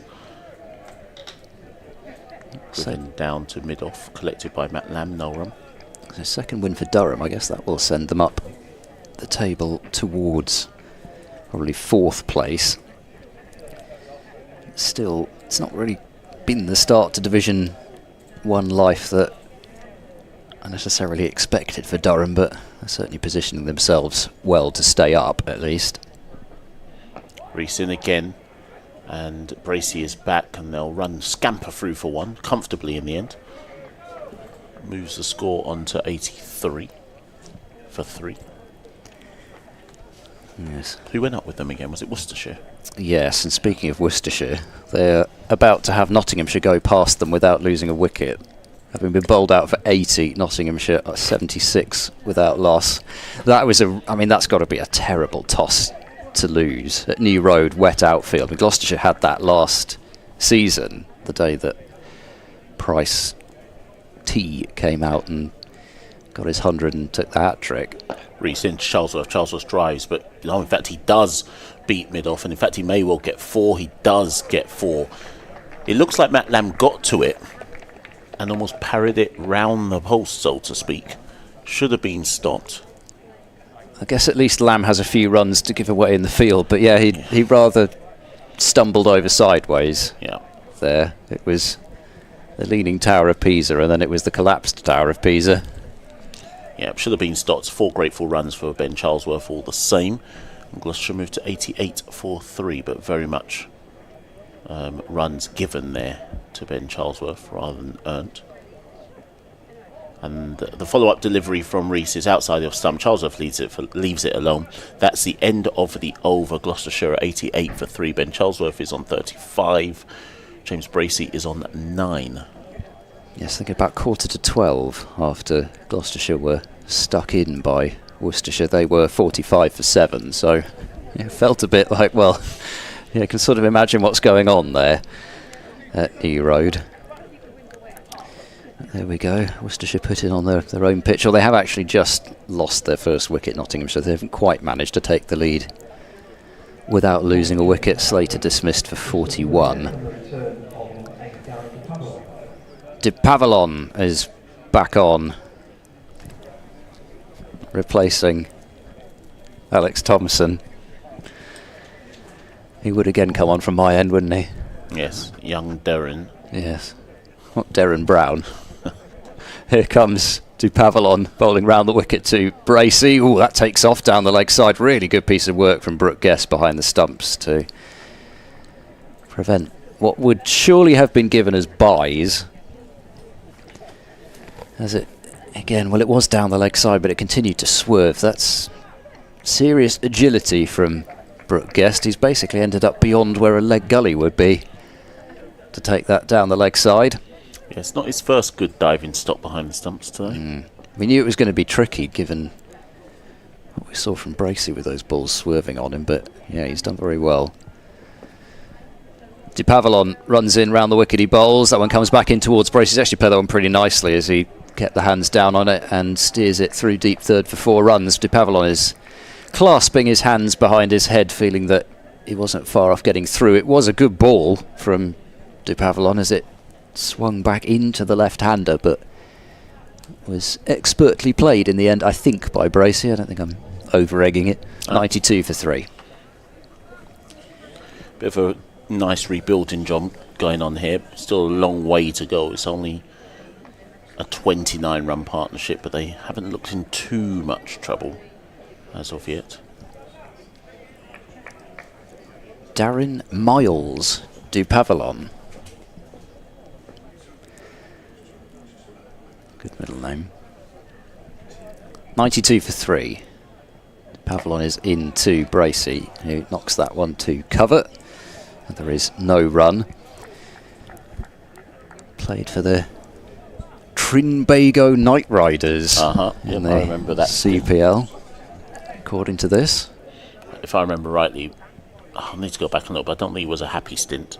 Right. But I'll need to go back and remind myself. But Played for the Pretoria Capitals in the SA20 team that Dale Benkenstein is assistant coach for, former Gloucestershire coach, now at Lancashire. De Pavilon leaps in, he bowls, and again it comes back in considerably towards Bracey, but pushes defensively out into the covers, and there's no run.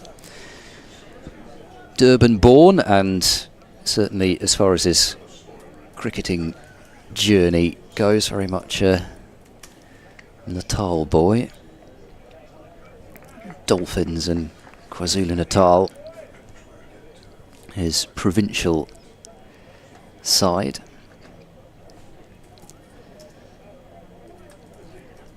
And he's played in a couple of ODIs as well as De Pavilon for South Africa. As round the wicket goes De Pavilon, it's worked through the onside just round that front pad, and a single is taken to deep square leg. 93 for 3. I think the feeling about De Pavilon for a long time was that he was one of those bowlers, I suppose he'd have been starting his career when just about when the likes of Steyn, Morkel, Philander were going. And then along came people like Rabada, Gidi, Norkir, and De Pavilon for a while just in that next tier, waiting for their opportunity. And also, I guess, partly because of it not being so easy for South African players to come over here and play as Colpack players. As defending is Charlesworth from the crease, playing it down into the ground. There's no run. 5 runs from the over, 93 for 3. One particularly good thing that happened, I think, when all that stuff was going down, was that it forced some South Africans who would have come over here, and of course it would have been magnificent to see them in county cricket, etc., but it was so nice that the likes of Simon Harmer and recently Duano Lefear, Dane Patterson as well, they've gone back to playing for South Africa in international cricket, and it does mean that, I guess, from a South African point of view, stocks are deeper than they were. And we just missed that first ball there by Lewis Rees, but it was defended back down the track by James Bracey, start of a new over. And Bracey himself is on 14, Charlesworth is on 35, Gloucestershire 93 for 3.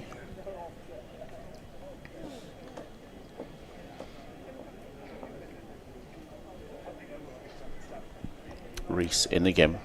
That's way outside off. Even testing the lines there, the tram lines. Yeah, I think maybe just the swing meant that it was within them, but not by a huge amount. If you can get that same swing but the other way, then there's something testing James Bracey. Easier said than done. It certainly is swinging. I mean, even for Dupavalon, who's got considerable swing from this end. Reese in again. Well, this one does have Bracey driving outside off. In the end, he's fishing at it. Doesn't nick off, but definitely had the slip cord and interested. Oh, that is really nicely bowled by Reese. There is, I know again we're supposed not to get excited about bowlers not bowling particularly quickly, but there is something really quite pleasing on the eye. That's sort of a 75 mile an hour away swinger. Of course. This one's straighter. Bracey's forward. Almost in a crouch forward defensive, and it's picked up at mid-on. There'll be no run. And then there's the one that just goes straight on, and Bracey having been dragged across his crease by the away swinger, then Reese being left arm over to the left-hander can try and spear one in on those pads.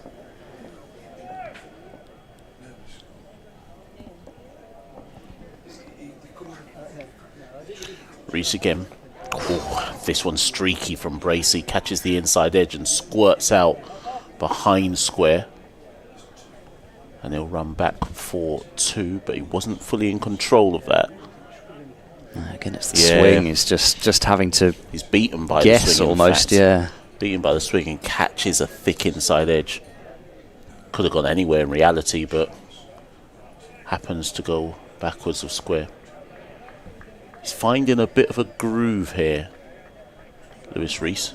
There's only one ball left of this over, but he's found a spot to land it on.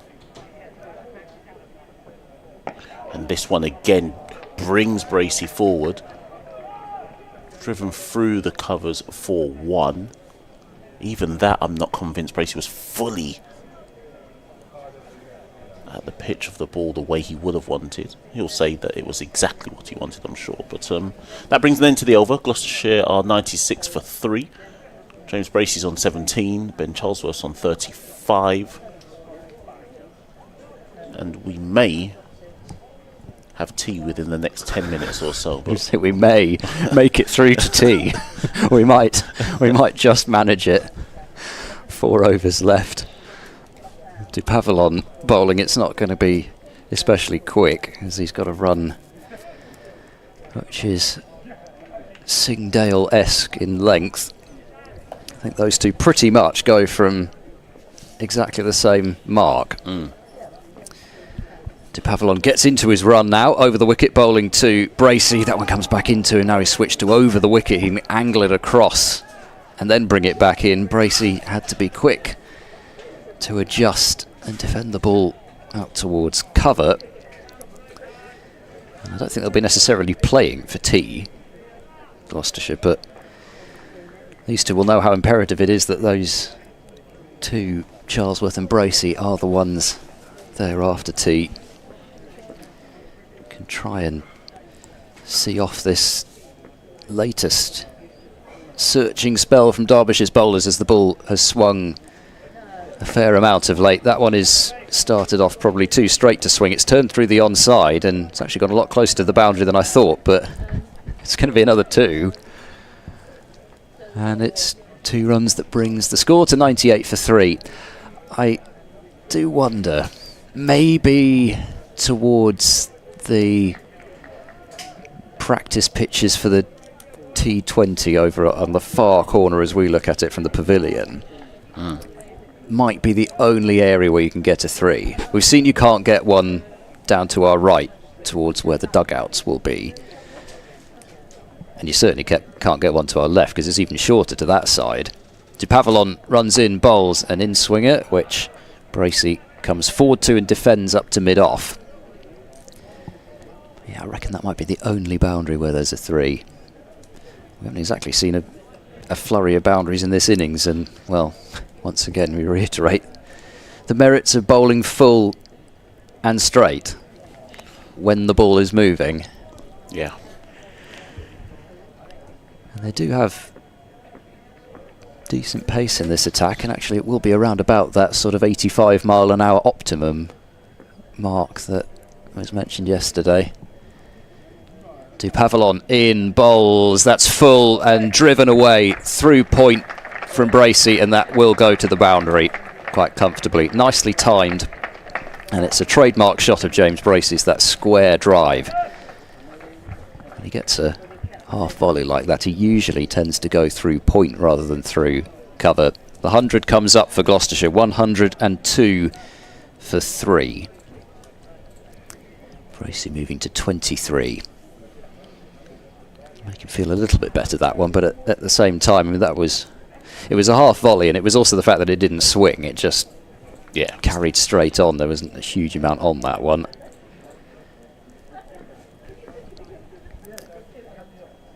What's Dupavalon got as a riposte?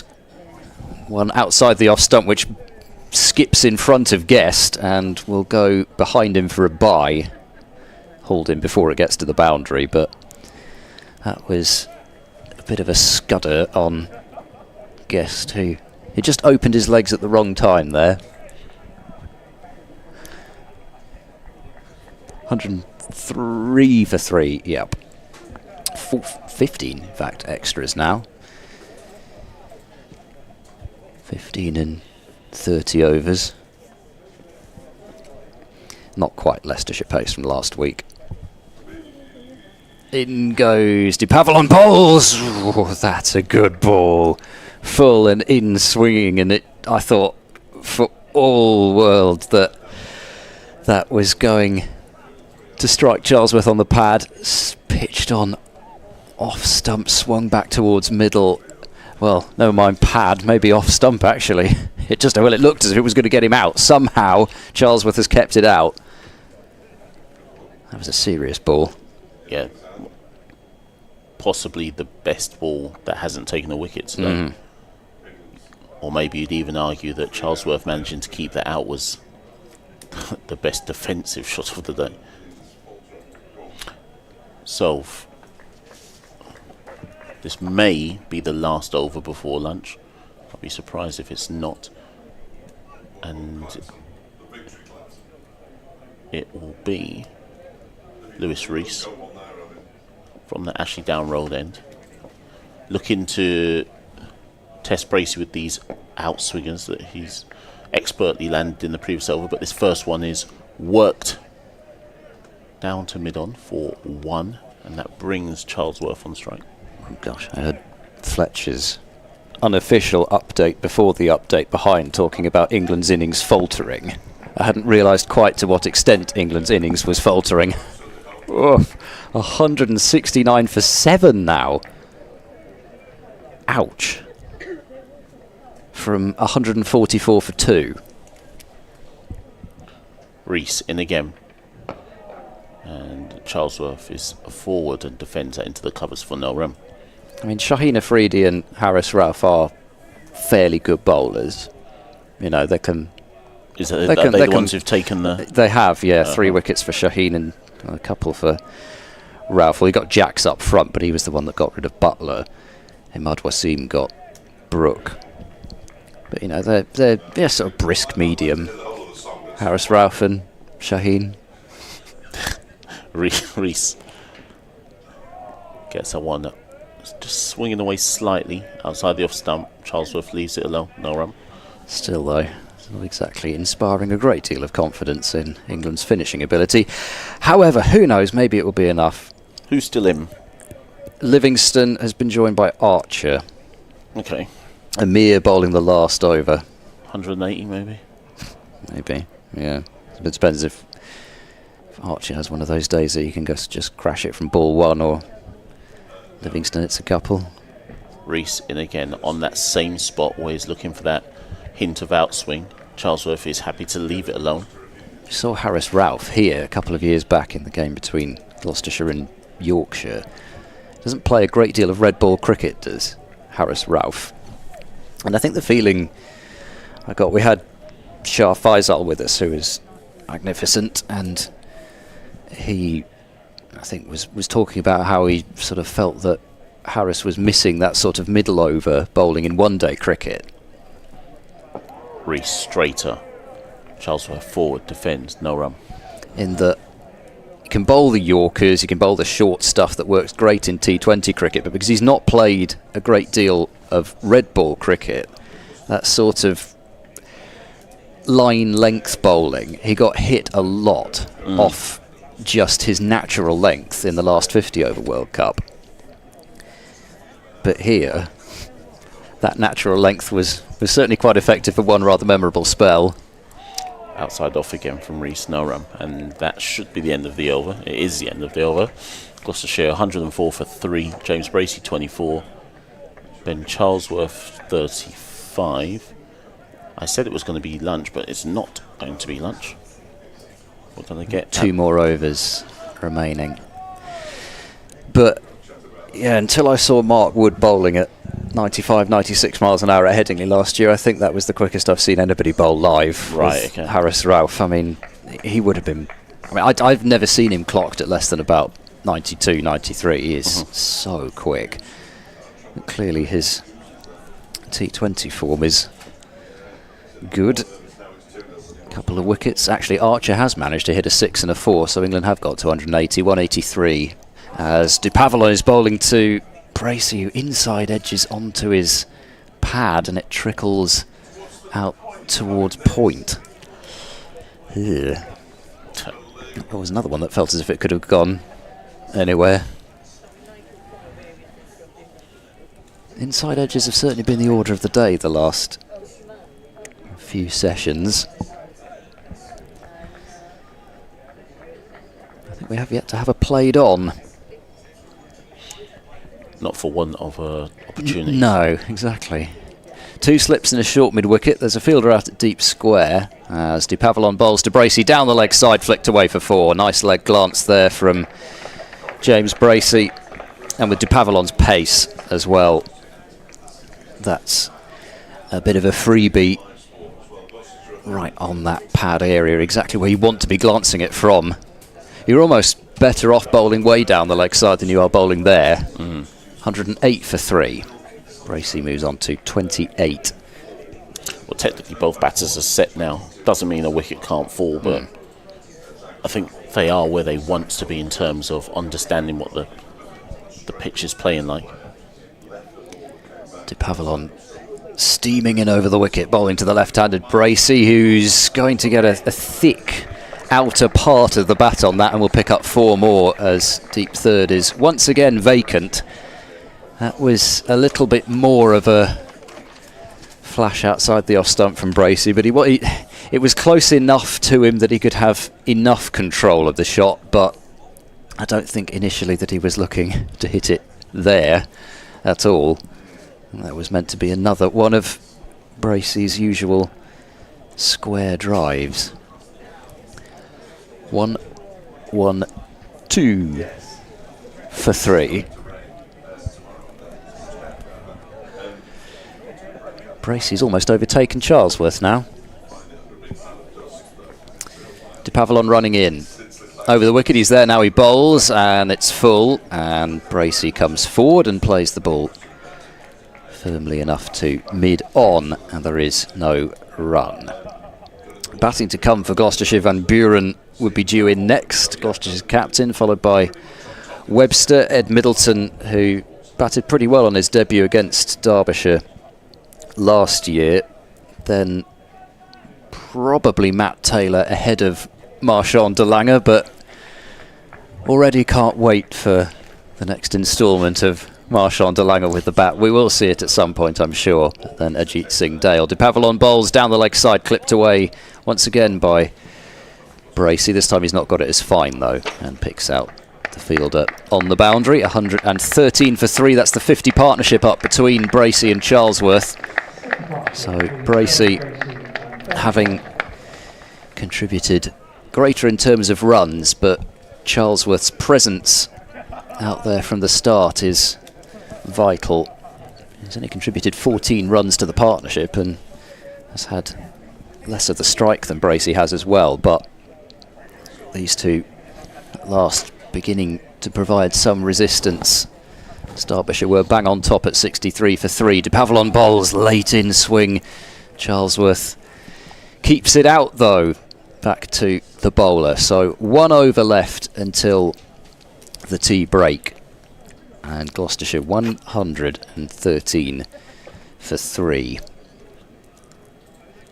So it looks like Lewis Rees will bowl this final over. It's probably the right choice before tea. He's bowled 3 overs so far for 11 runs.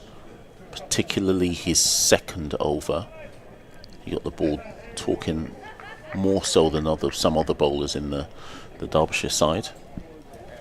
The good thing for Derbyshire is that they can bring back 2 of the 3 that have taken the wickets after tea. Connors, Chappell and Dahl should all be rested by then. So Rees into Bracey. Bracey meets that, and it's straight. Well, it's a glorious, really straight down the ground. No one can stop that. The only person who could have stopped it was actually Ben Charlesworth, who had to jump out of the way. And it's a 4 added to the total. And in no time at all, James Bracey has actually overtaken his partner, Ben Charlesworth, and is on 37. I like how even then the sort of the instinct to get back into the ground almost overrode getting out of the way of the ball for Charlesworth, because Rees hadn't got a touch. Lewis again. This one's a bit, gets his line length sorted a bit better than the previous ball, and Bracey is happy to just get in behind that one. And Rees fields off his own bowl in no run. So James Bracey is on 37 from 39 balls. For those who love to watch strike rates, that is 95 he's going at. Ben Charlesworth. Can we have it to 2 decimal places? I'd like it to 2 decimal places. Okay, we'll go 94.9 to be precise. Rees in again to Bracey. Didn't quite get what he wanted there, Bracey. I think he was looking to maybe drive down the ground, or certainly in the mid-off region. Instead it kind of pops into, or ends up with him tucking it into the leg side. It's a bit ungainly. So yes, as I was saying, James Bracey has collected his runs at a healthy rate. Ben Charlesworth, not so much, but occupying the crease is important at this stage. Rees in again, and this time Bracey works it fine for 2, comfortable 2. Picked up in the mid-wicket region. I think that was Dupavalon down there. Yep. So the sweat band. Left arm. Mid-wicket region, sorry, back with the square, sorry. I think every good fast bowler, particularly from South Africa, should have a big sweat band. Rees again, bit more of an effort ball here. And Bracey is able to just tap that and run in to the covers. Donald-esque sweatband and war paint. Missed the Alan Donald war paint. Do you know what? If you said to somebody, like there's certain cricketers who you associate with certain iconic things, and that would be Donald. You wouldn't think of any other cricketer. Rees in to Charlesworth, left it on outside off, no run, and Ben Charlesworth tucks his bat under his shoulders.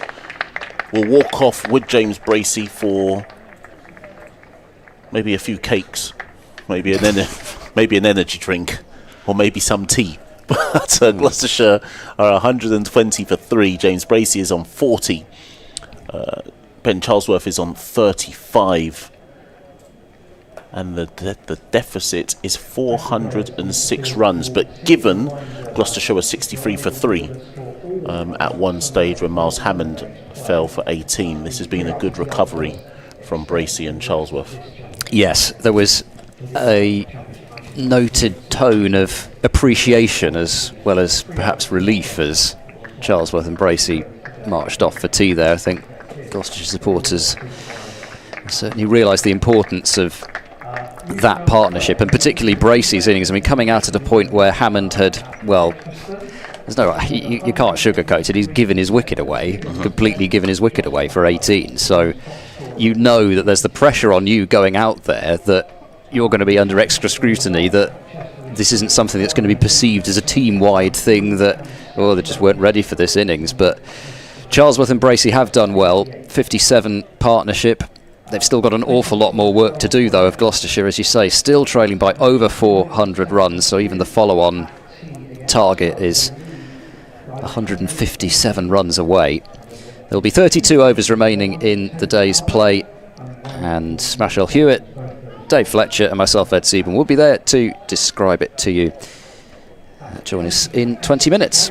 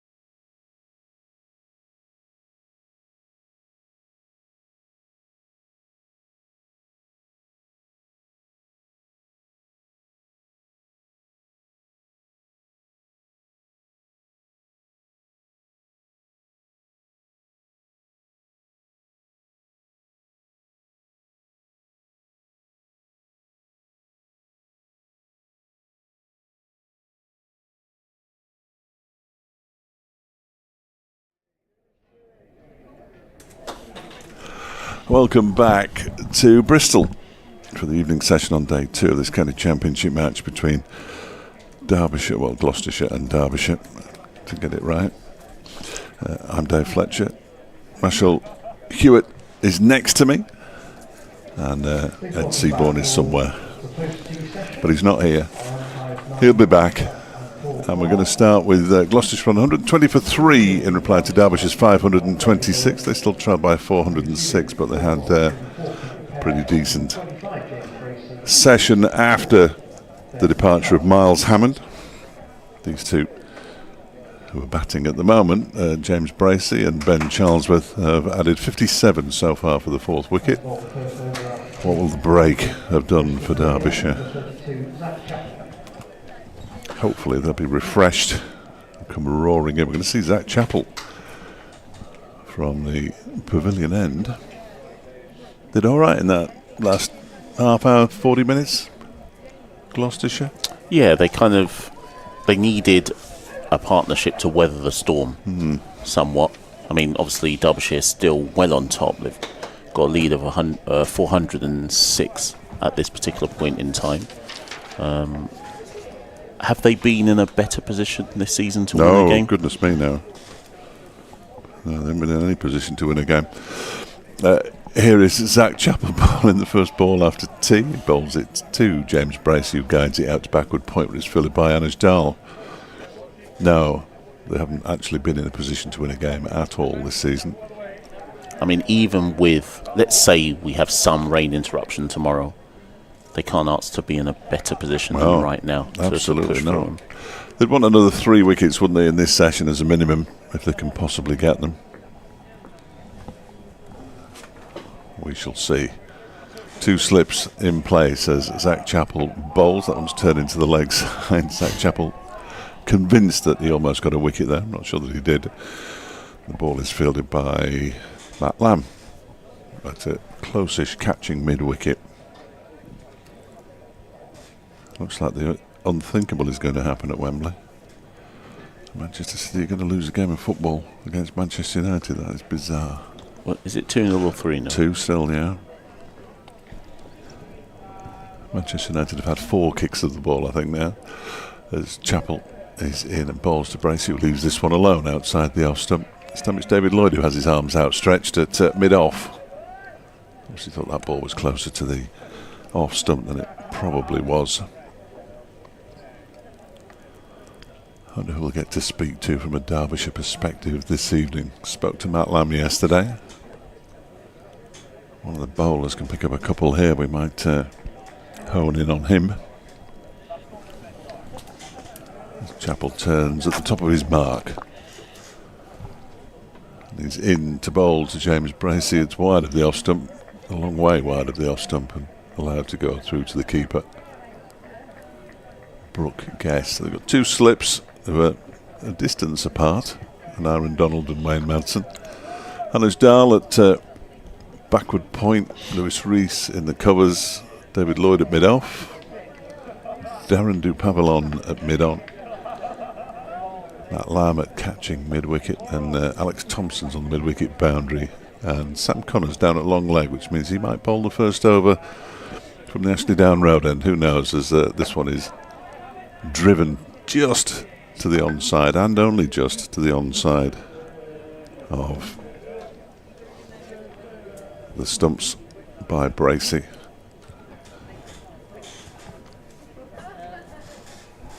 MATCHDAY's emerged as a favourite for the post-match interview with his half-century today and a wicket. Thank you, Stephen. Here comes, but all that could change. Here comes Chappell once more. In bowls to Bracey, who drives, but straight to David Lloyd, and the session begins with a maiden.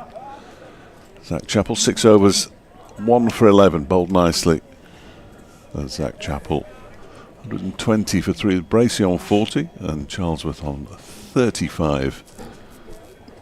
And only 31 overs left in the day's play now, which will finish, if we're lucky, at 20-7. If we're lucky. I can't imagine that we're going to be lucky, though. That we should do bowl overs very, very slowly. as a rule. And it is going to be Sam Connors, who had been fielding down at long leg, so that makes perfect sense. To begin from the Ashley Down Road end.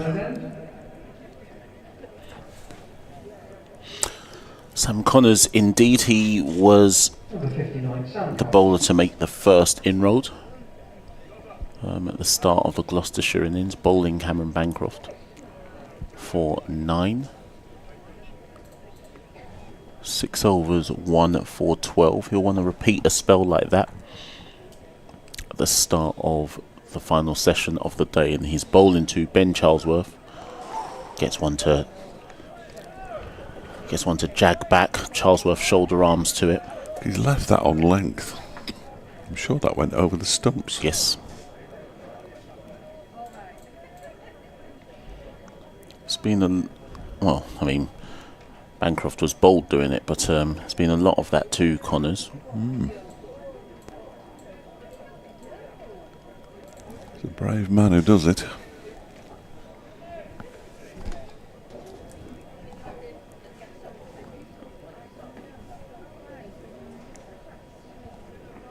Connors again, this one outswinger, and there's a speculative waft at it from Charlesworth.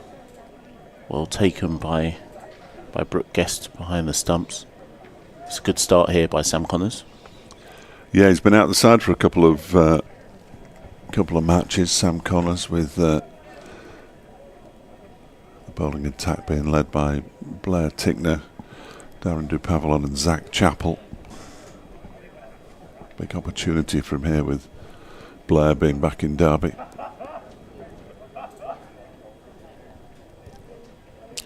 In again, and this time, well, he may be out here.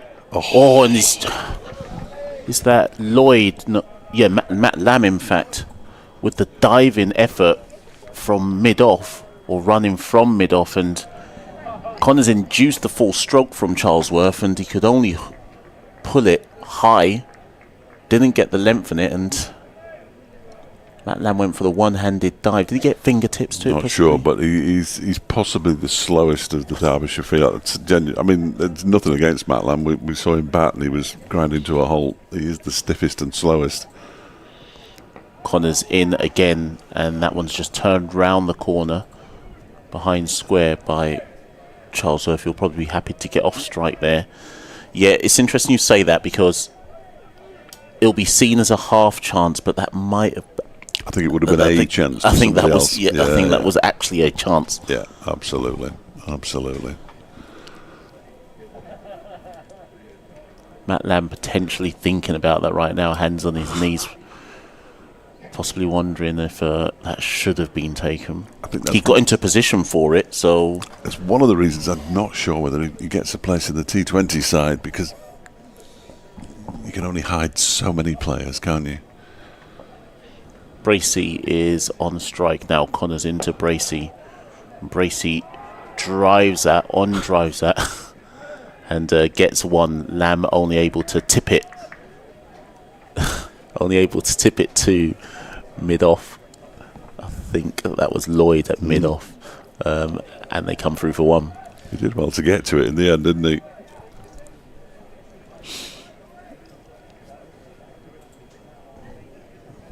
Oh, Blackwater lost a wicket already. Final ball of the over. Ben Charlesworth back on strike. He's on 38. James Bracey on 41.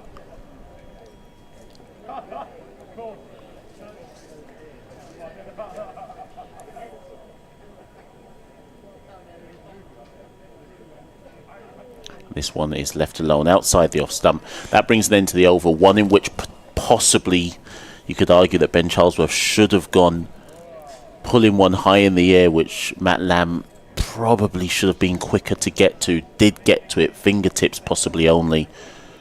Charlesworth survives. Gloucestershire 124 for 3. James Bracey is 41. Ben Charlesworth is 38. And the deficit is 402. He got there when he could. I think that's about as much as you can say. Bless him. Matt Lamb. Ed might have said it earlier, he's got a lot of runs to give back. He doesn't want to give them all back. Here's Zach Chappell. from the pavilion end, in and bowls to James Bracey, who gets one that is going down leg side comfortably. Hits the pad and he gets through for a leg bye. There was an appeal from Zach Chappell, but if it had been given that, it could have all gone home. 40 for 2 Pakistan after 5 overs in reply to England's 183 for 7 in the big T20 match. I say big, the World Cup warm-up taking place at Edgbaston. As Chappell is in, and that's left alone outside the off stump by Charlesworth in the second division. Into the evening session for most of these matches. Leicestershire 177 for 3, still trailing Glamorgan by 210 runs. Sussex are still batting, no idea why. 546 for 8. They're just trying to kill the game. Who were they playing They're playing against? Middlesex, so it's the top 2. So perhaps they just think, well, we get a draw from this one and move on to the T20. But why are they still batting? And goes Chappell again. This is on the leg stump and turned into the leg side by Charlesworth for a single. 126 for 3. Charlesworth moves on to 39. They've been batting now for 162.5 overs. Sussex clearly only want to bat once. Northamptonshire 194 for 7, trailing Yorkshire by 168. So the White Rose firmly on top in that one. Chappell is on his way in again from the pavilion end. Bowls to Bracey, who gets a little bit surprised by that one and jabs at it. Ball goes back towards Chappell. Kent 56 for 2 in reply to Essex's 591 for 7 declared. So they're trailing by 535. Hampshire 338 for 4, leading Surrey by 211. And Warwickshire at 276 for 9. 200. Get this, 276 for 9 after 109 overs. As Chappell bowls, that one is turned nicely into the leg side. That might go all the way for 4. No, excellent piece of work. Excellent piece of work from Sam Connors out there at deep backward square leg, sliding around the boundary and keeping them down to a single. Quick bowlers or medium pace bowlers have to be able to field as well these days. He has always been a very good fielder, Sam Connors. How can you only score 276 runs in 109 overs? In comes Chappell, short delivery down the leg side, waste of energy. Taken, moving away to his right by Brooke Guest, and it brings the over to an end. Gloucestershire 127 for 3 now. 37 overs of the innings have been bowled. Charlesworth has 39, Bracey has 42, and they trail by 399. Imagine most of the crowd at Old Trafford must be asleep by now. Good heavens above. If I'm going to score some more there, look, 282 for 9. You get to 110 overs and not be all out and not get a single batting bonus point. That's a wonderful effort.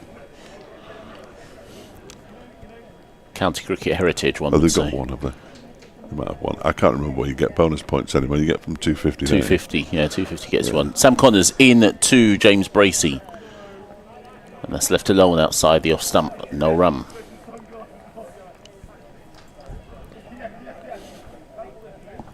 Yeah, that is quite staggering.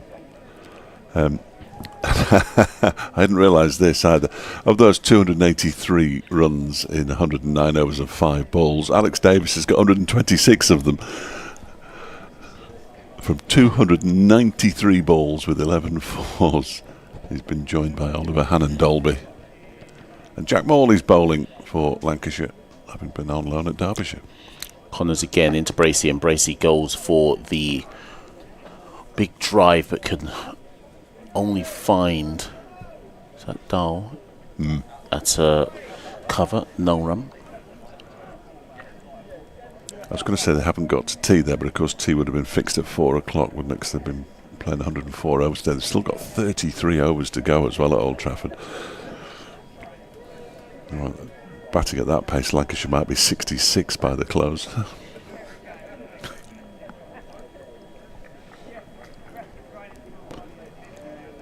Connors in again to Bracey. Bracey tucks that one into the onside, and they'll run through for a quick single, comfortable single. Brings Ben Charlesworth onto strike. By Paul Pollard. Nobody really near him at square leg apart from an entire flock of pigeons on the square. Yeah, they've got no intention of moving anytime soon. We need the ball to go through them. I'd like to see pigeons scattering. Connors into Ben Charlesworth. There we go. Charlesworth turns that fine, fielded by Zach Chappell. And they'll rotate strike for one more.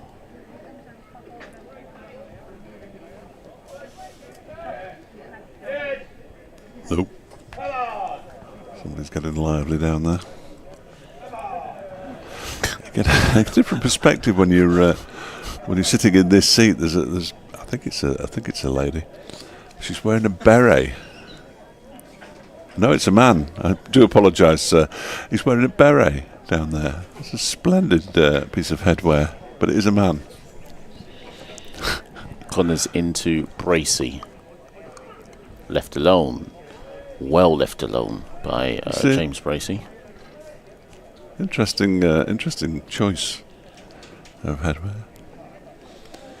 The usual array of cricket hats and straw hats and, of course... I think Man City may have pulled a goal. Oh, have they? Excellent. Baseball caps. They have indeed. Is it Doku who scored? Oh, no, don't start showing people on the screen after I've mentioned them. Good grief. You don't see many berets, though. Final ball of the overs. Connors to Bracey. Defended. And that brings an end to... Where do you say that? Oh. Yeah, no ball. Of course. No ball. Of course. I think all the no balls have actually gone to Sam Connors as well. I think they've all been. Well, you've been commentating. If I'm not mistaken. Yeah.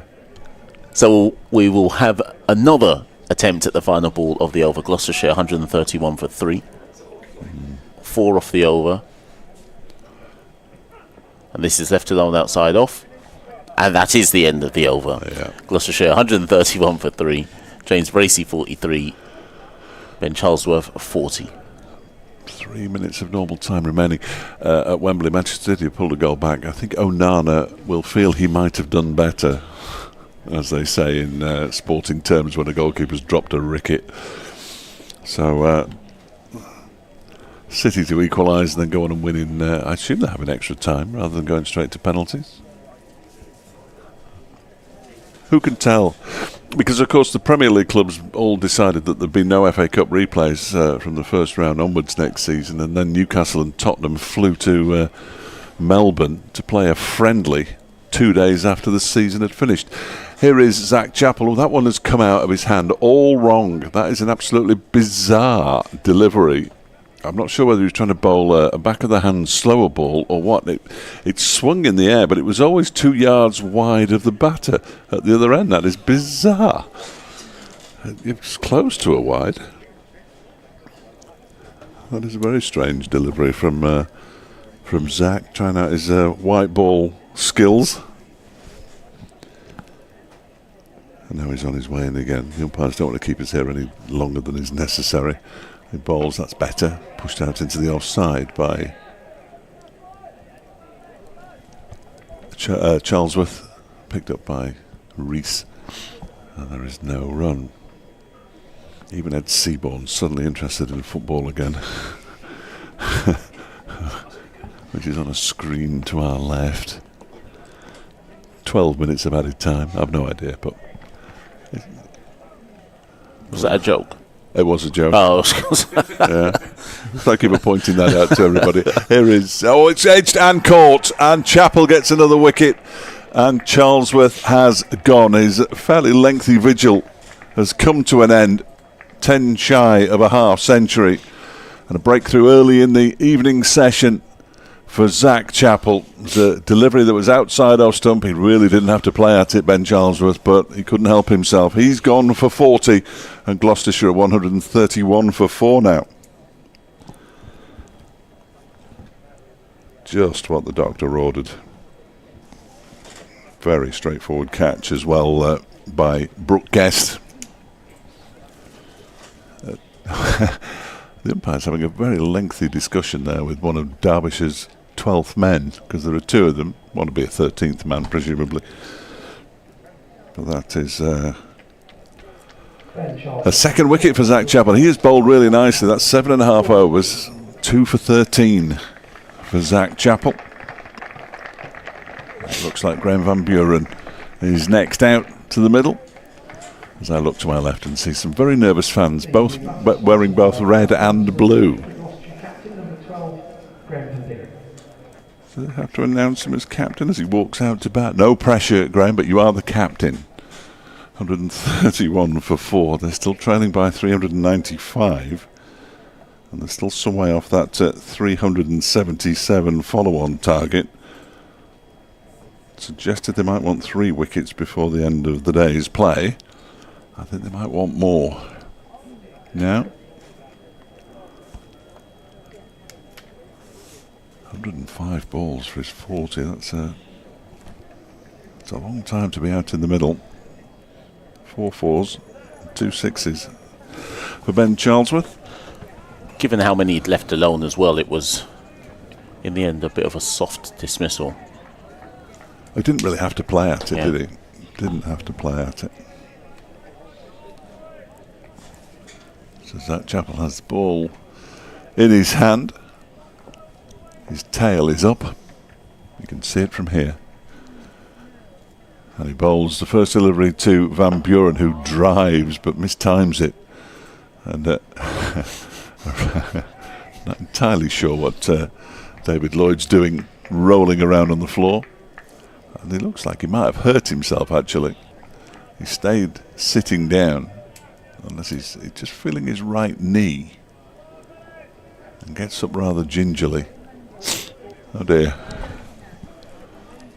He made a bit of a meal of stopping the ball. Take more than a bit of a bang on his knee to get David Lloyd off, though. He's got a chipped bone in one of his fingers. As Chappell is on his way in, 4 slips in place. Van Buren is trapped straight in front. Not out, says the umpire. He went back. He was squared up. The ball thudded into his pad. It might have been going down leg a smidge even. Come on, umpire. Play the game. I've seen them given. Absolutely. Umpire Pollard moved. How many balls left? I can't see that scoreboard away to the left. 1 more. Last ball of the over then. As Chappell is into Van Buren, he just gets off the mark there by jabbing his bat down on the ball and playing it round the corner to backward square leg. But a good over from Zach Chappell. Picks up another wicket. His 3 overs since tea have cost 3 runs. And he has picked up that wicket of Ben Charlesworth. Gloucestershire 132 for 4. Trailing by 394. So Sam Connors will continue at the other end. And it'll be Graham Van Buren on strike.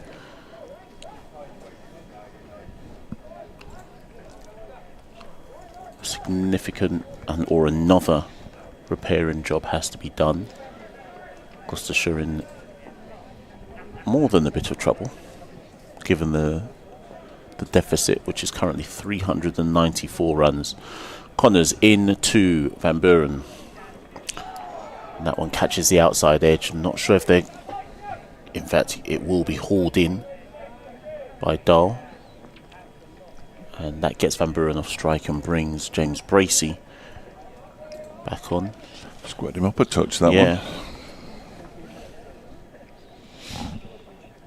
got onto him probably a bit quicker than he expected. Squared him up and squirted down to third man region. Brings James Bracey on to strike all the same.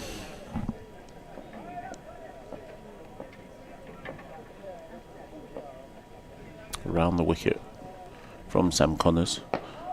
This one's driven back down the wicket. Muted appeal, thinking that Sam Connors had got something onto it because it smashed the stumps at the other end. I thought he did. Van Buren was in anyway. But he was in, yeah. It was MATCHDAY who was loudest there with the appeal. But Van Buren was comfortably home.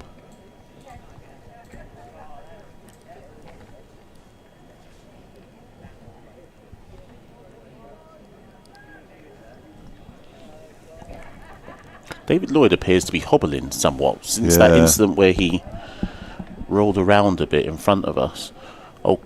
Connors in again, and that one's left alone outside the off stump by Bracey. So he won't go off, I don't think, unless some part of his body drops off. But you can still see on his left hand there is a bandage around one of his fingers, which he broke whilst feeling in the slips. He hasn't been in the slips since Yorkshire, since the Yorkshire game, possibly. It's been a while anyway. Connors again. Bracey's able to punch that down the ground past a dive-in David Lloyd, and that goes for a straight four. Good punch. And that moves James Bracey on to 47. Gloucestershire 137 for 4. Nice shot. Sam Connors did what he could to get up and try and get his hand on the ball, but it was over him, and as a result, Lloyd couldn't get there either, and straight down the ground for 4.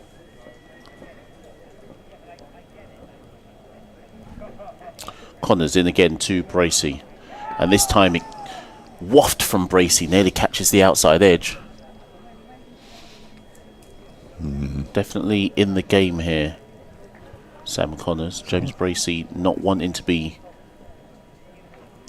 pinned down. Just a hint of movement off the pitch there, only a hint though. I'm not sure why Bracey didn't feel he could leave that ball.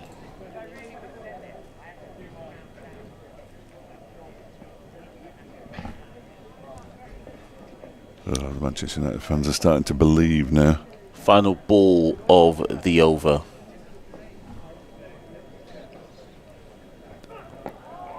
And that again just catches a bit of an inside edge from Bracey. Just hustled him, squirted out into the leg side. There's no run there, and that brings an end to the over. Gloucestershire 137 for 4. James Bracey on 47. Graham Van Buren on 2. And the deficit is 389. Manchester United have won the FA Cup. Yeah, turn that off. It's a great parting gift for their manager. Well, it's a dilemma for them now, isn't it? Having pretty much briefed the entirety of the football media that they were going to sack him on Monday. They've now got to explain why they're sacking a manager who's brought them some silverware. Anyway, the good thing is that Goose is never insufferable, no matter whether they win or lose. Chappell begins a new over from the pavilion end, bowling to Graham Van Buren, and he pushes this one out into the offside where it's fielded by Harry Kane, who is on the field. Who's gone off? David Lloyd is still out there. Is Matt Lamb out there? Yeah, he's at third slip, which suggests that it's Lewis Rees who's gone. Unless he's at second slip, but I don't think he is. I think that's an Aaron Donald. Here comes Chappell. In bowls to Van Buren, wide of the off stump. Allowed to go through to Brooke Guest. Beautiful evening here in Bristol. Nice little hum amongst the crowd as well, punctuated by the occasional loud roar.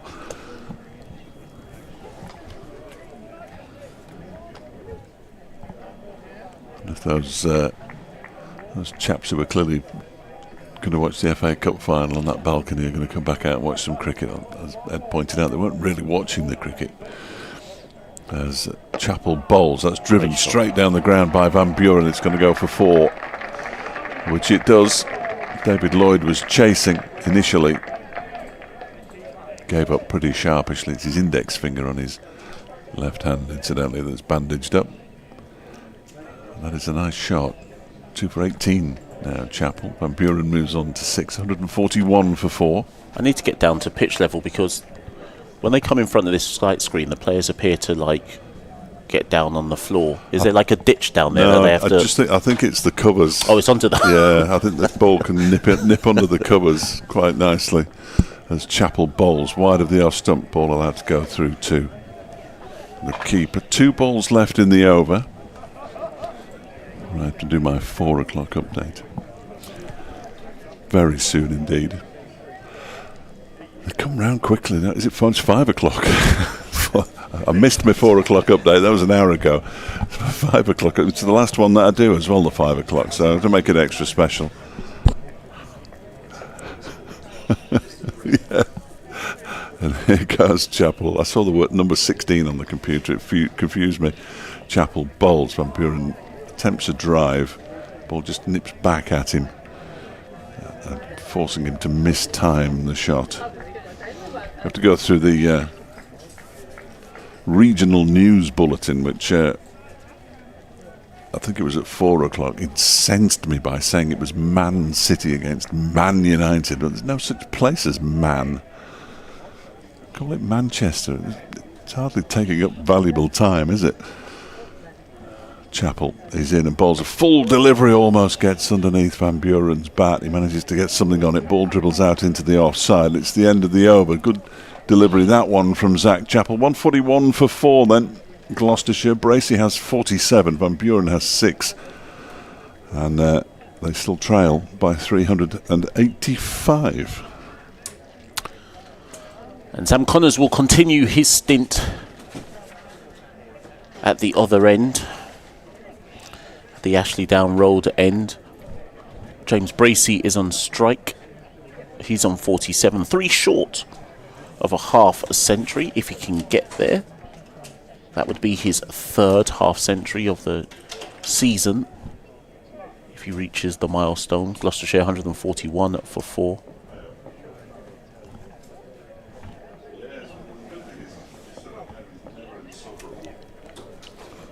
So Connors to Bracey. Bracey's forward pushes that out to mid-off, no run.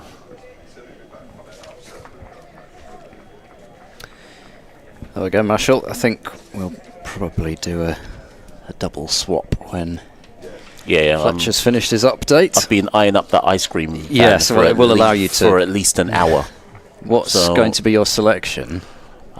You know, it might be the classic 99, could be a screwball. I don't know. Depends what they've got on offer in these parts.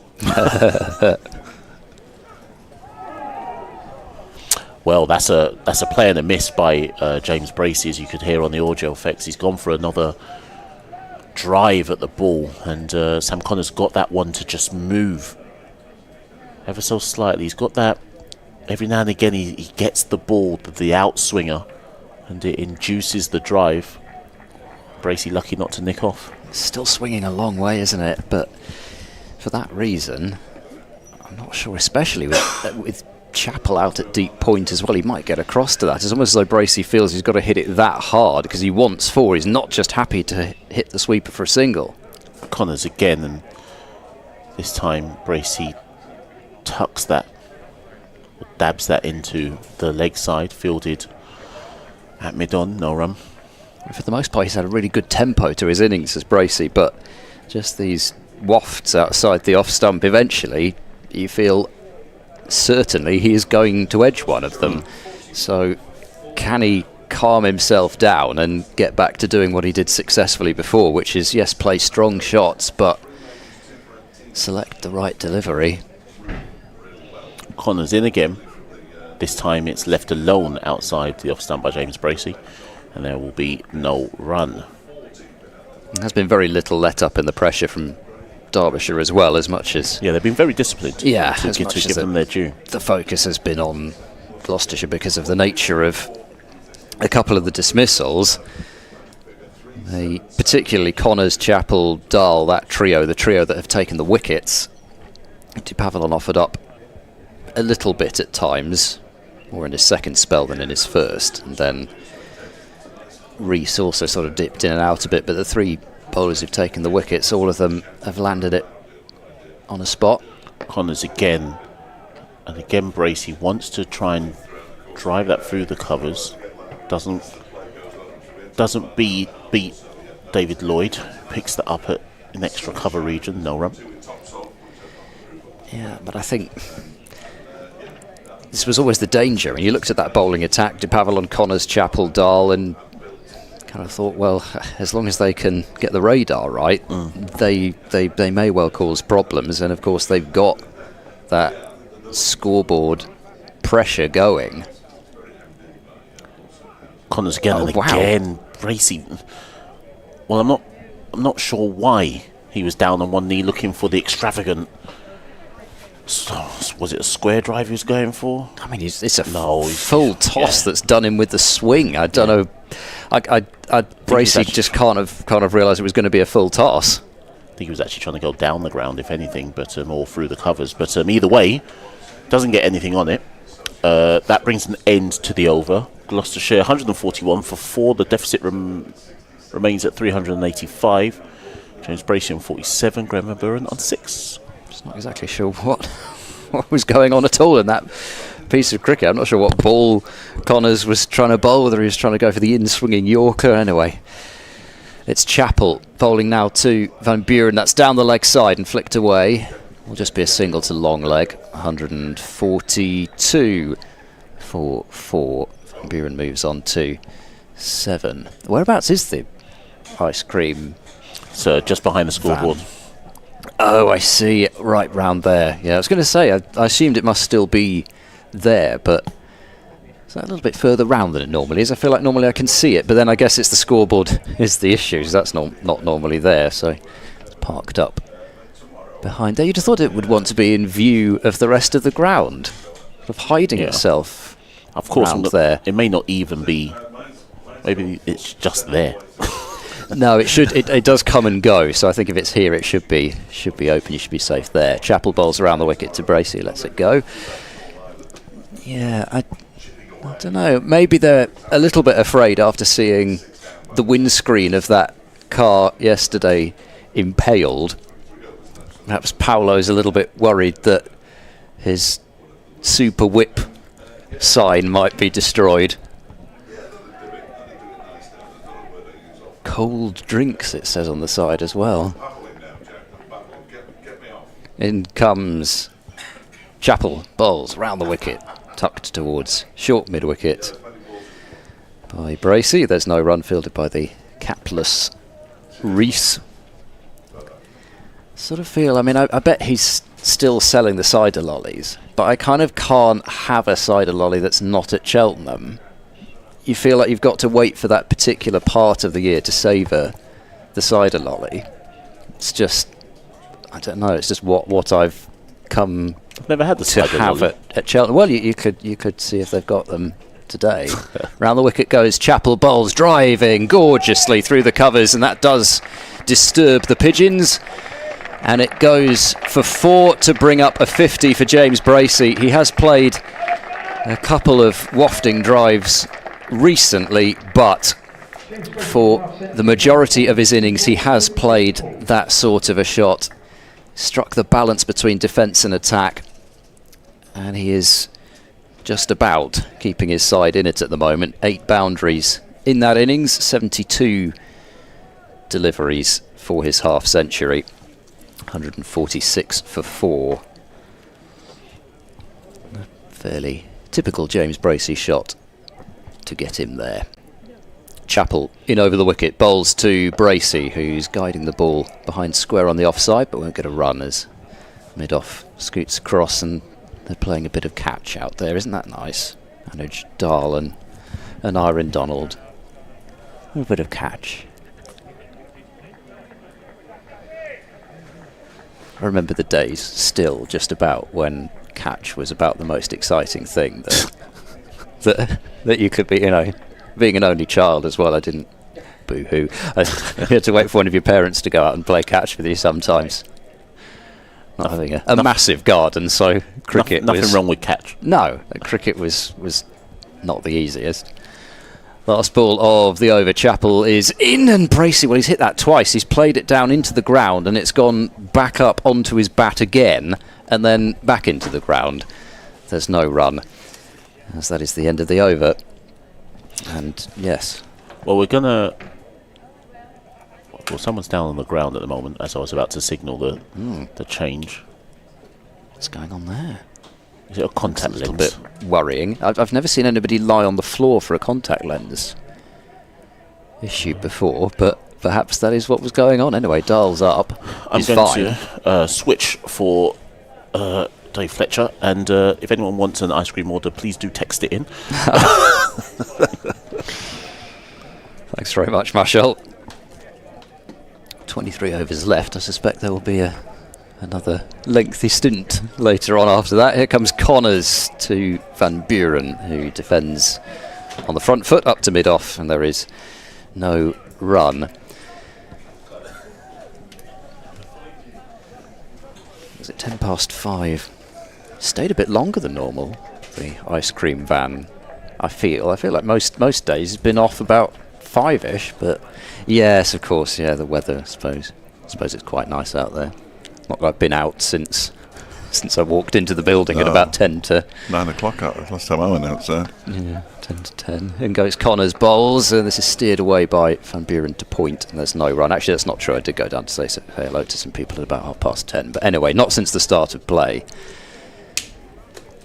Been either sort of transfixed by the action or put to sleep by it. Zach Chappell's having his sweater carried around for him by Ross Whiteley, and a drink, and his hat. Well, it's not an inconsiderable weight, Zach Chappell's sweater. There's a lot of upper body to cover, and goes Connors and bowls short and wide. We haven't seen much of that. Has to be said, Gloucestershire served up a fair few of those deliveries to Derbyshire, and Derbyshire have returned one there, and Van Buren loves it. Short and wide, most batters do, but Van Buren being on the shorter end of things, a lot of things end up being shorter and wider to him that might not necessarily be to other people. The 150 is up for Gloucestershire. Yeah, I think we'd established you can't bowl there. Yes, I think established you can't bowl there on most surfaces, but particularly not. That. Yeah. Connors in, and this is edged by Van Buren, a thick edge which goes down to the boundary at deep third for 4 more. So back-to-back 4s. It wasn't in the air for any considerable length of time. Oh, as you could see on the replay, if you're watching on the stream, I think you'll find he controlled it beautifully and smashed it through the covers for 4.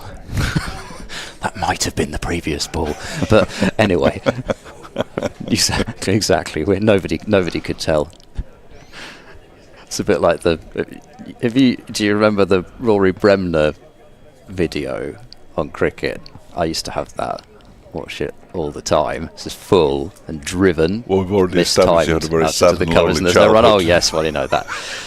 No run as it's fielded at cover, but no, it was great because there was one where Rory Bremner was impersonating Geoffrey Boycott, and they show a David Gower flowing cover drive, and it's sort of, and if you look on the replay, and of course it's then him edging to second slip or something like that, playing exactly the same shot, so sort of bearing out the Boycott ideal of batting. Connors bowls, Van Buren drives, picks the gap between cover and mid-off. It's going out towards the boundary, but it shouldn't get there. They might even get 3 here. Van Buren's running hard. He turns, he goes. Is that the first 3 of the match? No, because there were 2 involving Matt Lamb at least. Pretty sure it's the first 3 of the innings, though. Of the innings, I'll give you 57 for 4. It's a rare occurrence with these boundary sizes, and that is probably the one part that You can get 3 on. Marshall has been caught in the act. Oh, that look at the good size grief, of that that looks ice as big as cream. him. It's enormous. How on earth is he going to eat that? There he is. 157 Casual for 4. as you like.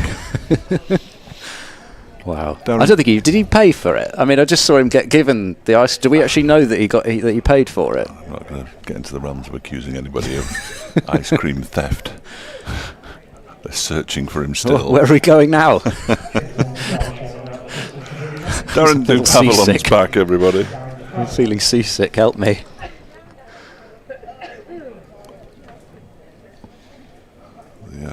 South African has bowled 9 overs for 41 so far, 3 overs for 20 in his previous spell. And he's on his way in to bowl to Graham Van Buren, the first delivery. He's pushed up to Zach Chappell, who keepy uppy time. Oh, that is 3, magnificent. 4, 5. Oh, just fell on the 5th, but that's a decent as good effort. as you'll see. Decent effort from Zach. 157 for 4. It's that time of day, really, isn't it? Just getting a little bit breezy out there. We can't see any flags, of course. But you can see the wind ruffling the odd shirt out there as Dupavelon sets off. I'm going to show you something in Dupavelon's run-up in a minute as this next one, almost chopped into, well, it was chopped into the ground. Could have chopped it anywhere there, Van Buren. When he starts his run-up, and it was my good friend Mel Farrell who pointed this out to me. Your good friend. My good friend Mel Farrell off of the telly. She's been on Pointless Celebrities, you know. She has. She's been on TMS. She's been on TV. I was more excited about the Pointless Celebrities, if I was entirely honest. Well, she was. Hasn't Atif been on there as well? Atif Nawaz? Yes, another good friend of ours. Here is Dupavelon bowling back into his crease goes Van Buren. Now, I couldn't show you that time because I was too busy getting excited about Pointless Celebrities.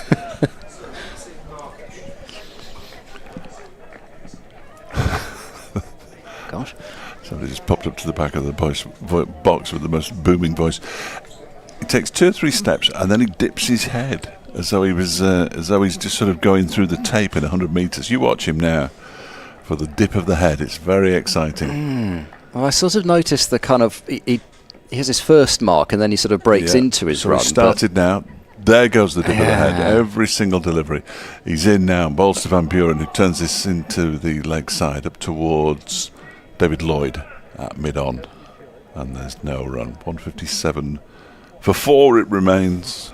Sort of picturing the start of Andy Caddick's Yeah. run up. Did he I think he seem might to have remember done. he sort of had that head dip before he got into his run as well.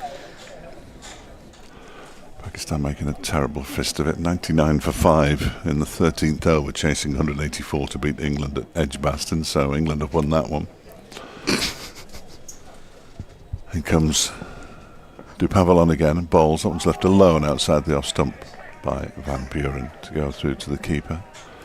The United States are making a terrible hash of their game against Bangladesh as well. They're 91 for 5 in the 18th over. They've won the series. They only care about series over there. That's at Prairie View, wherever that is. I think is that one in Dallas. I think isn't it? No idea. I think it might be. It's not the one made out. Dallas. Not the one made out of paper in New York. No, it's not that one.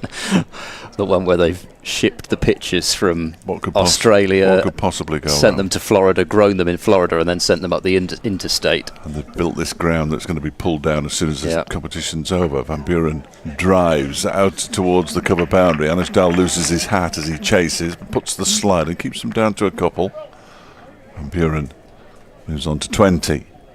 Quite quickly, 23 deliveries, final ball of the over as well. 159 for 4 with Bracey on 51.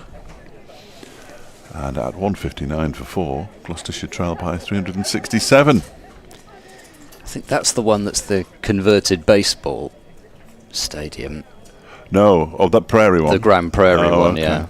The one in New York was built in a park, wasn't Yes, it was. It was supposed to build it in another park, and then I think they realised that the local residents didn't really want it there, so they chose another park to build it in. And it won't be there once the World Cup is finished, because it's going to be taken down, and the stands are going to be going back to Las Vegas, where they were used for the Grand Prix.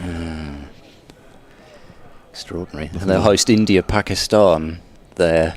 India versus Pakistan in New York. Yeah, nonsense, isn't it? Well, nice work if you can get it. I was in the same press box as Niall O'Brien. Is he going? He's going, yes. He was talking about how he was staying in Manhattan, and why would you want to stay near the ground, stay in Manhattan? Anuj Dal is back into the attack and is clipped down to fine leg for a single. First ball by James Bracey, who moves to 52, 160 for 4. Yeah, he sort of felt the same, really, lining up my hotel for Scarborough, really. Yeah. Do I stay on the North Shore or the South Shore? Well, we stayed North Shore. What you've got to be careful of in Scarborough is food, because all the chip shops and everything shut at about 8 o'clock at night, because, of course, everybody in Scarborough's old and they all go to bed. They all open during the day and then they shut at night. It was absolutely remarkable. We were there in September, mind you. It was blisteringly hot. We'll be there in late June. Lovely. Good luck. Dahl, keeper up to the stumps. He bowls short. Van Buren tries to pull. I've no idea what they were appealing for, but David Lloyd was very vociferous in that appeal. absolutely no clue No what they were appealing for. I think maybe they thought there was a bit of glove or something and then Guest might catch it, or they were appealing for LBW and the ball. I mean, I know he's not the tallest, but it did hit him on the hip, probably in line with about 5th stump outside leg. Anyway, Van Buren feel missed out there. 2 slips still in place. Dahl runs in and bowls to him, and Van Buren is looking to play off the back foot through the offside, but only succeeds in finding point. That group of Derbyshire backroom staffers, they seem to add one on every time there's 5 of them out there now. S&C and Physio are there.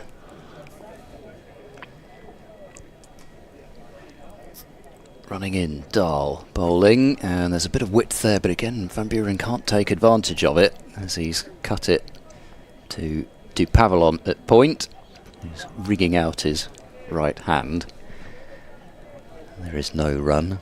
Oh gosh, somebody in the bucket hat walking in the car park, the yellow bucket slightly hat. Oversized bucket It does, hat, it looks yes, like from here, doesn't it? It looks like you can barely... Basically over the top of his you won't be able entire to see head. anything.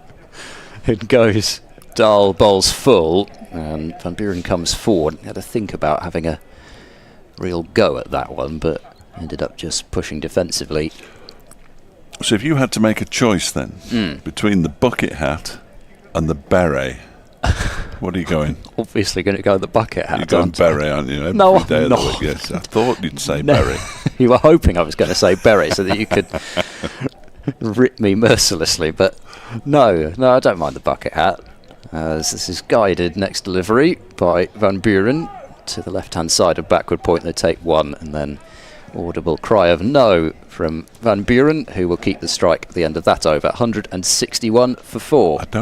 I hope you don't think that by saying bucket hat that we're not going to take the Well, Mickey. I'm sure you are, whatever Good. I say. That's I've known you long enough That's good. to know that that's the case. But no, I don't actually. I mean, the yellow bucket hats. They were handing them out, weren't they? They were, I think, a well-known cider manufacturer was handing them out to the first however many people who came into the ground for one of the T20s.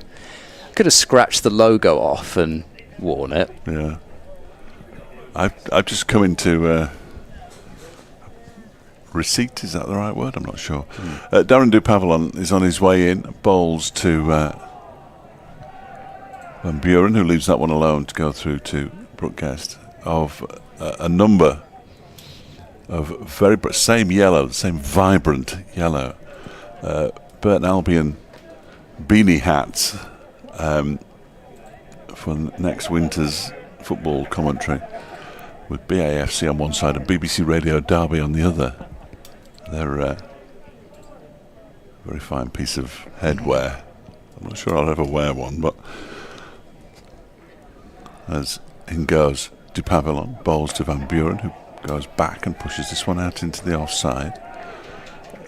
The Derbyshire contingent are obviously walking the wrong way. Everyone's walked the wrong way Yeah. all match, haven't they? It's We almost got as if it. there's been a discussion. And said, right, this is what we'll Yeah. do. We'll all walk the wrong way. This 'cause was mentioned on the commentary last week, so they've decided. Richard Ray and I were talking about this, Yeah. and I to be honest, I had no idea about it. right for till runs, last left for week, but, wickets yeah. out of the pavilion. Every club cricketer this afternoon knows that. There's De Pavillon. 3 slips in place, bowls to Van Buren, who goes back, and this one is edged down to the vacant third man area for 4 runs to the right of third slip. I hope. I did lose sight of the flight of the ball, but it didn't go through the slip cord, it went to the right of third slip, Lewis Rees. And there is no third man. I don't think my club games lasted long enough to do a full lap of the ground, to be honest. Oh dear. 25 all out by the time you get even Come back. halfway round. You're batting. Exactly. Come back. Oh dear. Club cricketers love a lap of the ground, don't they? I don't mind walking round a club ground. As De Pavillon is in again and bowls a short delivery down the leg side to Van Buren, who has absolutely nothing to do with it. Mickey Arthur just practices a cut shot as he walks around the boundary down below us. He is starting to look a little bit cold, Yes, though. hands thrust deep into his short pockets. He's got the Sort of tension as well about whether he's walking. It suggests he's very wary of walking in front of spectators as well, which is good to see. Yeah. That he's Nice. he's observing that. Talking to Ben Smith and Alex Hughes at the moment. There's De Pavillon. Races in and bowls. That one is on the pads and turned down by Van Buren to long leg, where it's fielded by Sam Connors. And another one to the total. Van Buren moves to 26, 166 for 4. Jack Timon back at Radio Derby says he would favour the beret. I had no doubt that Jack Timon is a beret wearer. It's just the colour. Could be anything. Mrs. Timon also listening this afternoon. That's Jack's mum, not his wife. I don't think he has a wife. Yet. It's only a matter of time. What am I talking about? De Pavillon on his way in. And bowls to Bracey, who pushes the ball up to Zach Chappell at mid-on, and the over comes to an end. 5 from it. 166 for 4. Gloucestershire trailing by 360. Bracey has 52. Van Buren has 26. The partnership worth 35 off 52 deliveries. And Mickey Arthur is now going to stand directly behind Anoj Dahl, bowling. A little thumbs up there as somebody's giving him a shout. He's a very amiable chap. Is Mickey likes a chat with anybody who'll listen, really. No, he's not like that at all. He's a top cricketing man. Dahl is into Van Buren. There's a strangle chat for leg before wicket as he tries to play it behind square, I think on the onside. It goes out to the fielder at square leg. Not sure whether there was bat involved or whether it was just going down leg, but there wasn't much interest really. Yeah, I think he's made himself very popular among just county cricket supporters in general. Somebody coming in and respecting the county game and Very much a champion yes, of the and championship. talking Yeah. it up is always welcome. Dahl runs in bowls and Van Buren gets behind that, defends to Rees at short mid wicket. Yeah, it's somebody that listened to it a fair bit on various podcasts around, and just a really fantastic talker of the game, which, you know, of course you're a county coach, so you're going to be a good communicator, you'd think, but still, Yeah, he's a good man. yeah. Running in is Dahl, bowling. Van Buren has got, well, I think he didn't really get squared up by it, but he ends up playing it quite front on with his upper body rather than his lower body out into the covers. And there's no run. So to be honest, I didn't really hear much in the way of interviews or whatever from Mickey Arthur back in his time coaching. Well, for example, coaching Sri Lanka, it was just sort of a man on the balcony and sort of just gesticulation, getting into it, that sort of thing. Full delivery from Dahl, driven by Van Buren through wide mid-off for 4 runs. Nice looking shot it was, over pitched from Dahl. Van Buren, I think, will feel that he has missed out on a few deliveries in the last couple of overs from Dahl, but not that one. 170 for 4. But yeah, you just sort of, you know, I wasn't exactly sure what Mickey was like in terms of talking to the media or whatever, but no, he's been magnificent. Dahl is in. This is clipped through square leg. This will be 4 more. Chappell doesn't even bother really to make any effort chasing that. There's no point, because even if the boundary had been further back, there's no catching that. Well placed by Van Buren. 174 for 4. So Gloucestershire's captain, 34 from 38. Fairly typical Van Buren pace to his innings. It's 2 strangely disappointing deliveries from Manoj Dahl in a row. Dahl runs in, bowls. Van Buren turns this through the onside. He'll get at least a single. Push for the second, but they won't get there. It's a short throw for the deep square leg fielder. So again, Van Buren's got the strike at the end of an over. 175 for 4. The deficit 351. So an awful lot of work still to do. The fans just bitten the dust. Of the rotating blade variety rather than the I'm not sure fan out there. We have many of those. Greg's been in touch, fletchcricket@gmail.com, if you want to get in touch with us. Did I hear you say Goose is at the game? If he is he wearing a hat? Well, he's at the game at Wembley. I'm not sure he has a hat, unless I'm missing something there. Greg says he's visited Bristol a couple of times and thinks it's one of the most attractive cities in the UK. Oh, that's nice to say. Absolutely. The contrast between the city centre, it's not really the city centre, the bit where we were last night. Yeah, the centre, they call it, don't they? Do they? Yeah. Okay. That's the sort of, yes, that between large, elongated square. That would be a rectangle, wouldn't it? Yeah, but pretty much. Anyway, that large rectangle in the centre near the harbour. They're looking at the ball at the moment, incidentally, the umpires, and I'm not sure whether it's been successful. This time it hasn't, to try and get it changed. But the difference between it last night, when it was reasonably busy, and this morning, on a Saturday morning, when there was nobody there, and I walked from my hotel up to Griff's hotel to get a lift in. Yeah. Nobody. I still remember what it was like during COVID. There, just seeing absolutely nobody in that entire area. Just bizarre. Dupavilon begins a new over, bowling to Van Buren. On the first ball, he plays off the back foot out into the offside, and Zach Chappell does a bit more keepy up it, which, as soon as they've just shown the umpires the ball, might seem a little bit foolhardy, but he did it anyway. He also was content just to make sure he had 3 good ones that time, rather than solid, go for more and not be successful.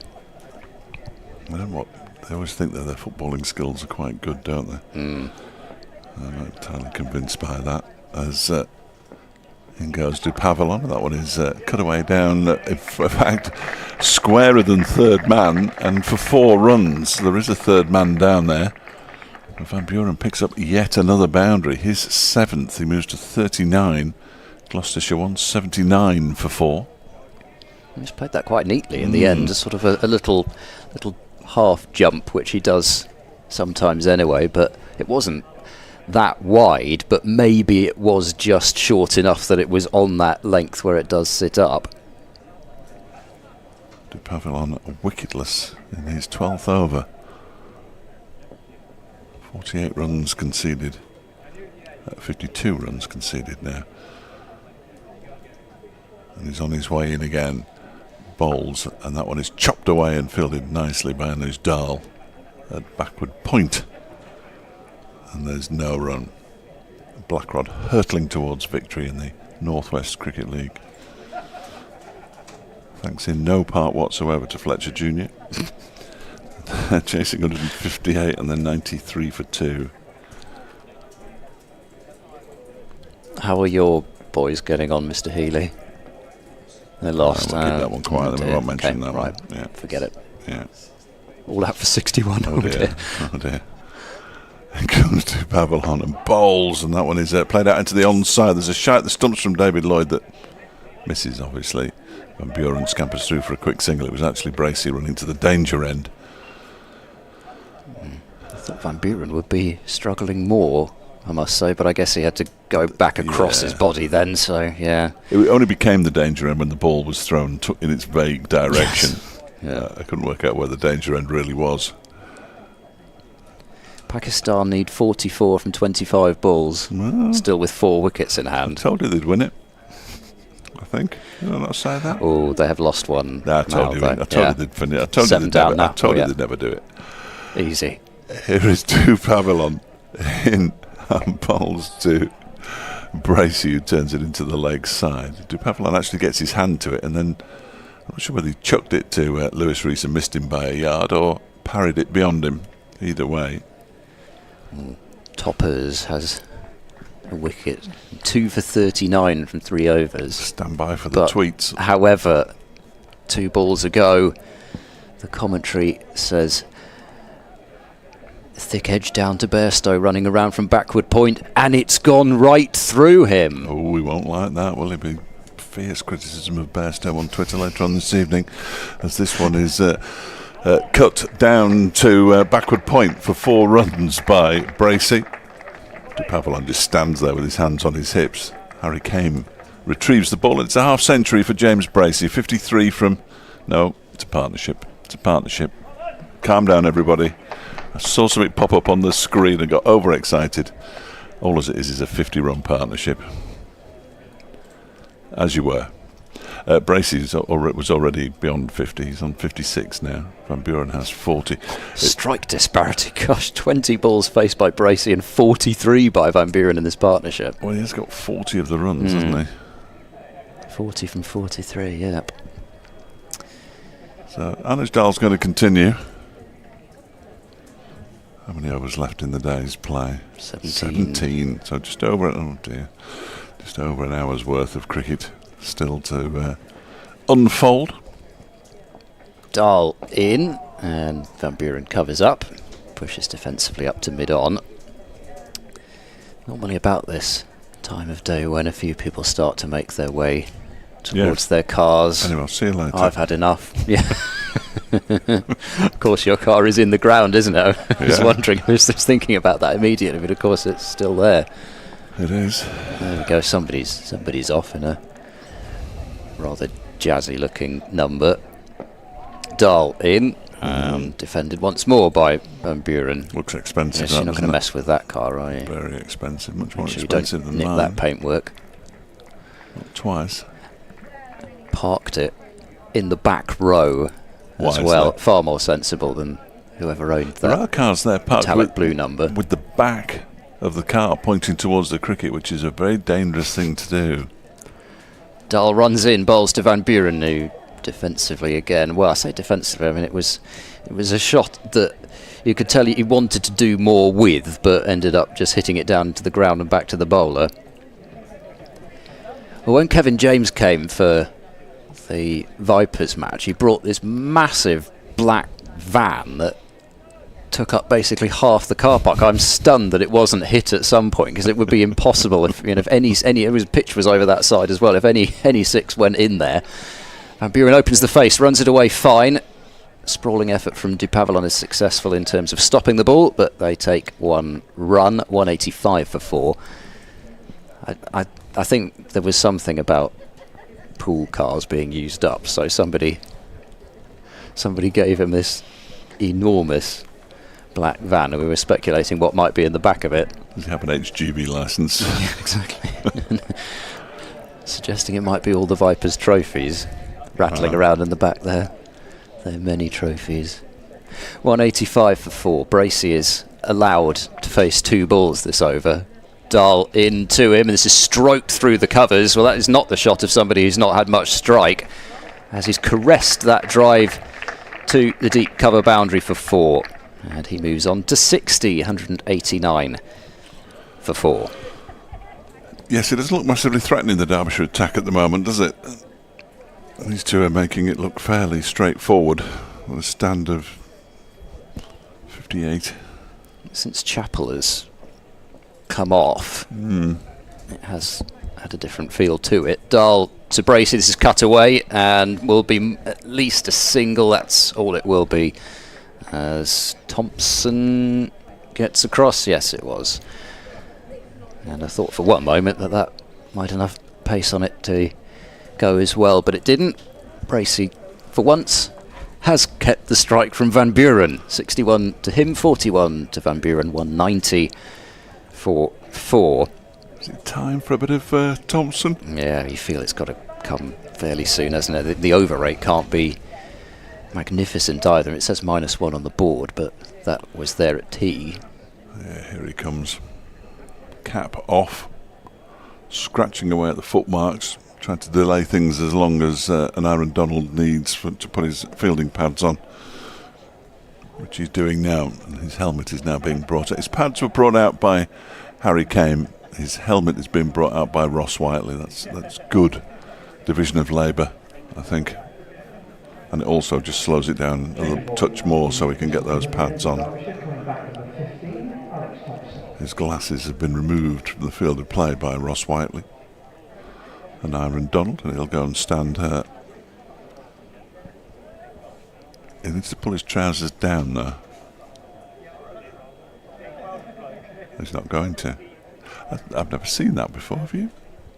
I'm sorry, I was distracted by the England-Pakistan. Oh, here we go. No, he is pulling his trousers down. I see where you're getting at. Yeah. His trousers were up round his knees. I thought when you said he needs to pull his trousers down, I wasn't waist. entirely sure what you were talking about. No, from the waist. Come on. Keep it clean. Here's Alex Thompson then from the pavilion end in and bowls. First delivery is pushed out into the offside by Bracey. Lewis Rees goes around to field, and there is no run. Immortal piece of commentary from, I think it was Henry Moran during the IPL with Richard at the non-striker's end. Pants down at the non-striker's end. No, he was felled by a straight drive. The unintentional ones are always the best. No, I think that's one of the ones he's got written down in his book. Probably, yeah. It's Thompson bowls. That was pushed out to the offside again by Bracey. Jackets going on at the back. Is it cold out there now? Here comes the storm, everybody. Stand by. He's supposed to be tipping it down in a few hours.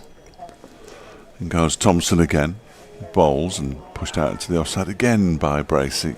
Van Buren's very keen for a quick single, but is told in no uncertain terms. Oh dear. Yes, no. Greater than 95% chance of rain is but look at this. Fairly certain. Yes, and then it's dry for a bit in the morning, and the possibility of rain in the afternoon. It's only a possibility, though, isn't it? Here comes Thompson again, bowls, and that one is just turned, but very slowly away from Bracey, who chops it out towards the point boundary, but it's fielded by Connors, and they go through for a single. Bracey moves to 62, 191 for 4.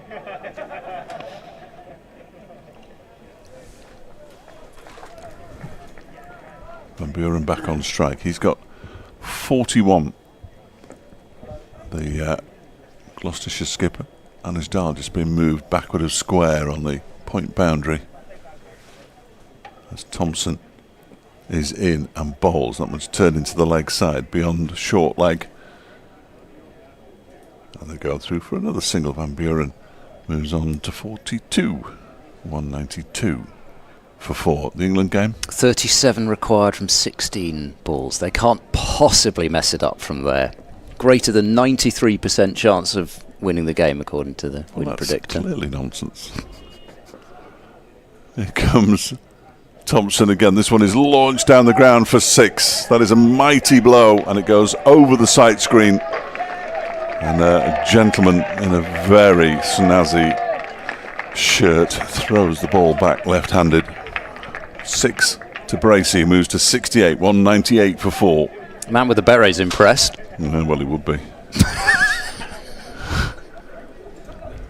He looks like an artist, doesn't he? He's going to struggle because he's got his arm in a sling. Oh, has he? Oh, he has, yes. I mean, you can still paint with one hand, but I think most people only ever paint with one hand, don't they? Yeah, but painting with two hands still be a bit, sort of a bit jerky, but well, 8 runs off the over after that 6, and at the end of it, 198 for 4. Gloucestershire trailed by 328. Another wicket. Imad is out. 8 down. The win predictor goes up nearly to 98%. Oh, it's in England 98%. Yes. Is it? Oh, okay. Did you think it was a Pakistan 94%? Well, yeah, it would make a lot of sense. Right. Here's Dahl running into Van Buren, who is forward and poking to short extra cover, and there's no run. What's happening in the other championship matches? Hampshire continue to pile on the runs against Surrey. Sussex are the ones who are worrying me. Anyway, we'll get to them. We'll get to them. Centuries for Albert and Gubbins for Hampshire, 433 for 4 in reply to Surrey's 127. They may as well just keep on piling on the runs, really. They might as well. It's just defended into the onside by Van Buren. There's no run. What did I say? Oh, right. Albert. Derby Albert. Ben Brown, 73 not out. Kent, 101 for 3 in reply to Essex's 591 for 7 declared. Oh, Ben Compton's at it, 37 from 117 deliveries. He's hit 7 fours. It's what he does, though. He just doesn't do anything other than hit 4s and dot balls, but mostly dots. Dahl to Van Buren, who will take 1 as he steers it through cover point, 199 for 4. At Old Trafford, Lancashire 21 for 2 in reply to Warwickshire's 284. Hannon Dolby removed Wells without scoring, and Bohannon for 12. Keaton Jennings 0 off 31. Only 10.5 overs though, so they're compared to Warwickshire's innings, they're rattling along. Gosh, 284 in 110.5 overs, plays 21 for 2 in 10.5 overs. Dreadful. Good cricket. Round the wicket goes Dahl, and Bracey clips fine and takes 1 more, and that brings up Gloucestershire's 200. Bracey to 69, and a ripple of appreciative applause from the Gloucestershire faithful. Still an awful lot more work to do, but Bracey and Van Buren have given Gloucestershire some hope here. Worcestershire 80 all out, Notts 147 for 2. Let's move swiftly on. Dahl in full and wide, and Van Buren's tried to whack it and has missed it. His guest knocked it down with his gloves. Looked as if, to be honest, it probably was there to be hit. It was very full. I think maybe he's just tried to hit it too hard. In the second division, Leicestershire 228 for 4 in reply to Glamorgan's 387. Lewis Hill made 92. Hanscom is 79 not out. Dahl bowls to Van Buren, who jabs it to cover. There's no run. Sussex 554 for 9 declared. Oh, they declared in the end, did they? Thank goodness for that. Simpson 167 and Pujara 129. Both faced over 300 deliveries and batted for over 400 minutes. And they decided after 164.5 overs that was enough, and Middlesex have lost a wicket, 32 for 1 in reply. Robinson, the man with the breakthrough, getting rid of Stoneman for 4. They don't deserve to win that game, Sussex, do they, really? Having batted for so long. And Northamptonshire 243 for 9 in reply to Yorkshire's 362. Proctor is still there on 79, but basically out of partners now. Alex Thompson to continue from the pavilion end here in Bristol. Gloucestershire on 200 for 4. He's in and bowls to Bracey, who guides that out into the offside. It beats the despairing dive of Harry Kame, and is eventually fielded by Sam Connors. 1 more to the total, 201 for 4. Bracey moves on to 70. 70 from 87. Brings Graham Van Buren on to strike. And goes Thompson, goes back and guides this one down towards the backward point boundary. In off the boundary comes Anuj Dal. Single taken. 202 for 4. Lewis Rees warming up. Ready for another little spell. Anuj Dal 4 overs for 19. May have ended his latest spell as Thompson bowls. That one is defended by Bracey. Thompson fields off his own bowling. The deficit 324 runs now. Zach Chappell's trying to get their sort of long jump clap going as this next delivery is down the leg side and swept away for 4 runs by Bracey. Not a good delivery from Alex Thompson, in all honesty. Bracey moves to 74. Gloucestershire to 206 for 4. It's just a horrible delivery, really. Pitched outside leg stump, helped on its way. Dahl no chance at backward square leg. 2 balls of the over left. In comes Thompson once again and bowls. That's a slightly better line, but it's still dabbed into the leg side by Bracey for a single. 9 down. Pakistan. Mohammed Amir is out. Derbyshire's Mohammed Amir has come into bat. He's out for 5 from 3 deliveries. He's out. Mohammed Amir. Is he? Well, it says that, but then it says Shaheen steps across. So anyway, somebody's out. Somebody's out. The next delivery is pushed into the offside by Van Buren. Dot ball. Finished the over. 207 for 4. 44 to Van Buren. 75 to Bracey. And at 10 to 6, we have just 13 overs left in the day's play. Gloucestershire 207 for 4, trailing by 319 runs. And here is Lewis Rees.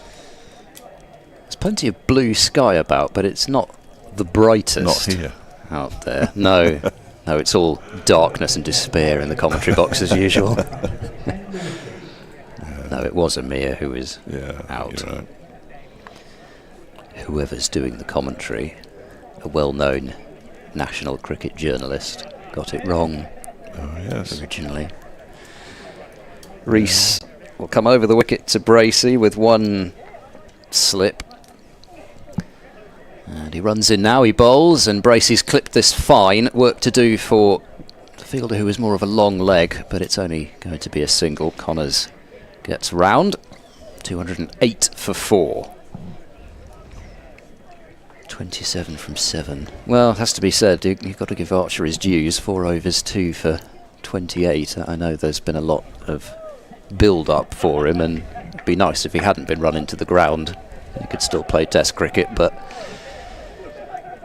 he is. He'll never hold a red ball in his hand again. He is. Well, having said that, though, he did play for Sussex's second 11.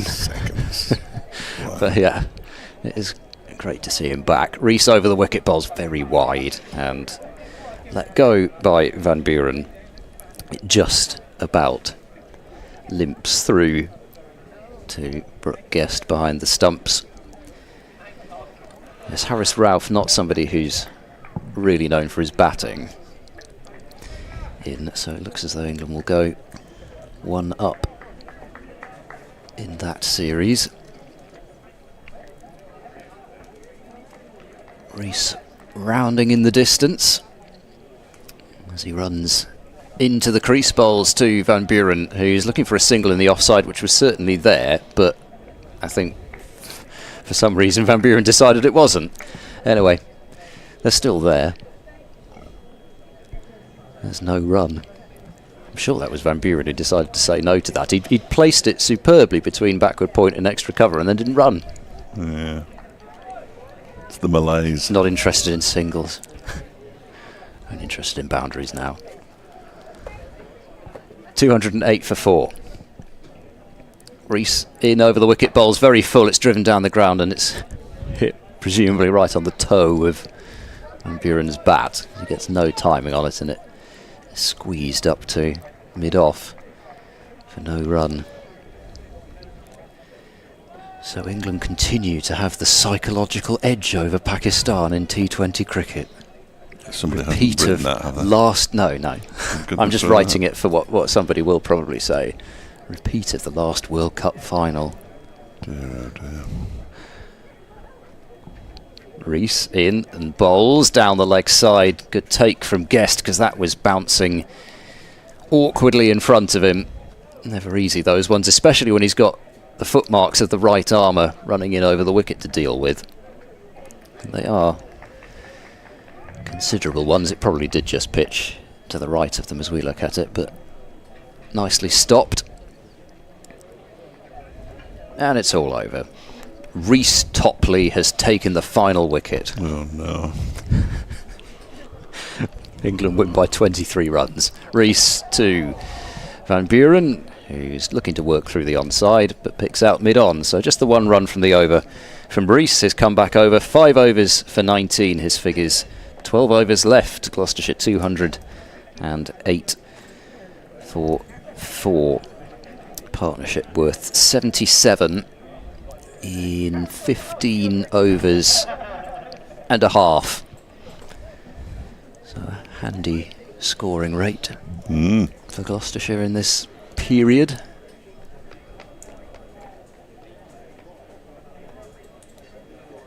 Alex Thompson's going to continue from the pavilion end. He's currently deep in conversation with David Lloyd and Aaron Donald. He does like a chat before he bowls, doesn't he? Does Thompson? It's perhaps not quite as long as the one in the afternoon session. They all do.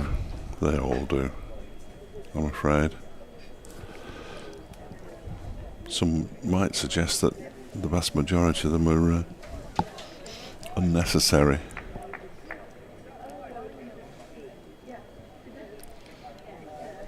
The upshot is no short leg and a man on the 45 backward of square on the leg side instead, and Thompson is on his way into bowl to Bracey, who drives it straight back to the bowler. Sort of got to the stage of seemingly Derbyshire thinking more that, well, we just need to buy one here rather than attack for one. No, they never think negatively like that. Next delivery is tossed up by Thompson, pushed out into the offside, but it's fielded by Sam Connors. And they might buy one. Stop me and buy one. I mean, long on, deep backward square, deep cover, just the slip. Thompson looks like he's wearing a hat. Is in and bowls. That one is driven out into the offside by Bracey. A beret, almost. Almost, yeah, not far off. A little tuft of hair at the top. There is a little one, tuft, isn't it? There is I was hoping it wasn't just me who could see the tuft. Yeah, it doesn't necessarily... Oh, no, it does. You can even see it on the pictures. It's very much there. Yeah, it looks like an acorn. It does, an actually. upside-down acorn. I'm surprised David Griffin hadn't spotted that. What's the tuft? Still there. Yeah, well, it's not going anywhere, is it? Proudly sticking up. Here he is again. Over the wicket. Bowls to Van Buren, who pushes it up to Zach Chappell at mid-off. It's the new style. Gone from the mullet to the beret. Mullet and beret. Yes, the mullet. It's Thompson in. Bowls on leg stump, turn into the leg side. A very stiff-looking Matt Lamb runs around to do the fielding, and Van Buren picks up another single, moves to 45. The partnership worth 79 now. 11 overs left after this delivery. Oh, Derbyshire would like a couple more wickets before the close. And goes Thompson and bowls. That's on leg stump and turned down. It's down the leg side. That is fielded by Donald, and they go through for a leg by. I think it was. It's just about signalled. Yeah. It wasn't much of a signal No, for umpire Pollard, was the it? foot just about raised off the I floor. think he's starting to feel it out there as well. 211 for 4 at the end of the over. 77 to Bracey, 45 to Van Buren. 315 runs the deficit. And now the chat is between Wayne Madsen and David Lloyd. That was quite a quick chat by modern day standards.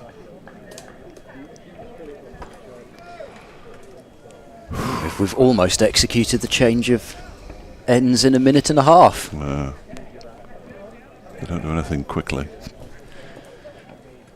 Rees continuing, starting his 6th over into Bracey, and there is some away swing there for Rees for the first time in a little while. The swing just seemed to have gone for a bit, but Rees found some there. Bracey didn't offer a shot, which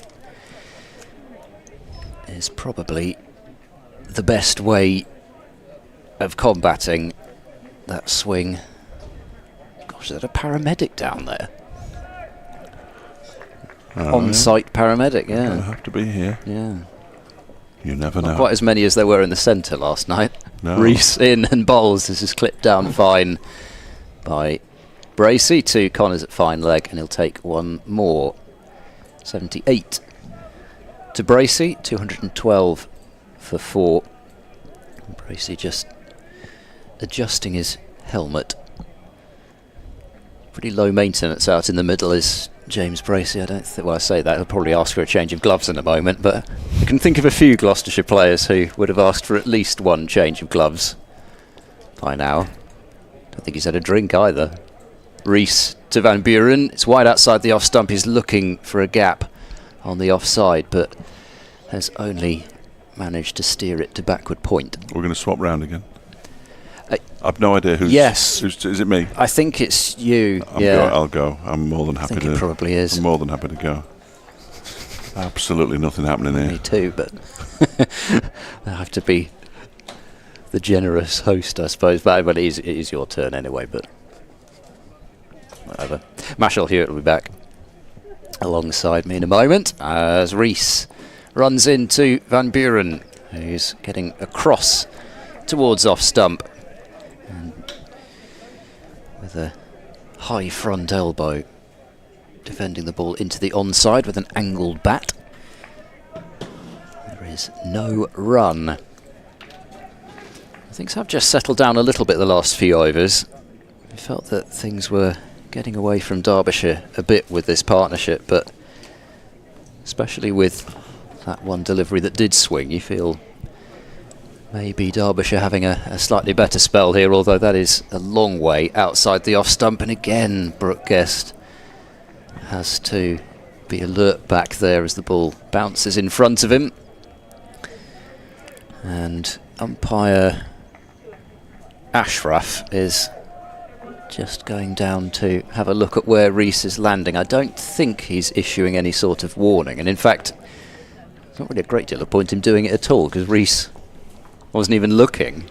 He's back in his position as Rees rounds and runs in again and bowls. Van Buren, this time he does want the quick single, which was there actually the previous time. The shy will go to the non-strikers, but Van Buren had pretty much stopped by that point.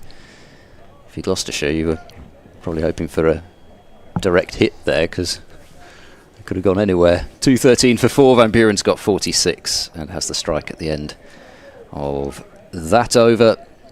78 to Bracey.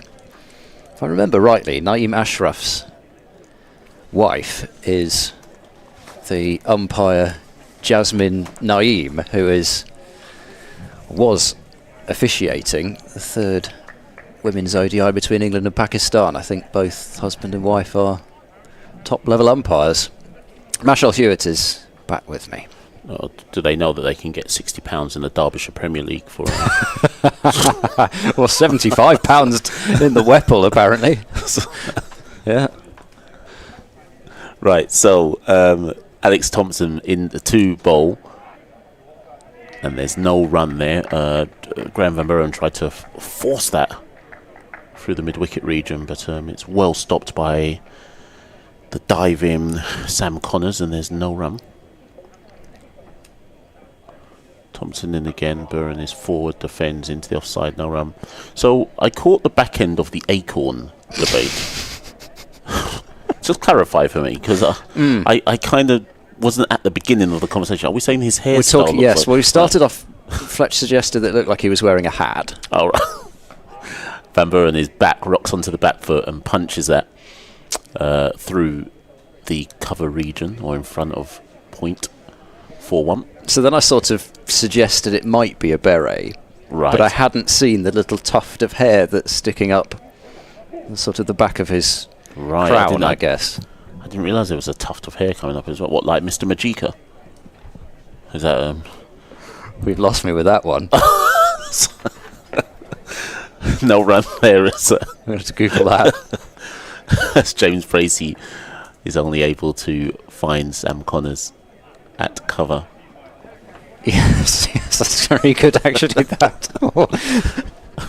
Thompson in again to Bracey. Actually, Bracey gets a thick outside edge and just drops short. Just drops short of, who is that? Lamb, I think, at backward point. Yeah. Matt Lamb at backward point. It's good, isn't it? Has you just seen the magic? Heard the cry of laughter. You just need to get him a pair of glasses. Can he wear Fletcher's glasses at the end of the day?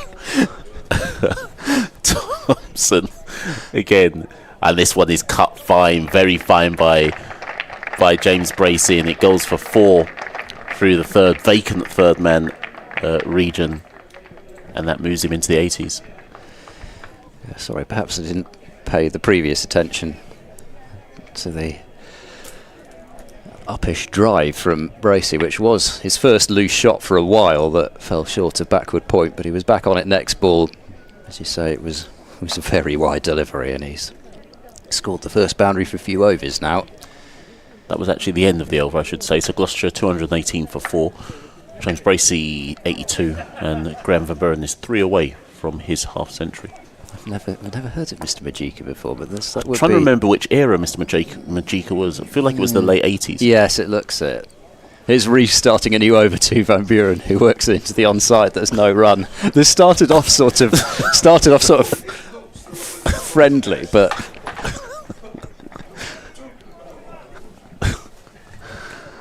oh dear. 84 to 2006. Right. TV series. Gosh. I've never come across that. In comes Reece over the wicket to Van Buren down the leg side, and yet again Guest is forced to make a stop on the half volley. He's going to have tired knees at the end of the day, is Brooke Guest. Anyway, yes, the Acorn I thought was colour-wise. This is particularly cruel on Thompson because he's got grey hair, so Mr. Majika, but oh gosh, I'm not going to be able to get that out of my head now. Sam Connors is going through his bowling stretches. Looks like he's coming back. Reece is in, turned through the onside, out to deep square by Van Buren. He's on to 48, 219 for 4. You sort of feel that probably Derbyshire have to give another burst to their two most consistently threatening bowlers in this innings so far, Connors and Chappell. So if Chappell could bowl again, just a 4 over, 3 over burst, something like that, I think that would be their best chance of breaking this partnership at the end of the day, and that would still leave Derbyshire in a very strong position. Reece is in, and an away swinger is left by James Bracey. 8 overs left. It's getting towards night watchman stage. Quite sure who Gloucestershire would employ. Probably Matt Taylor would be the obvious choice for that. He's done it before. Not for a while. Marchand de Lange would be a very different style of night watchman. It would be an interesting interpretation. That would be very much in the broad category. As Reece dangles that one temptingly outside Bracey's off stump, and he had a think about playing at it. I think it was another one of those where he mostly left it, but it was just there for long enough, the bat, and close enough to the ball that Derbyshire understandably got a bit excited. Has been more outside the off stump rather than straight that Bracey has looked vulnerable. He's on 82. Reece bowls to him, and that time he does not offer a shot as Reece is continuing to tempt him out there, but that time not interested. So 8 left in the day, 219 for 4.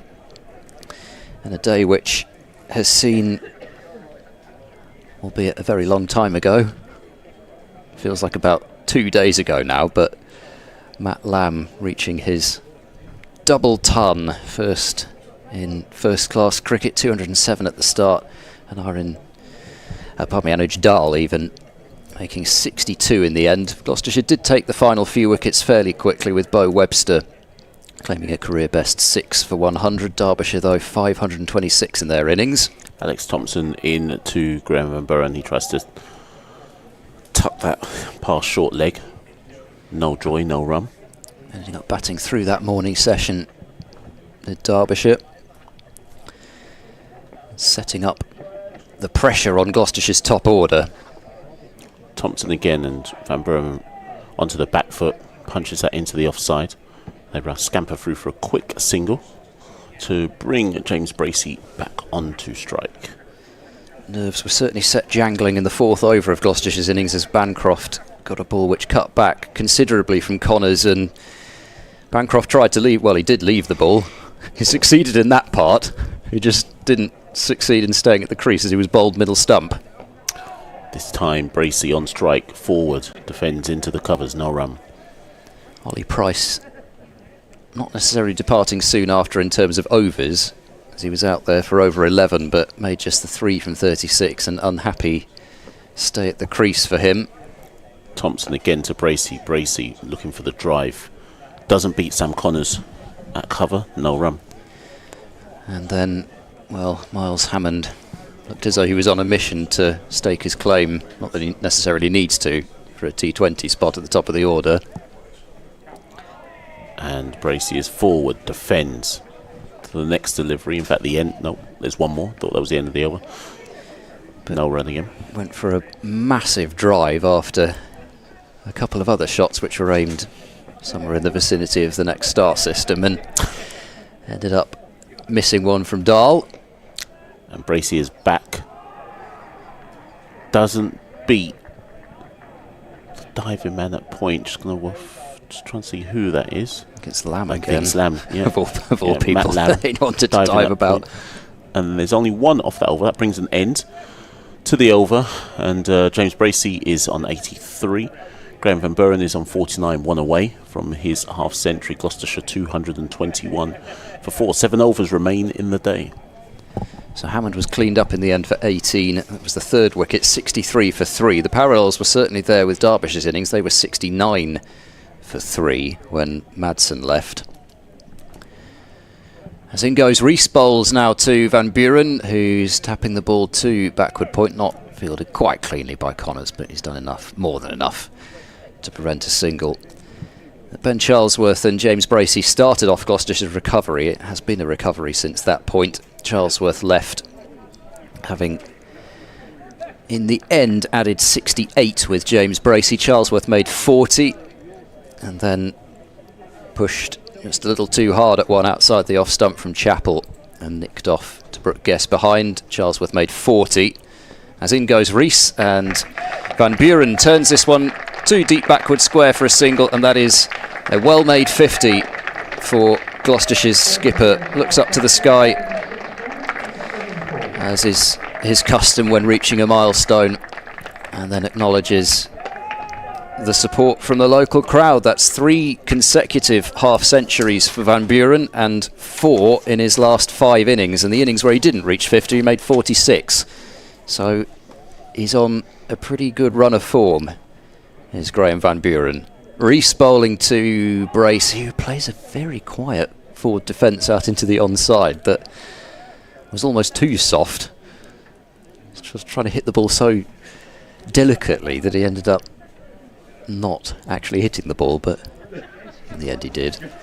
I think given Gloucestershire were 131 for 4, it does show with this partnership from Bracey and Van Buren, which is nearing a 100-run partnership, why that kind of bat-in success they've had this season has paid off in this partnership now. Rees is into Bracey, who fiddles this one away to backward point and won't get a run.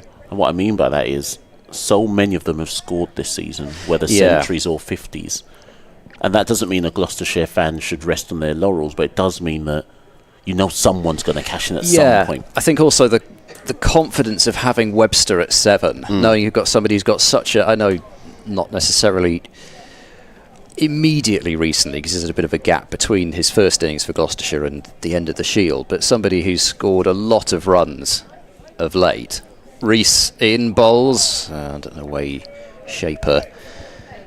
Bracey watches it through to Guest behind the stumps. Yeah, I mean, you can't leave it up to each other, and I don't think that's what happened, but at least, and of course it may all unravel if they lose 2 wickets at the end of the day. We'll be talking about it differently, but yes, as you say, the fact that everyone has scored at some point this season, Gloucestershire would hope that at some point a partnership like this was going to form.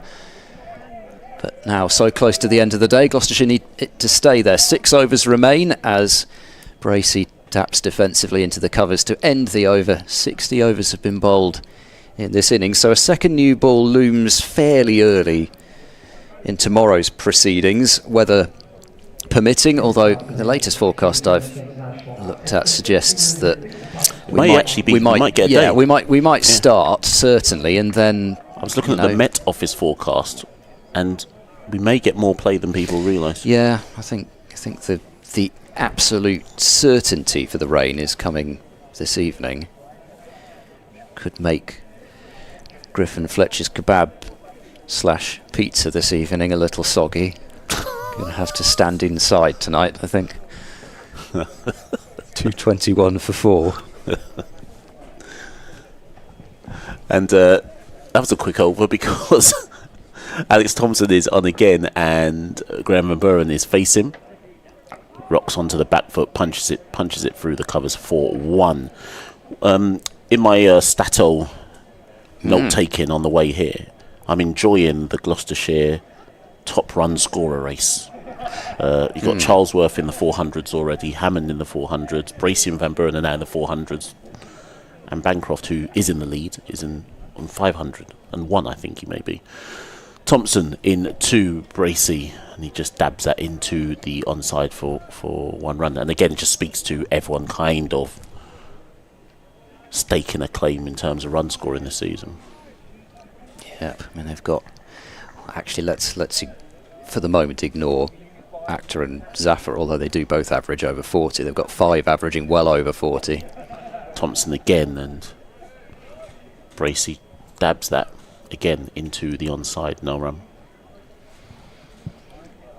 But yeah, it's all well having the depth, but yeah, it's got to come off, and it has been challenged with those early wickets lost.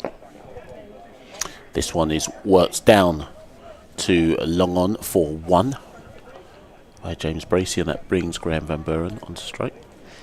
But it has been, yeah, in just about every department it has been noticeable, the improvement this year, which I think is why it was particularly disappointing, the way that yesterday got away from Gloucestershire, because there have not been many days this season where they have been outplayed, and they were thoroughly outplayed in the end.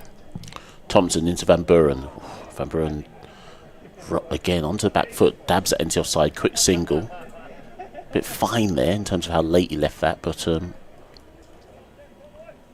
comfortable in the end. 1 more ball left of this over, 3 off it so far. James Bracey will be on strike on 83. 5 overs left after this one. Thompson into Bracey, forward, defends, into the cover, and covers no run. And that brings an end to the over. Gloucestershire 224 for 4. The deficit is 302. James Bracey is on 83. Graham Van Buren is on 52. I was struggling to think this year if I could remember Gloucestershire being outplayed for 2 days in a row yet, which was threatening to happen here very much so when the last wicket fell at 131 for 4, and you feel, well, if these two can stay together till the close, Gloucestershire have got an argument to say, well, it's at least even Stevens today, because of the way that at least they did manage to bowl Derbyshire out in the end, which looked a little unlikely through that first hour when Lamandal was still going.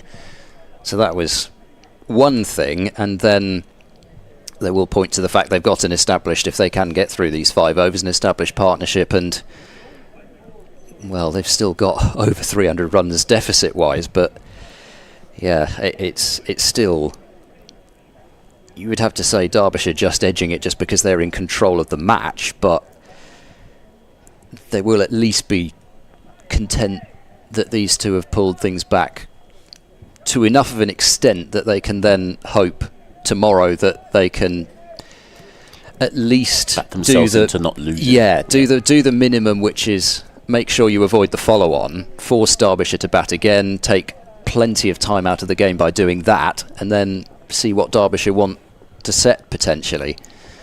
Sam Connors, though, is going to try and rip one out or two out at the end of the day, but he's not going to do so with that delivery. He's going to concede 4 runs. He started off with one a little down the leg side, and Van Buren has played it to the left of Chappell at fine leg, and it is his 8th 4, 228 for 4 as Van Buren moves on to 56. But yeah, I think they lost to Sussex second round. That was basically one really bad day. The other 3, I think Gloucestershire would say, in terms of individual days. It wasn't a defeat, but it wasn't. Yeah, exactly. Connors to Van Buren, clipped away for one more run behind square on the onside. 229 for 4. Yeah, they made it an awful lot closer than it looked as if it was going to be. I mean, they were 6 down going into the final day, and I think still just behind Sussex, so they could have easily subsided to a 10-wicket defeat, and they made it a lot closer. I think even Middlesex controlled a day very much so. Higgins and Holden, huge partnership in that one. Yorkshire as well really battered Gloucestershire out of the game, I think on day 3 there, but yeah, not many. I can't think necessarily of 2 days in a row yet this season Gloucestershire have been outplayed. There's going to be more runs here down the leg side. I don't think that has got, well, it certainly hasn't got any bat. It's going to be leg buys signalled by umpire Ashraf, but Connors moving round the wicket, not adjusting his line there either. It's 4 runs, which brings up the 100 parsnip,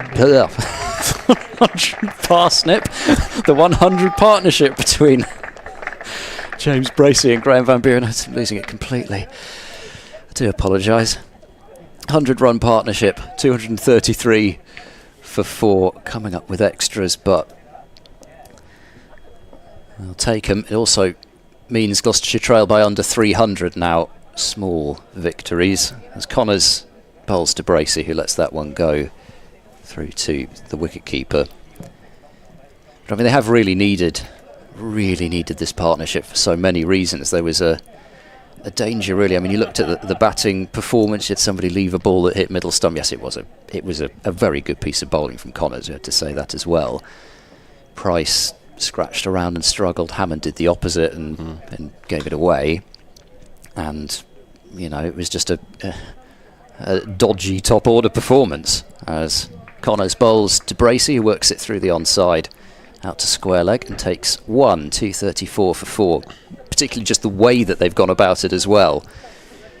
I think I wasn't here on day 1, but certainly based off Matt Lamb's performance and who got the 90-odd on Guest, yeah. I think it's looking like the type of pitch that once you've worked your way in, there's runs to be had, but you just have to get over that initial period of discomfort.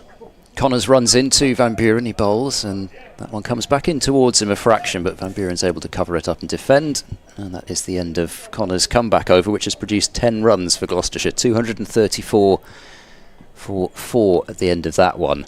And also, they did come in, and Van Buren came in a situation that you'd want him to come in as the ball was starting to get a bit older as well, because Van Buren is somebody that likes to counter-attack, particularly at the start of this innings. It's amazing how many of his innings follow this sort of pattern, where he scores at a runner ball for about 30 or 40 and then actually dials it back and then is in it for the long haul, and that's what he's done so far. 57 from 81 now. Thompson starting you over to Bracey. Bracey forward, defends into the covers, no run.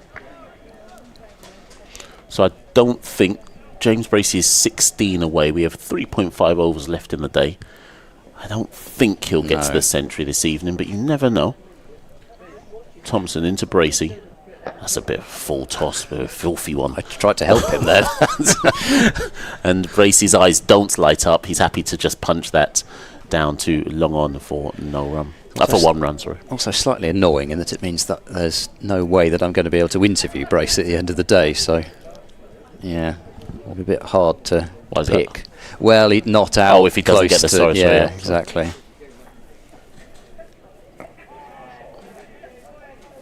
Maybe they'll send a message with drinks and say, listen.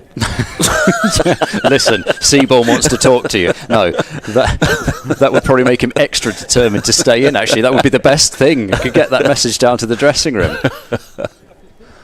Thompson again into Van Buren, who dabs that into the offside for no run. Greatest motivating factor. I tell you who it would be best for, Miles Hammond. It's not me, we get on fine, but he just doesn't like doing interviews, poor lad. It's just not his thing. That would be particularly good motivation for him if he were out there. 2 balls remaining. Thompson into Bert Van Buren, who's forward, defends, no run. Very much looks like the shutters are coming down here from Bracey and Van Buren. Unless there's an absolutely filthy delivery, it looks like they're happy to just block and call it quits for the day. Thompson again, the final ball of the over, forward, defends by Van Buren, and that brings an end to the over. Gloucestershire 235 for 4. James Bracey 85, Graham Van Buren 57. See David Lloyd rolling his arm over. I don't know whether he's going to have an over of his, or maybe of his off breaks. Whether he's going to replace Thompson or not. Connors to have 2 overs, so they've not bowled Chappell again. He is somebody who has had, has to be said, more than his fair share, I think, of injuries in his career. Zach Chappell. He has been the pick of Derbyshire's bowlers, pick of Gloucestershire's bowlers as well, probably, but 2 for 23 in 10 overs with 3 maidens. But looks as though Gloucestershire has seen him off for the day. Can they do so with Connors? Bowls! Oh, that wasn't far off stump. A brave leave from Gloucestershire's wicket-keeper. Certainly looked tight from here. Well, actually, mate, no, it was well judged. It was well judged, yeah. Having seen one from Connors, though, nip back and take the stumps, perhaps makes it more brave, but yes, it wasn't quite as close as it looked. It continued to move after it passed off stump. That was at least a stump outside. Connors runs in, round the wicket, bowls to Bracey, who whips this one through square leg. And Paul Pollard moves out of the way and across to the other side as Bracey picks up a single. 236 for 4, the deficit 290. 16 deliveries remain for Gloucestershire to ensure they're still 4 down at the end of this second day. Connors runs in. He's there now past the umpire. He bowls, it's full, it's driven down the ground. He's looped it over the top of the bowler as Van Buren, hitting it straight into the ground. But he's not able to beat mid-off. He does get across. We talked about Matt Lamb not being able to bowl. He's done one practice delivery where I think you could almost hear it, the shoulder and the back creaking from here. It looked a really, really stiff sort of motion. I don't think that was filling Lloyd with confidence to bring him on. Connors runs in, bowls. That one does come back in towards Bracey, but Van Buren, apologies, it has been pushed out into the offside, and there is no run. It does feel like important, really important moments at the end of this day. Even just one wicket. Yeah, changes these the whole last complexion. 14 deliveries. Yeah, I mean, I'd have to imagine Webster would probably have asked for the night watchman, but still, 14 more balls to face, and Gloucestershire will feel a heck of a lot happier about their day's work. Connors bowls full. Van Buren drives along the floor, but he won't get a run. So it's fielded up at mid-off. But that shouldn't bother Van Buren at this stage. He hasn't looked as if it is likely to bother him. I've been impressed by how many have stayed for the final ball of the day. Just look down in front of us. Still quite a healthy contingent. Yeah, I was mentioning even an hour ago that often a few people drift off, and some have, understandably. Some people have got families to see too. In goes Connors to Van Buren, who tucks it away towards mid-wicket, and there's no run. 2 overs remain in the day. But yeah, there's sizable contingent still on the far side of the ground, and down below us, it's a man in a Rohit Sharma shirt down there, which is a slightly curious shirt to see at the county game, but who knows, maybe Rohit Sharma has had a long-held desire to play for Gloucestershire, and this man knows that Rohit is coming next year. Some backroom talks are taking place, evidently. Yes. It looks like we are going to get David Lloyd. The penultimate over of the day, and David Lloyd is going to turn his arm over. The man who forced Ricardo Vasconcelos to chuck his bat towards mid-wicket as he tried to leather him out the ground last week. That was a great piece of cricket. So it will be Lloyd to Bracey.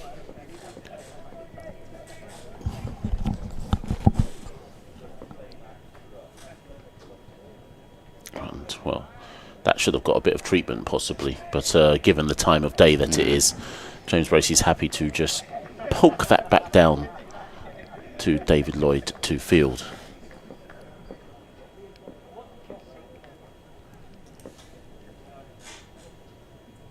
Lloyd again, and this one definitely deserves some treatment, but again you can tell that James Bracey is reining himself in. Just smashes that in front of point region, or down to, sorry, in front of point 4. 1 run brings Graham Van Buren onto strike.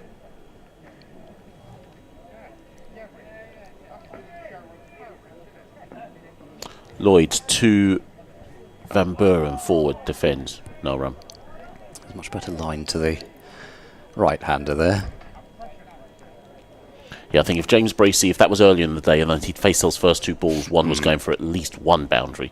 This one, well, this one gets a waft by Van Buren, and he gets an edge on it through a vacant region, 3rd man region for 4. But I think that surprised Van Buren. It bounced a bit, didn't it? I mean, I think he played the cut deliberately, but as you say, there was something, I don't know whether it was pace or a little bit of... I think it bounced him a bit more than they expected. A bit of bounce. I mean, I think he roughly knew what he was doing, but yeah, he was reaching for it a bit. But yeah. Got the boundary all the same. This one's short. And Van Buren just turns it into the leg side for no run. 1 ball left of this speculative David Lloyd over.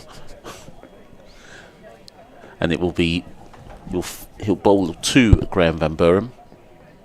And Van Buren is forward, defends. That brings an end to the over. There's 1 to go. Gloucestershire 2-4-1 for 4. James Bracey 87, Graham Van Buren 61. The deficit is 285, and you would think that Sam Connors will bowl the final over of the day. Indeed. The mullet, the burgeoning mullet, as Dave Fletcher likes to call it, has been revealed as Connors marches up to his spot, and umpire Pollard realises that it's James Bracey on strike rather than Graham Van Buren, so he's running off towards square leg. It was an impressive effort from Paul Pollard at this stage of the day, especially with the low shadows. He'd be using the excuse just to stay at point, to be honest. It's not in anybody's way. But no, he's going square leg to square leg. 6 balls remain in the day. Connors bowling to Bracey, waggling his bat, waiting for him, and Bracey comes forward and blocks this one up to mid-off. There is no run. So whoever did have their pads on for Gloucestershire will know that they aren't required, whether Bo Webster said, no, leave it to me, or whether somebody else was padded up. I think Matt Taylor was probably the the choice for night watchman, but I suppose they could have given the task to Sing Dale or somebody. Round the wicket goes Connors, bowling to Bracey, who comes across that one and works it quite neatly, but only as far as mid-on.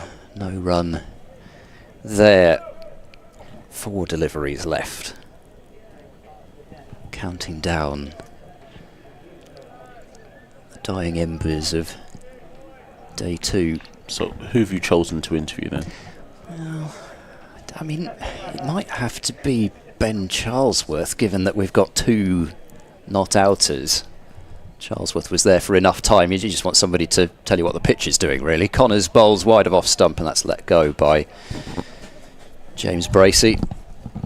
There's no real bad person to talk to, but Ben Charlesworth is always a willing interviewee. Gave a very nice one after his maiden ton last week.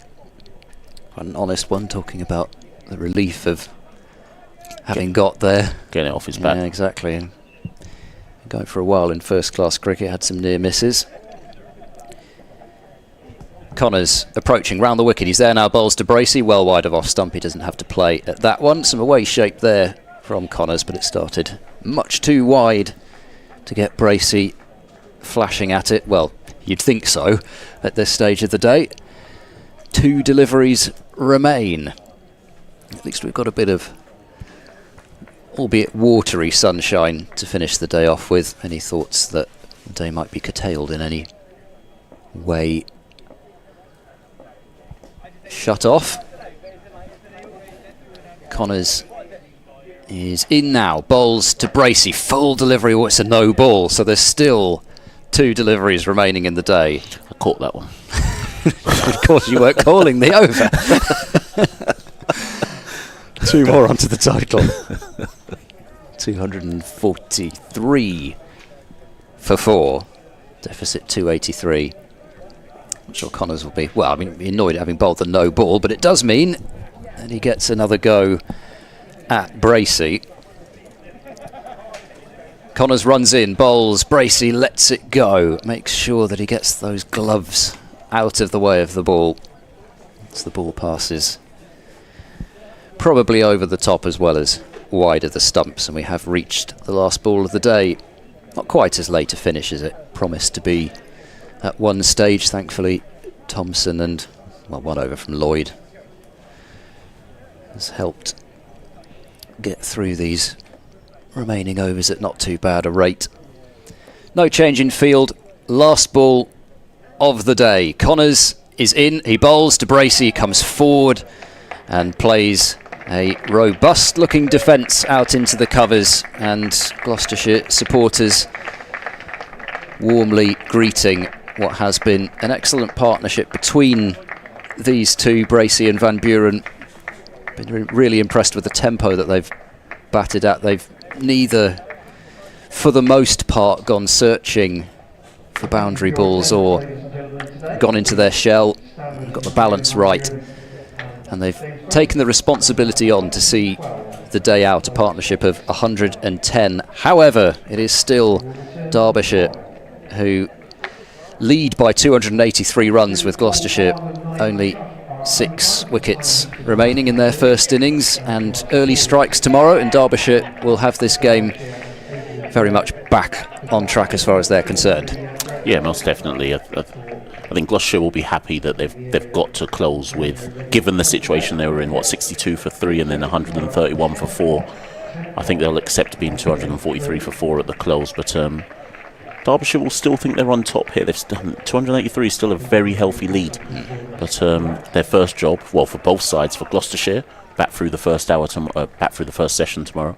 For Derbyshire, take some wickets in the first session. Yep.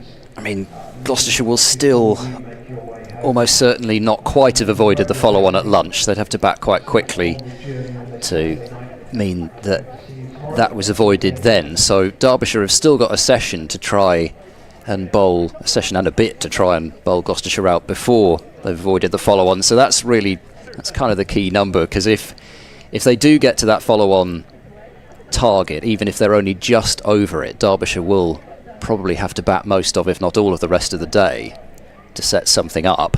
and then Gloucestershire would have the final day to bat it out. So still plenty of possibilities. It is Derbyshire who are in control of this match, leading as they do by 283 runs, but Bracey on 87, Van Buren on 61, providing hope for Gloucestershire that they can perhaps not just avoid the follow-on, but maybe even add a fair few batting points as well. Thanks very much for your company today. It's been a beautiful day at Bristol to watch cricket, and we've been very happy to bring it to you. From myself, Ed Seaborn, from Michelle Hewitt, and from Dave Fletcher, we will all be back with you tomorrow morning. Have a very pleasant evening.